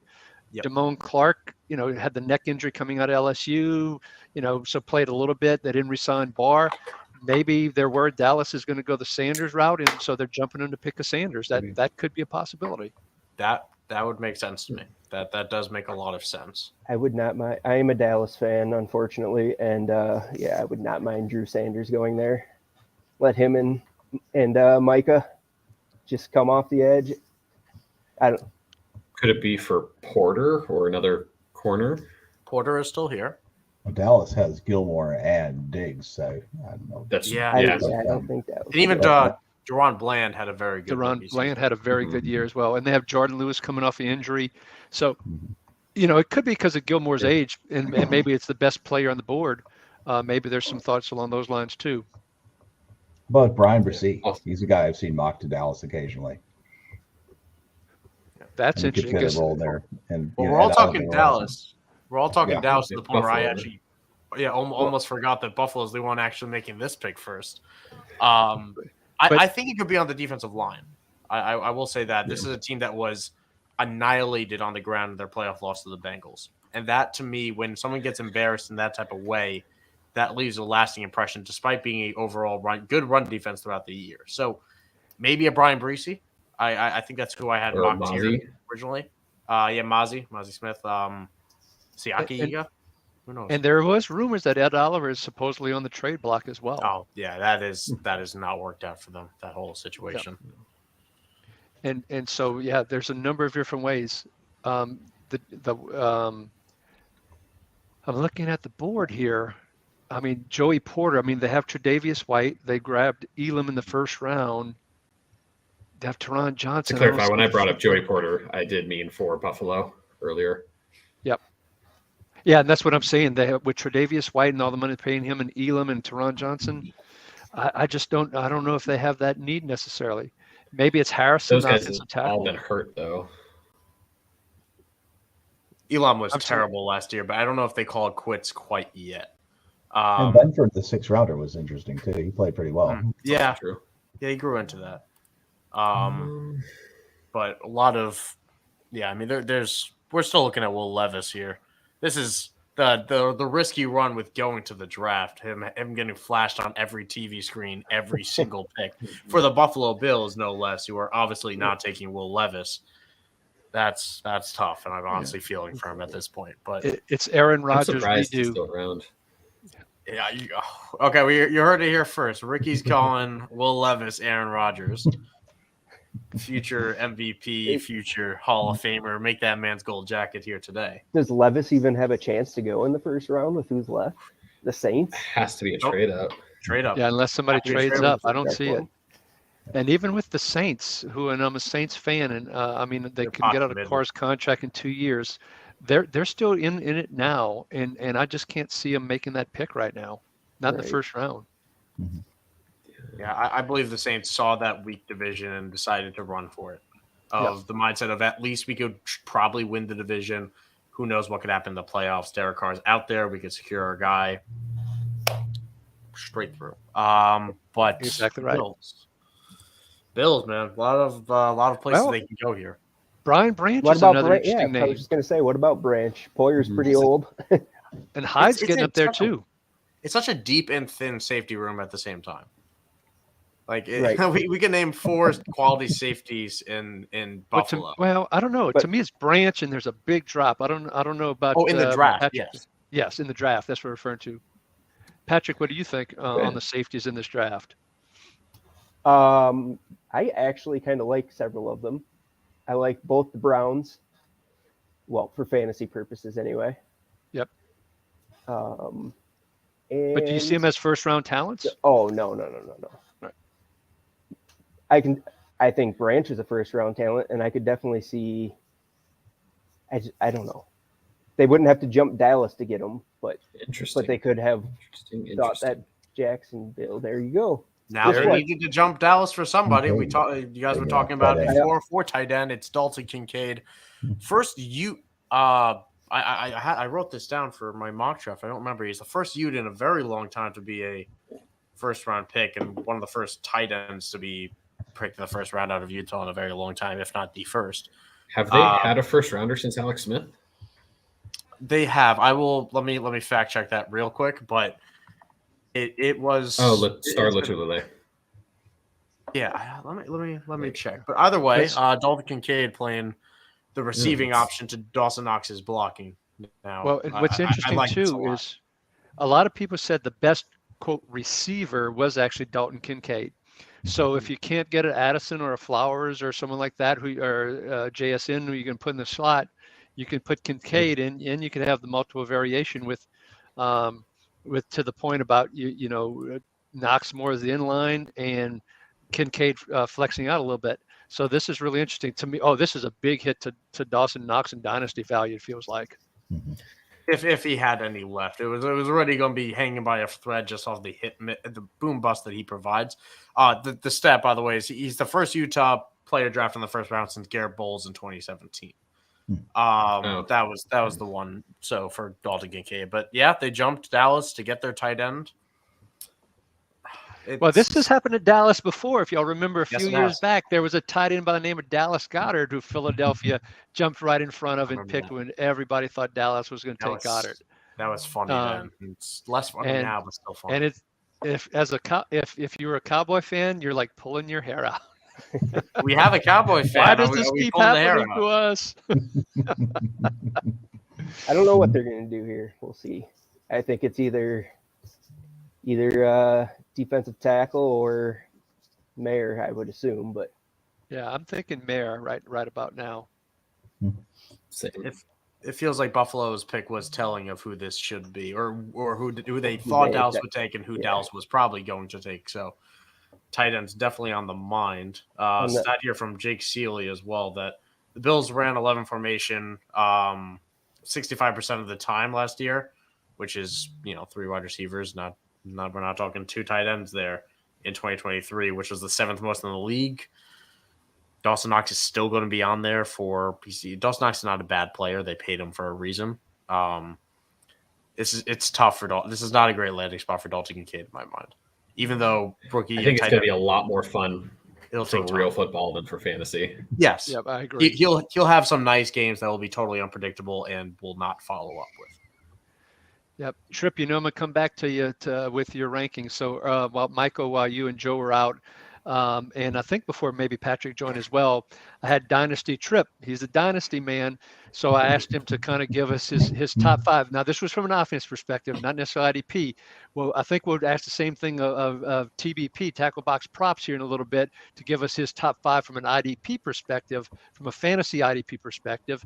But Trip, we're going to come back to you here in a little bit here after this Dallas pick and ask you to give us maybe your top 6 now, after having a chance to think about it and after a few more of these offensive players have gone off the board. But if Dallas wants to run more, Mayer might not be the sexy pick for fantasy necessarily, but he is the most well-rounded tight end from a football perspective, from a blocking and catching. He's not the most necessarily athletic of the tight ends, but he could be a good fit here. It's incredibly well-rounded, great blocker, somebody that, Notre Dame tight ends, the last one we had was Cole Kmet, and maybe that'll scar a few of us, but it's someone that, a lot of comps, and they're showing on the screen right now. I've read it all draft process, was Jason Witten. Somebody that's a good blocker. He's not going to burst downfield for 70 yards most of the time, but he can get the job done. And if we're talking about a guy whose comp is Jason Witten, and a guy who loves the past and Dallas past, it's a pretty easy connection to make. I had them mocked to get Bijan, which was that was a laughable thought, to be honest. But I thought they would trade up for Bijan, to be honest, in a true Jerry Jones move. But officially, Patrick, I'm curious. What is your what do you want to happen? You said you think what might happen at the position. What player, if you're submitting that slot right now, what do you want? What name are you writing down? Well, the most exciting pick for me right now would be Drew Sanders, just because I think he can be a good middle linebacker. I think it would be fun to watch him and Micah both coming off the edge, each edge there, but I don't think they're going to do it. You want to predict those tackle numbers, don't you? You want to take the props. You want the props. That's what you're doing. Exactly. I think the smart pick is Mayer, Brisset, or Breezy, however you say it. I've been saying it different ways the entire night, to be honest. But it's Brisset. I'm a Clemson alum. Brisset, thank you. Mm-hmm. Yeah. Thank you. Now the interesting thing about Brisset, though, or Brisset, sorry, yes. Mm-hmm. Okay, Brisset is he came out as a 5-star high school recruit. Showed a couple of flashes, but he didn't exactly have a ton of stats. When you go and look at his stats in terms of numbers at Clemson, just didn't have a ton there. That Clemson defense was still awesome, though. Even though they lost their defensive coordinator, Brett Venables, who took the head coaching job at Oklahoma, they had Brisset and Trenton Simpson and Miles Murphy, and they continued to play at a very high level. And there were some inconsistencies with Brisset because of injury. His sister died during the season. He was coming off an ACL that he suffered during his freshman year. Yes, I'm being a Clemson apologist here, but I really think that there's talent.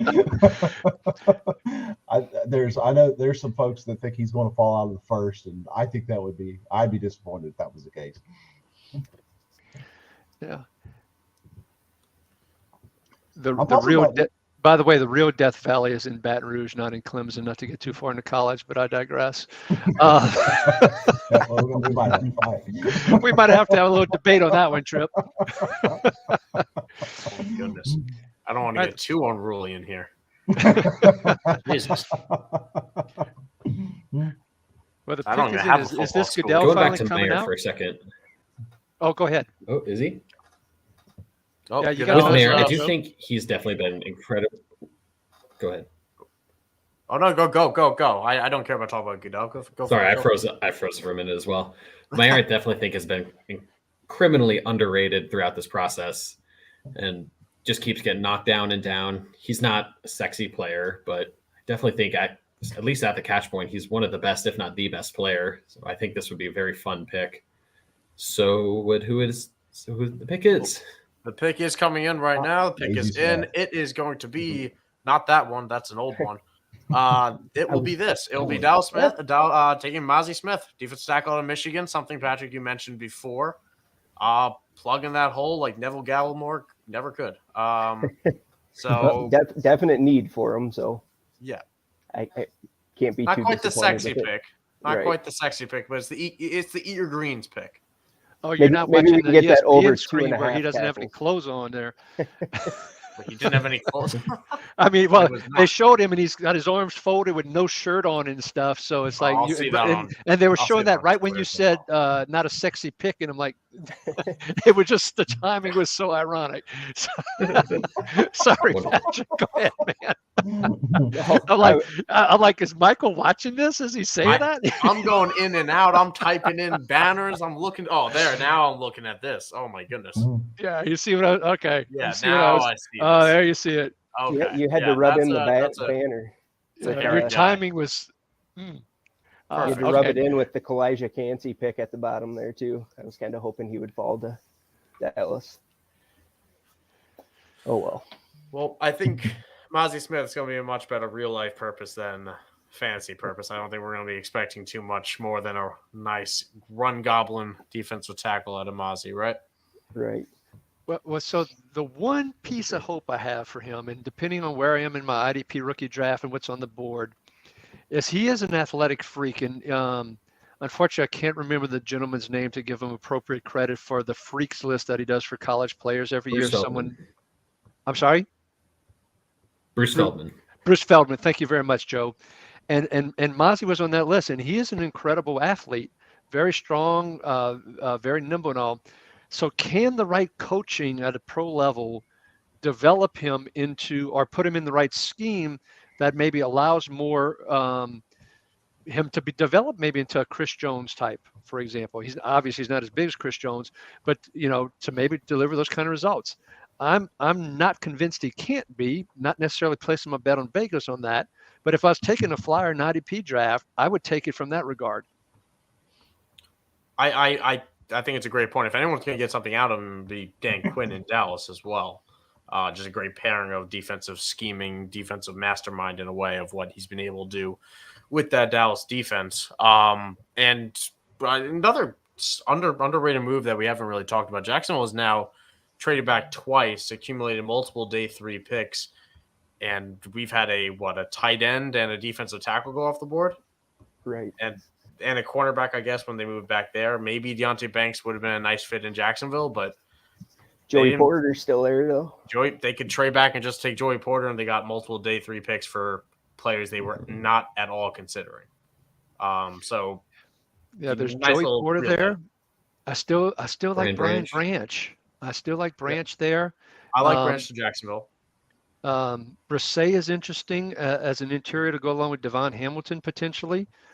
So there, and then on the offensive side of the ball, Michael Merritt, Ingram's, on the franchise tag, which he hasn't signed yet. He probably will. They lost Manhurts. So is that it? Cam Robinson just got suspended. So is there an Anton Harrison there? So, and they also lost Jawan Taylor to the Chiefs. So there's a few different ways it can go on this one. I'll give you a name right now, and it makes a lot of sense to me the way he's been falling. Nolan Smith. That's another. Put him on his side with Josh Allen on the other. Let's see what can happen. Let's have some fun with that. I think he'd be a great fit in that 3-4 type. What do you do with Travon Walker though? Because they were playing Walker on the edge last year. That is the insult that I give to Travon Walker, is that I totally forgot Travon Walker existed for a second there. And I just thought of best player available and thought of Nolan Smith. And I won't lie, that was a little bit too disrespectful of the former Georgia linebacker. But yes, probably can't be Nolan Smith with that mindset. But yeah, Brian Branch would make sense to me. Cam Smith, somebody I thought would go earlier out of South Carolina, could be a good fit in the secondary too. They are thin at cornerback. Yeah, they just let Shaq Griffin go too, if I'm not mistaken. Yep. So they really do have a need there. Tyson Campbell's a nice player, but I think he's more of a 2 So getting to take another shot at that spot, I think makes a lot of sense. Yeah, Darius Williams kind of showed that he was nothing more than a one-year wonder with the Rams the year before, and got absolutely toasted left, right, and center, and then left, right, and center all over again on a weekly basis. But yeah, pick is in for the Jaguars. Just to look back while we're waiting for this pick to come through, we've had a lot of crazy picks. Which one has shocked you guys the most? It's hard to pick one. I know. I want to start with you. Start with you, Patrick. Yeah, Jahmyr Gibbs. Yeah, that's probably the one that pops in my mind. Sign David Montgomery, and you have Swift there, and then you invest a 12th overall pick in him. I don't know. It seemed really weird to me. Probably could have waited till the 18th pick to get him too. But Joe, any thoughts? I'm gonna jump on the Lions as well. Like, I love Gibbs. He's a top 10 overall player for me for real football. Still a weird pick, but then Campbell, I don't love there. It's like I had him in the 50s going to them and still thought it was a bit of a reach. I'm not his biggest fan, but just thought it was interesting. Both their picks were interesting. Yeah, I agree. Nice trip, Rob. Yeah, I would agree with that. I think that Matt Millen must have taken back the GM job. I mean, I don't know what's going on here between the running back and linebacker and the teams. So, it's like, we keep talking about who was trying to jump Dallas to take these players, right? That we've been talking about that for 20 minutes. Who did the Lions think they needed to take Gibbs ahead of in that spot between 12 and 18? It's just puzzling. Yeah, exactly. I love Gibbs the player. I love Campbell the player, but where they picked him and for the positional value and so forth. Great. And look at there, my Anton Harrison there. You called that. You got the pick. Anton Harrison bookending the tackles with replacing Jawan Taylor, who got himself overpaid in Kansas City. Yeah, I think we've seen a bit of a trend now, both with, the way the Steelers are approaching it with Kenny Pickett, the way the Chiefs have approached it with Patrick Mahomes. Protect your quarterback, and hopefully they can make up for the rest. And Trevor Lawrence, he's got another friend next to him. Nice big body right there too. And Cam Robinson was just announced as a suspension. Like, I think it was today, wasn't it? Yeah, or the PED is suspension. So I blanked on that, and that's clearly a need there. Yeah. So that's that's a pick that just makes a lot of sense. And that's, again, they grabbed multiple day 3 picks to trade back and get the guy that they probably would have taken at 24. So nice little move by Trent Baalke, who was very much on the cutting block just a few years ago before Trevor Lawrence fell on his lap as a prospect. Cincinnati, though, kind of on the clock. There's 4 picks left in the first round. Will Levis is still on the board. He's not going to the Bengals. Is anybody going to trade into the first round? My Saints have never traded backwards under Mickey Loomis. Never. They always trade up. So shock number 1, they haven't traded up in this draft. Pick is already in for Cincinnati as well. Oh, wow. Mayer yeah. So this is their Tyler Eifert. Michael Mayer is it'll be interesting to see. That's what my gut is saying right now. But I just feel like somebody's going to trade into one of those last 3 spots to try and get Levis.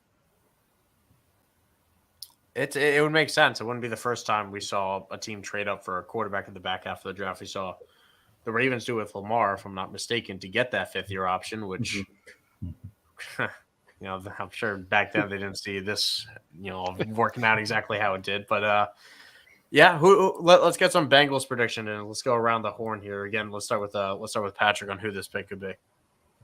I think it'll be Michael Mayer, but I don't know. I've been wrong a lot tonight. I think we all have. We all have. I think that is safe to say. I think Will Levis was very wrong tonight as well. Joe, what about you? Also going Michael Mayer, an interior D lineman I could see too. Keanu Benton, Brissy, but Mayer is the pick here for me. Dynasty trip. I'll mix it up and go Joey Porter. All right. See, that's fun. That's fun. We're getting different answers now. Ricky, what about you? Wow. I did throw out Mayer early on, but as I'm reflecting, DJ Reader's got 1 year left.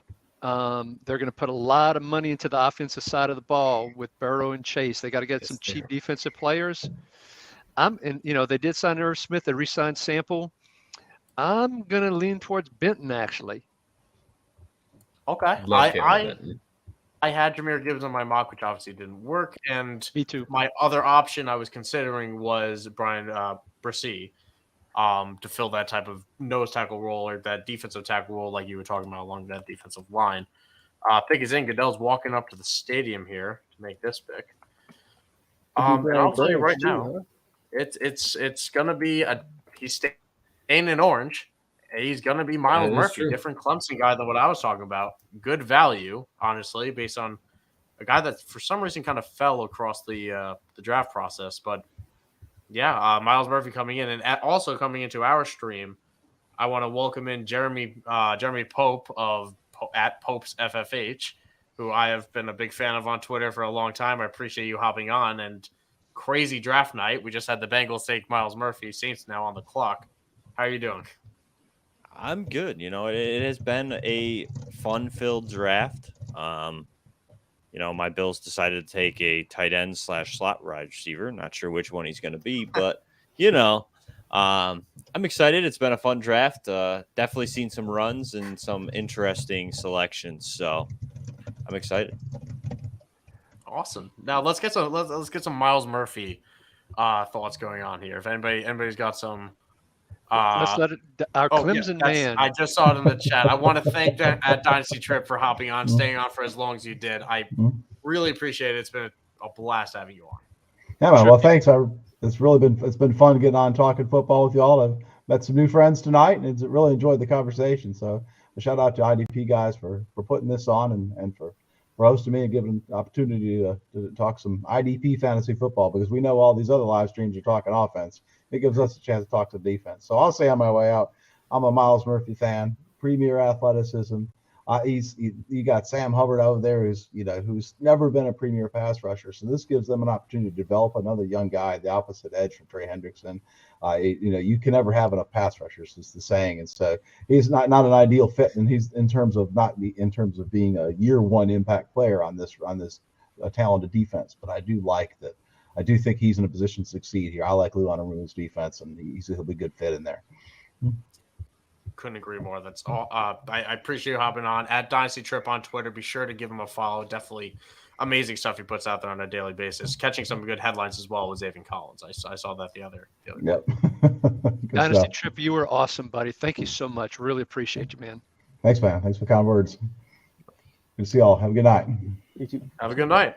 All right, we are on to the Saints now on the clock. So my heart sunk when Miles Murphy's name. I had Murphy mocked to the Saints. I'm like, he's gonna fall. I know it. I can feel it. They're gonna pick a tight end, defensive tackle. Jahmyr Gibbs Murphy was gonna fall right there. Oh, now the knife's out of my heart. And now the Saints have 5 minutes left on the clock. I don't know what they're thinking right here, to tell you the truth, in terms of what's left now. I seriously hope that they are trying to trade out right now with what's left on the board. And I really hope someone is making them an offer that and coming in to pick Will Levis, like maybe Tennessee or Las Vegas is trying to trade up to kind of grab Will Levis. That's my hope, and my fingers are crossed, because what they get now versus what they get 8-10 picks for now, all the same. Let's get some extra capital, whether it be this year or next year. As a Saints fan, that's what I'm hoping and feeling. I think that makes a lot of sense. For Michael Mayer? What's that? That would be a good fit. Any love for Michael Mayer? Well, Juwan Johnson's been kind of filling in. They kind of haven't really had that full-on elite type of tight end. Gives them a good run blocker, decent pass catcher. Derek Carr at Darren Waller, nice. Could be an interesting fit. He's definitely. I think they should trade out, like you said, but yeah. To me, Juwan Johnson is closer to Waller, a former wide receiver converted tight end than Mayer is, and you still have Troutman, who really hasn't developed like we hope. But then they kind of play Taysom Hill in there a little bit. So in terms of from a need perspective, to me, it's a nice to have. I'd rather him pick. To be honest with you, I'd rather him take a chance on someone more athletic like Musgrave, as opposed to Mayer. Mayer is the more well-rounded tight end per se, but I think Musgrave has a lot more upside. I'd rather him see that. If they're going to go with someone that's left out here, you got Demario Davis, who's really old. You've got Cam Jordan, who's really old. They're both in their 33, 34 range. So like a Drew Sanders or a Benton, a defensive tackle. Those are the two as I'm looking at. Joey Porter, they picked, Adebo or Debo, however you say his name, and Alontae Taylor last couple of years, along with Lattimore. Brian Branch is a possibility, but gosh, I don't know. As a Saint fan, I'm like, ugh. All right, y'all talked me off a ledge here, guys. I had Keon Whitelock to them. I have a name that hasn't been drafted yet, which is rare at this point. I mean, of me still having a pick alive. But defensive tackle, I'm going to butcher the name. I used to know how to say it. Adetomiwa Adebayor out of Northwestern. Athletic freak, somebody that tested incredibly well, and I thought that would be a good fit along that Saints defensive line that is no stranger to taking project type of players along its defensive line between Marcus Davenport, Peyton Turner. But Jeremy, I'm curious on who you think the pick will be here and who it should be. I kind of had that kick around with Michael Mayer. I also think Nolan Smith could be interesting to watch here. Kind of another one of those athletic type of defensive players you can kind of play sort of on the line, sort of linebacker. Definitely something that the Saints need as far as a pass rusher to an extent. So I think that could be somebody to watch. The pick is in, so we'll see here in a second. But I would say one of those two be kind of where I'm at. The only maybe other corner, maybe Porter. I'm trying to think. I think their corners are pretty set though still, right? I think so. Yeah, I think so. The only other name that just popped to my head is Osiris Torrance. Although he, it's late first round, maybe the position value not too bad at this point in time. Andrus Pete has really struggled at left guard. Ruiz was starting to come on at right guard, their former first round pick, but he hasn't exactly been a stud. So maybe that's a possibility. But I'm looking at the draft room right now that they're showing, and all the other draft rooms were high-fiving and happy, and they're just kind of all stoic there. So that's kind of depressing looking. It's all business in New Orleans, I'll tell you that. But the pick is coming out right now. We have Mr. Roger Goodell stepping up to the podium. I'm sure he's getting booed. I don't have the sound on. Oh, but Brian Barise, defensive tackle, Clemson. There we go. Back-to-back Clemson guys coming off the board here, both on the defensive line. I got the position right, didn't get the player, but there we are, addressing that defensive tackle position after losing David Onyemata. Yeah, they definitely needed that. And they also lost Shai Tuttle to Carolina. So, and while they did sign Kalen Saunders and Nathan Shepard from the Chiefs and Jets respectively, they definitely could use a defensive tackle. So as the picks go, I did mention Benton as well for defensive tackle, but he's got the pedigree, so we'll see if the pedigree can turn into beyond potential to production. He was pretty good this past season. Sorry, I was giving Joe a shout out real quick as the comments did as well. Looking good as well. Go on, Jeremy. Sorry. Yeah, I mean, Breeze, I think he looked pretty good this past season. Watching the Clemson games, I think he looked a little bit better, kind of making an improvement. So I think he could be a nice person. I don't think he's going to necessarily be like super impact day one, but he could learn a few things from Cam Jordan and stuff like that on that defensive line, kind of be a guy that might sub in some packages in year one and then potentially be a full-time guy moving forward post. And he's had a really tough couple of years as well, and still has been such a good producer for Clemson. He tore his ACL in September of 2021, had shoulder surgery January 2022. He lost his sister as well last September. So somebody that I think we're all happy to get day one capital and we're all rooting for to have a great NFL career, and somebody that played through all that as well. When we're evaluating him, a lot of tough things to consider, those mental aspects that has to get factored in. Patrick, what's your take 100%. on him? Any thoughts there? Yeah, in my opinion, you can never go wrong taking a good, solid interior lineman. So he's someone with upside, but in injury history. And if he can stay healthy, I think he'll have a fine career. For five position fantasy, this is a good landing spot for him. So as that goes, so from a defensive tackle perspective, with what the Saints signed, Saunders is more of a run stuffer. Shepard's 30-31. He could be well positioned from a defensive tackle perspective in IDP fantasy. If he has a good offseason, he could slot in as a day one starter for sure. Yep. It's not something I would put him down for yet, but I wouldn't be surprised if he played ahead of Nathan Shepard, who's really always been more of a depth rotational piece. Had some good moments with the Jets. I think he was almost so overlooked, and I wouldn't even know about it if I wasn't from New York and hearing it from Jets fans. But Eagles now on the clock. ESPN showing that Will Levis is a 0.1% probability of actually being available here. We know he's not going to be an Eagle. Seems like a prime trade out spot if a team actually wanted Will Levis on the 5th-year option, but doesn't seem like anyone does. Ryan Still Branch. crazy. Yeah, Ryan Branch is here. There's so many ways it could go. There's just not a lot of teams. I mean, I guess it's that 5th-year option is really what you're looking at. But like a lot of the teams, I mean, you look at the early second round, like, you know, Pittsburgh's not taking a quarterback. Houston isn't. Arizona isn't. Indy isn't. So, like, if the Rams, Seattle, or Vegas want one, like, they're sitting pretty to just sit home and just take Hooker or Levis at 37, 38, or 36. You know, like, the teams that need a quarterback, the only one would maybe be Tennessee at 41 because they could think maybe one of those guys take them. But, like, I just think the teams are just being smart as far as, like, who's going to take them ahead of us. You know what I mean? Like, right now, there's not really anybody, at least if they have to make the move in day one, you know? But like you said, the 5th-year option would be the only enticing part of it, I would suppose, I guess. Right. Ironically, Nolan Smith, who a lot of people had mocked to Philadelphia with the number 10 pick, is still on the board. He's still there to book in Hassan Reddick, but they lost Chauncey Gardner-Johnson and, I mean, Terrell Edmonds and Justin Evans, who they signed, aren't exactly, you know, Chauncey Gardner there. So Brian Branch is an interesting pick as well for him potentially there. I like Branch a lot as well. And we saw the production that Chauncey Gardner had in that defense. So that pick could be very interesting for IDP fantasy.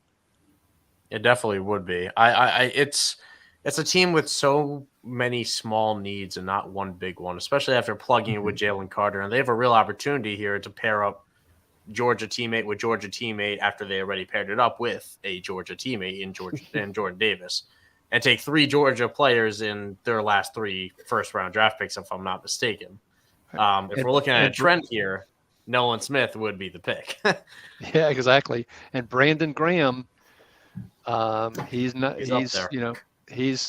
up there in age. It's funny for me to say that he's up in age at 33 or 34. But he absolutely could be an excellent pick here as right here. So they could go a multitude of ways, and they look like they're pretty happy in the draft room. Yeah, I mean, to throw a couple other offensive names out here. Sorry, Osiris Torrance, Matt Bergeron, Michael Mayer. Seeing that Goddard now is the same age Ertz was when they took him, so could be something after a slide. Joey Porter, they love their DBs. I think it's Nolan Smith. Branch or Smith, I would think. Yeah, I'd be surprised. From what I've seen on Twitter so far, it looks like it's Nolan Smith. Yeah. Honestly, with the last couple of picks here, I'm gonna jump the gun as well because I also saw on Twitter the Eagles are going to take Nolan Smith here, outside linebacker out of Georgia. 3 straight Georgia players become Eagles, Bulldogs to Eagles, and my goodness, we're just the Eagles have once again, and I said it before the draft, the Ravens and the Eagles would come out as winners. At least the Eagles did, for sure, because this is a tremendous haul from day one. That's a scary defense. Let's just say that.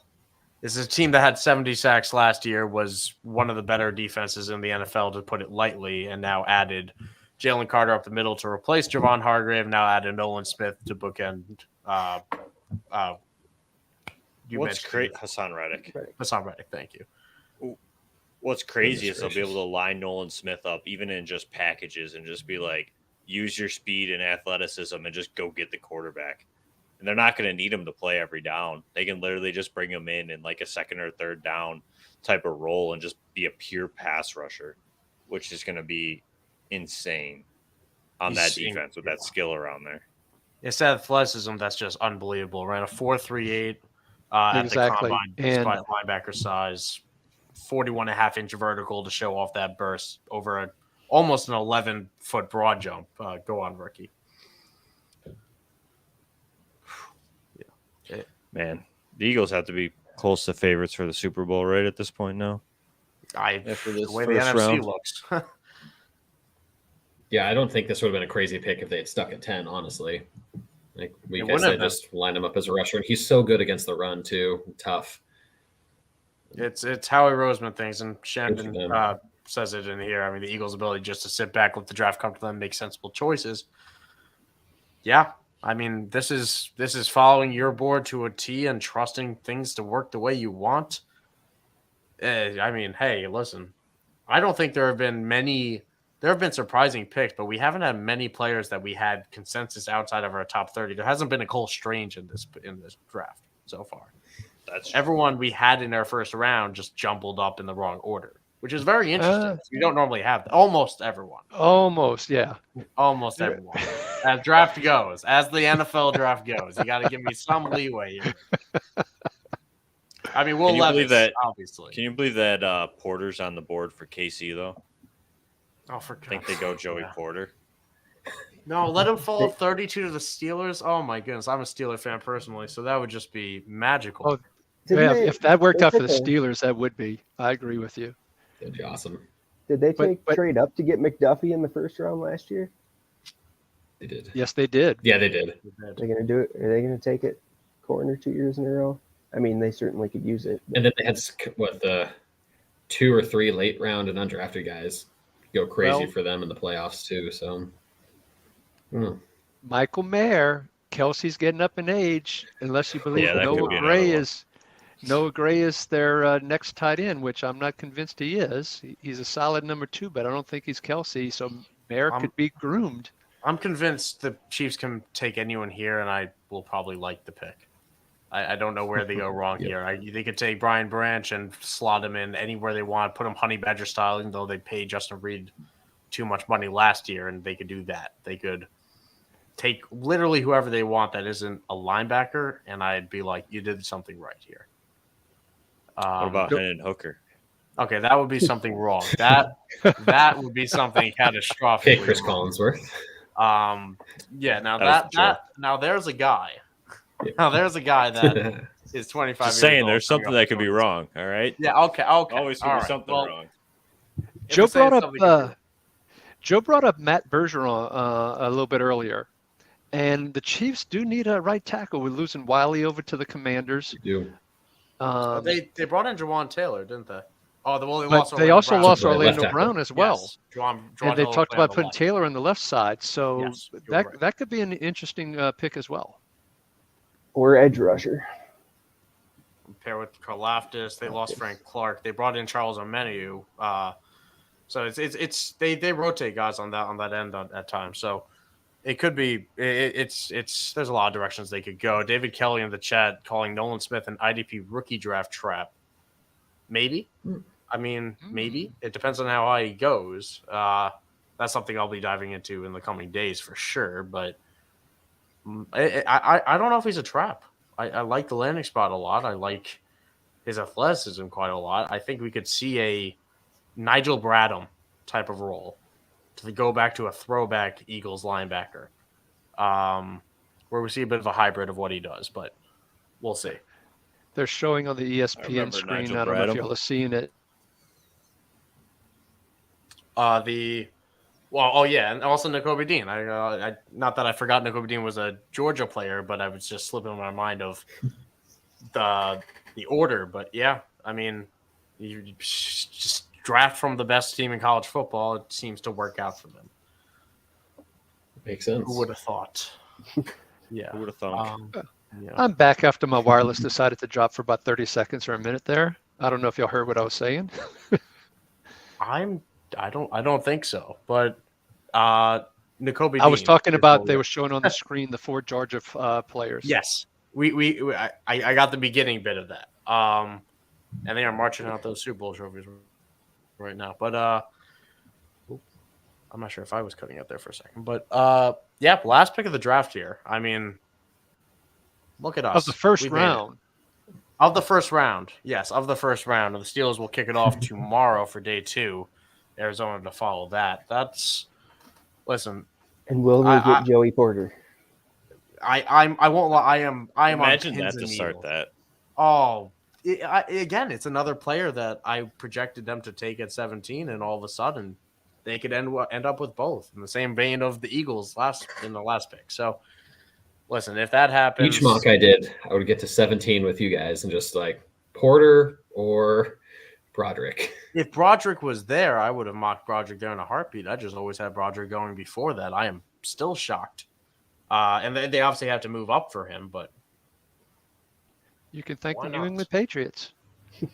yeah, go right past. Hey, listen, Also, the Pats trading back and still getting Gonzalez. Yeah, listen, we both won.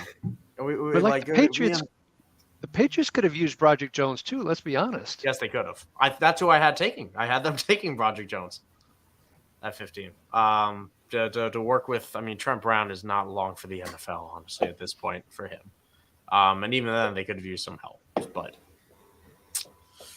the way it worked out for both sides. Christian Gonzalez being that cornerback that they haven't had since Stephon Gilmore left.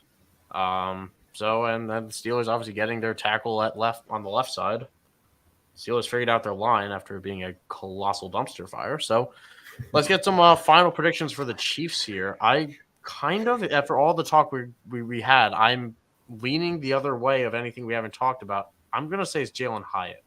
I don't love it. I don't love that pick. I don't love him as a prospect, to be honest. But Jalen Hyatt, I think, is the guy that is going to get overdrafted in this year. First round would do it. Yeah, actually, I kind of like that pick now that I think about it. I mean, they really have a need for a field stretcher. Yeah. He's kind of that mold. And I kind of reiterated everything you're saying, too. I don't love him as a prospect. He'll get skyrocketed in rookie drafts because of the landing spot, if that is the case. But I could see it.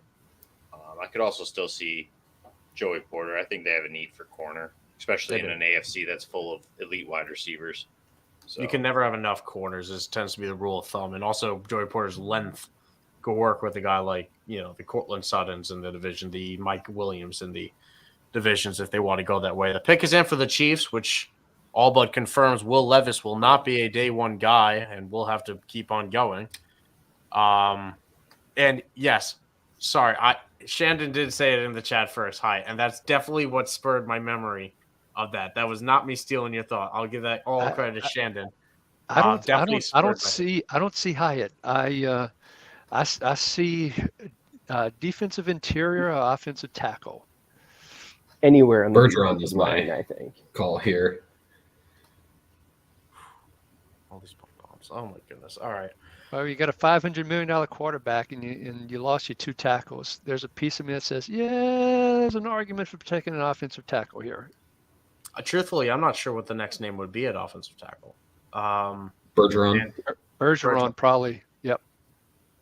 So Bergeron would make a lot of sense, and it would fit with what the mold that they've done with Patrick Mahomes as opposed to wide receiver is protect him. He'll make everyone else better. It worked with Tom Brady. It worked with Patrick Mahomes in the last few years. So that's the recipe the Chiefs have gone with. Aaron Rodgers, short of a few playoff games in recent years. But otherwise, yes, MVP caliber seasons. Roger, pulling up to the podium for the last time tonight. I honestly wonder if he ever gets just exhausted. He's not in the best shape, Mr. Goodell.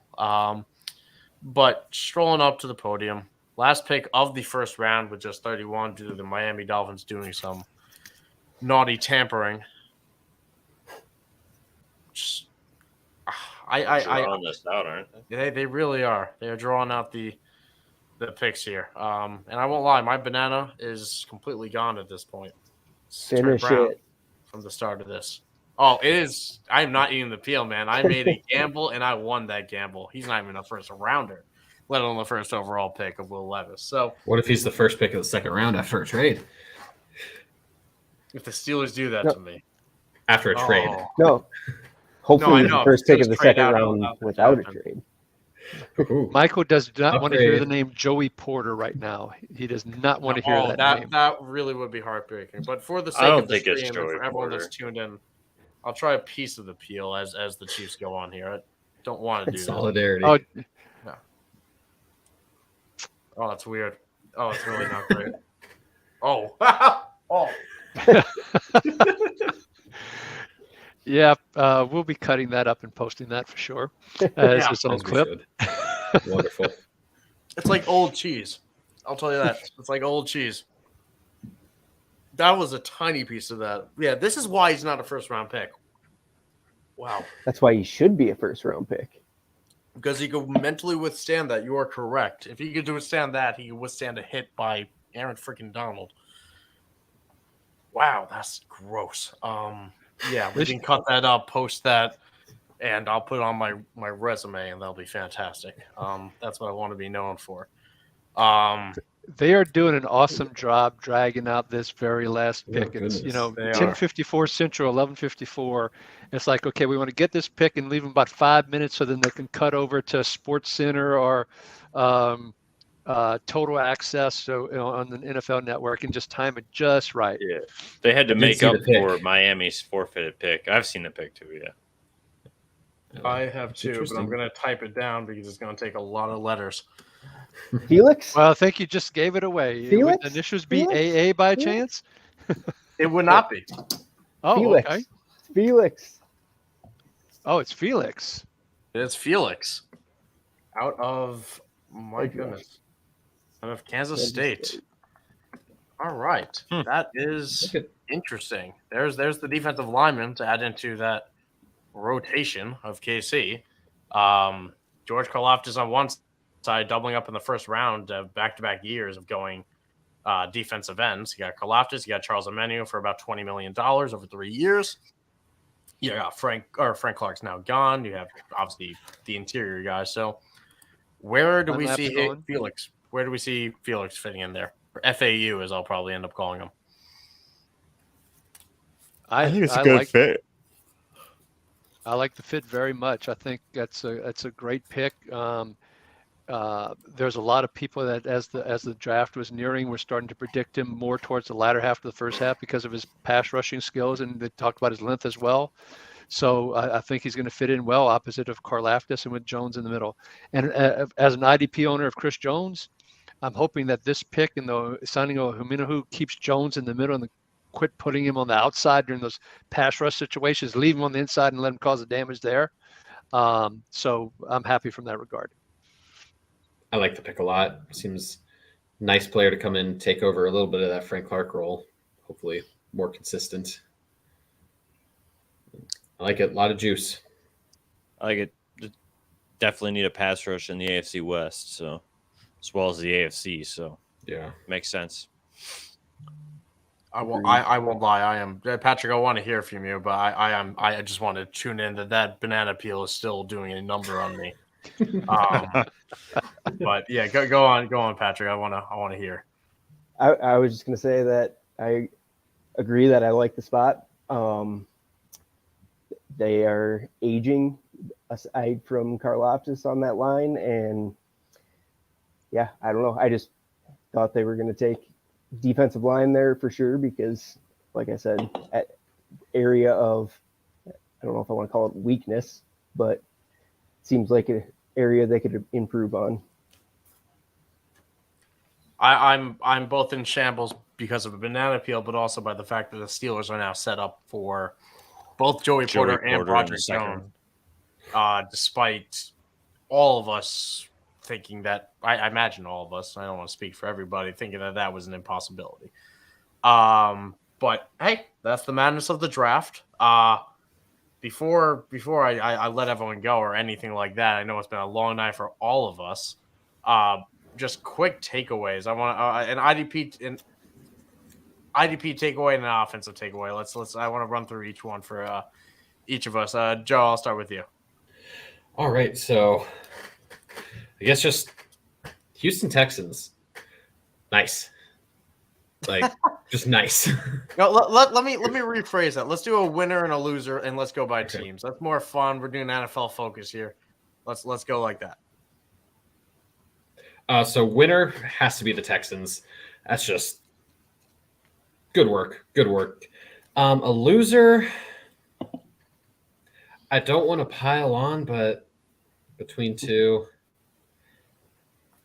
We all know It's both weird of them. Go team for it. We had that for a team with 2 picks, but the Lions, it's just weird. Just a very weird draft. I don't know if loser fits it perfectly, but while we do that, I'm gonna Yeah. pull up Nate's comment from 8:55 p.m. before Detroit made a pick, I believe. Don't think that aged well. After I guess also have to factor in the trade they made, so that's a plus because that got them 34. Yes, is that correct? I believe so. Or I think Jeremy, they what could have about gotten you? Jack Campbell at 34. Yeah, they could have. Right. I'm gonna say my loser of the draft is going to be the Commanders. I never got the Emmanuel Forbes over Christian Gonzalez.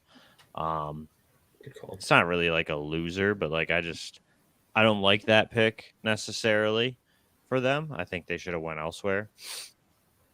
And I think the winner would have to be. I'm going to go Darnell Wright in Chicago. I think Chicago's doing it the right way. Kind of shoring up that offensive line, really going out and getting that tackle to help secure that offensive front and allow Justin Fields a little bit extra time to kind of survey the field. They kind of already went out and got DJ Moore, etc., in that massive trade earlier in the year. So I like this for them. I kind of wanted them to go offensive tackle, so I like it with Darnell Wright. Awesome. Patrick, what about you? I will go with the Eagles as winners. As much as I don't want to talk about it as a Cowboy fan. And I feel you for the Texans with the Colts. And loser, to try to be different, I'll go with the Jets. I like Will McDonald, but that seemed like a reach going that high. So I don't know. I agree that Washington with Emmanuel Forbes, I did not like that pick for them either. But as a Cowboy fan, I guess I did. I guess that's a silver lining, right? Yeah. Ricky, what about you?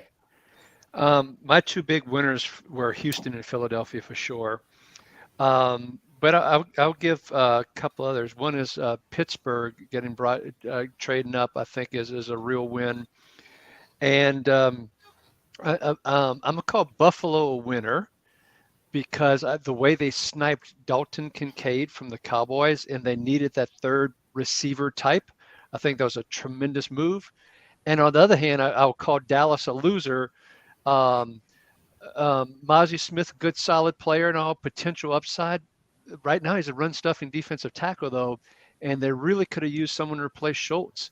And they got sniped on Kincaid, who I think they really wanted. So I'll give Dallas the loss from that regard. Sam Laporta there next round, hopefully. Yeah.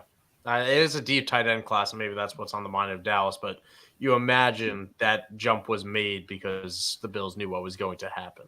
I'm gonna throw it out, round it out here with I have to go the Steelers. It's not the hometown bias here. It's just getting Broderick Jones was not something I viewed as a possibility. Omar Khan, Andy Weidel, new GMs in Pittsburgh have shown they're willing to do something different in trading up and doing some crazy things in the entire offseason, grabbing Broderick Jones, shaping themselves up for Joey Porter. They're in a very good spot. I'll throw another loser. I'm a little bit surprised nobody else mentioned Arizona. I hate it. I don't hate it. I don't like it. Trading Throw them under the back, bus. They deserve it, man. Trading back, good. Trading back up, bad. I just don't quite get in a class that was really not great at the not the great. It had a lot of depth, and you could have taken. I viewed 16 to 50 in a very similar range. They gave up 34 to move up to take Paris Johnson. I feel like they could have stayed put and just taken one of the tackles anyway, or paid a little bit less to move up a couple spots and taking another one. I just viewed it as a pick that was, I don't know. I almost want to call it a panic pick of, I want my guy and I don't want to risk it at all, but I don't know. I don't think they were a team in the position to give up number 34 in that position. Arizona was the other team I was debating as a loser, but they did still get an extra one next year. So that's still big for a team as where they're at. Yes, that is a fair point. But to pile on the loser pile, though, for Arizona, they also, with the tampering charge, flipped. That's also very true. That's so silly. Yeah, the third round flip is with Philadelphia is huge. So Arizona's right up there for me too. Yeah, they did lose Ironic before the draft for them officially kicked off. Yeah, how Philadelphia just sat and waited. Everything happened the way they wanted it to, and Arizona literally just tampered with it and got smacked multiple times. Yeah, that rounds out day one right there. Just listen, I appreciate everyone tuning in for all this entire time. If you guys have stuck with it, even better. This obviously will be up on the IDP Guys YouTube channel. Be sure to check that out. Doing a Kobe Dean giveaway. The link is in the description for this video or in the comment section at the very top. To join that giveaway for free for a signed Kobe Dean jersey.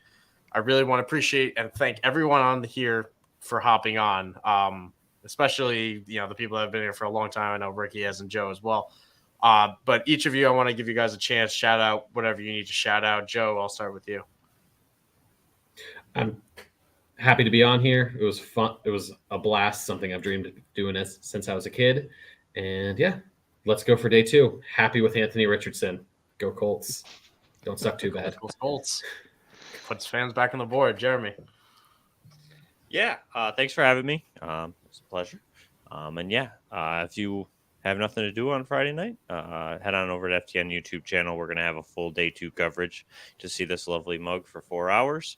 Gonna haul it out, and me and Adam Pfeiffer will be on there for most of it, and we'll be talking second round, third round. We'll see a lot of fantasy stuff, recap some round 1, and then look for any of my written work over at FTN Fantasy, and then find me on the Twitter machine at PopesFFH.